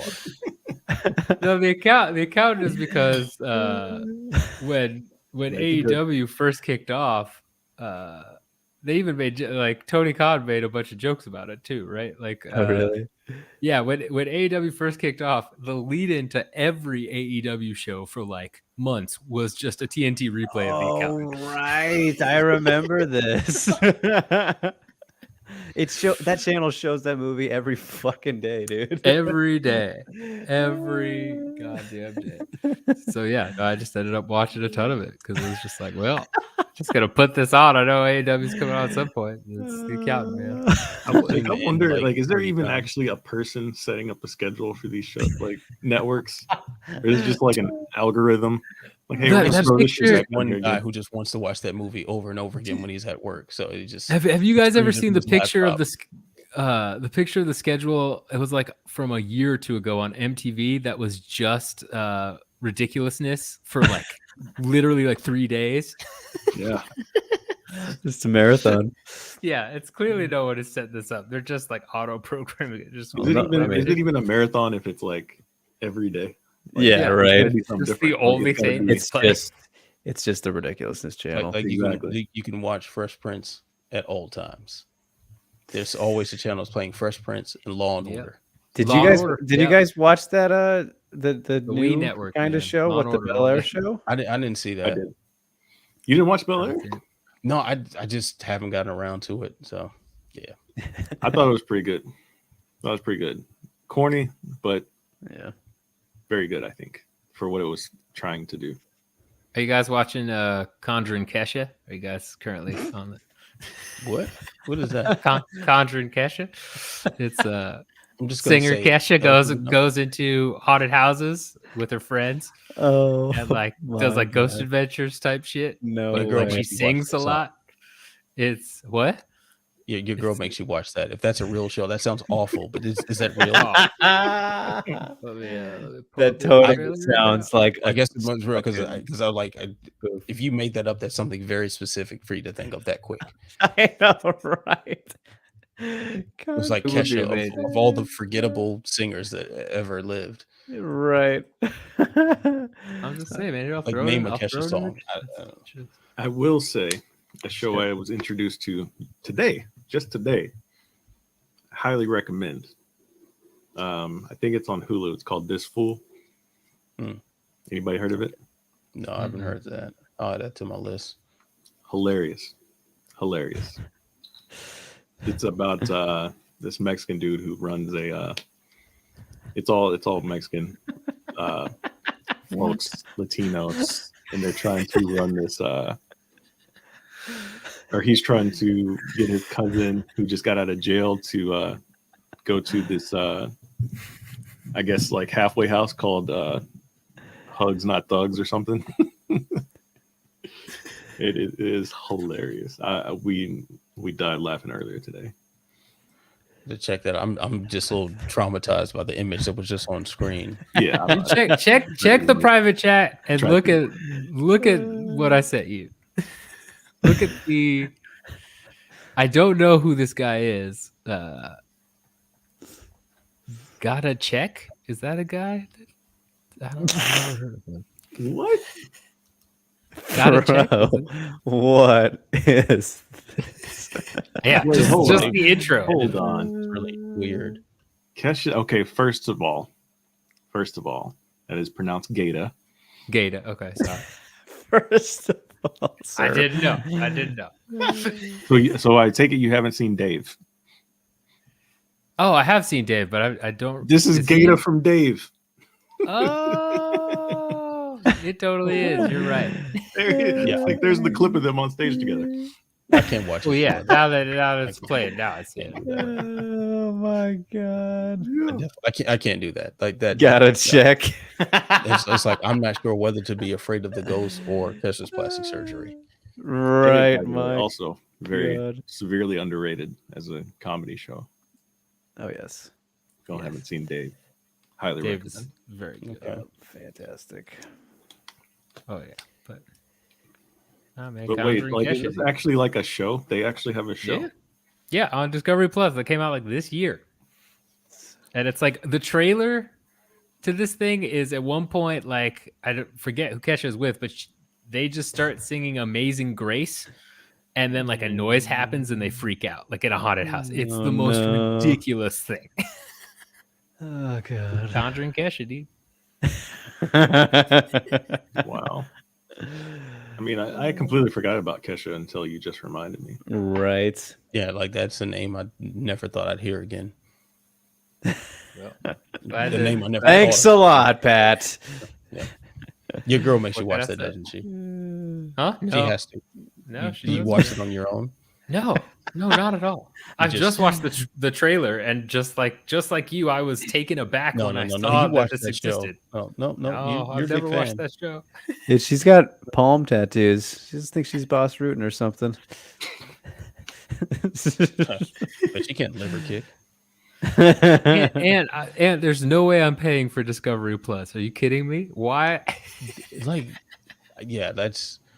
Well, this Discovery Plus is about to be HBO Max now, right? Like they're blowing up Right. HBO Max to merge it with Discovery, and that's going to be a total disaster. Yeah. They're already pulling stuff off HBO Max that should be there.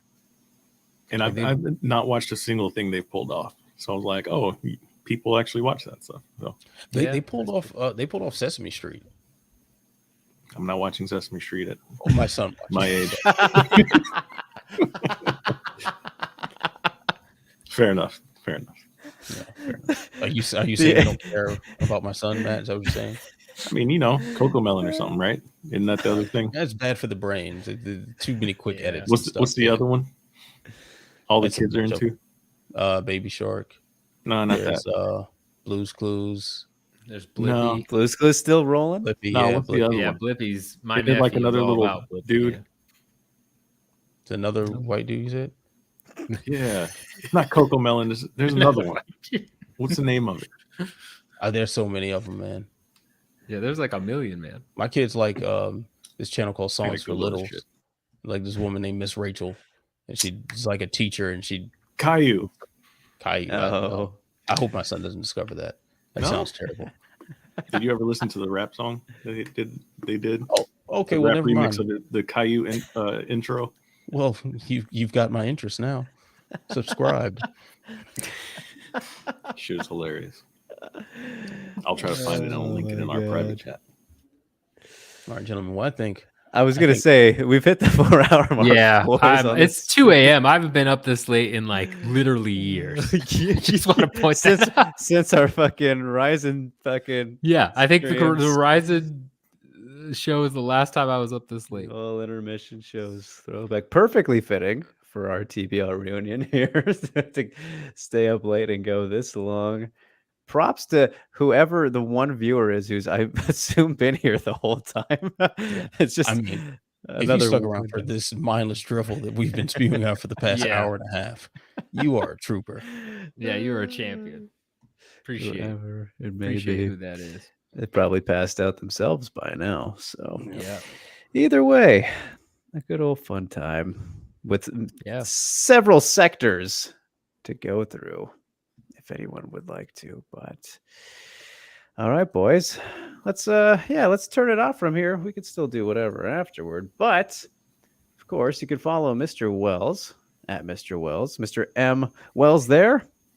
All his Why are stuff. you doing this? No one's gonna watch this. If they're gonna go to the end, you never know. No one's going to. MMA go- junkie. You never know. We have hundreds of thousands of viewers somewhere. Yeah, right? dude. That's true. We got a couple 20 billion viewers watching. Yeah. Good point. Potential viewers. All right. I No apologize. Chaudhry shit right now. This is one of those streams that people watch over the course of multiple days. Like they just find an hour and they'll, if they want, I don't know. If you count The only the person shrimp that's up gonna there. watch this part is when Ant accidentally takes an edible and then turns this on and forgets it's on. Yeah, I'm like, it's like, who's this guy with all these T-shirts? This guy's amazing. And it's Shirts look it's awesome. him. Where can It's I just buy him. those? And I haven't done an edible in a while because like really like I can't just be zonked out of my mind with these kids. So like I'm just afraid to do it now. But so I know next time I do, like it's gonna hit me so hard. Oh my god, it's gonna be wonderful. And then I'm gonna watch the stream.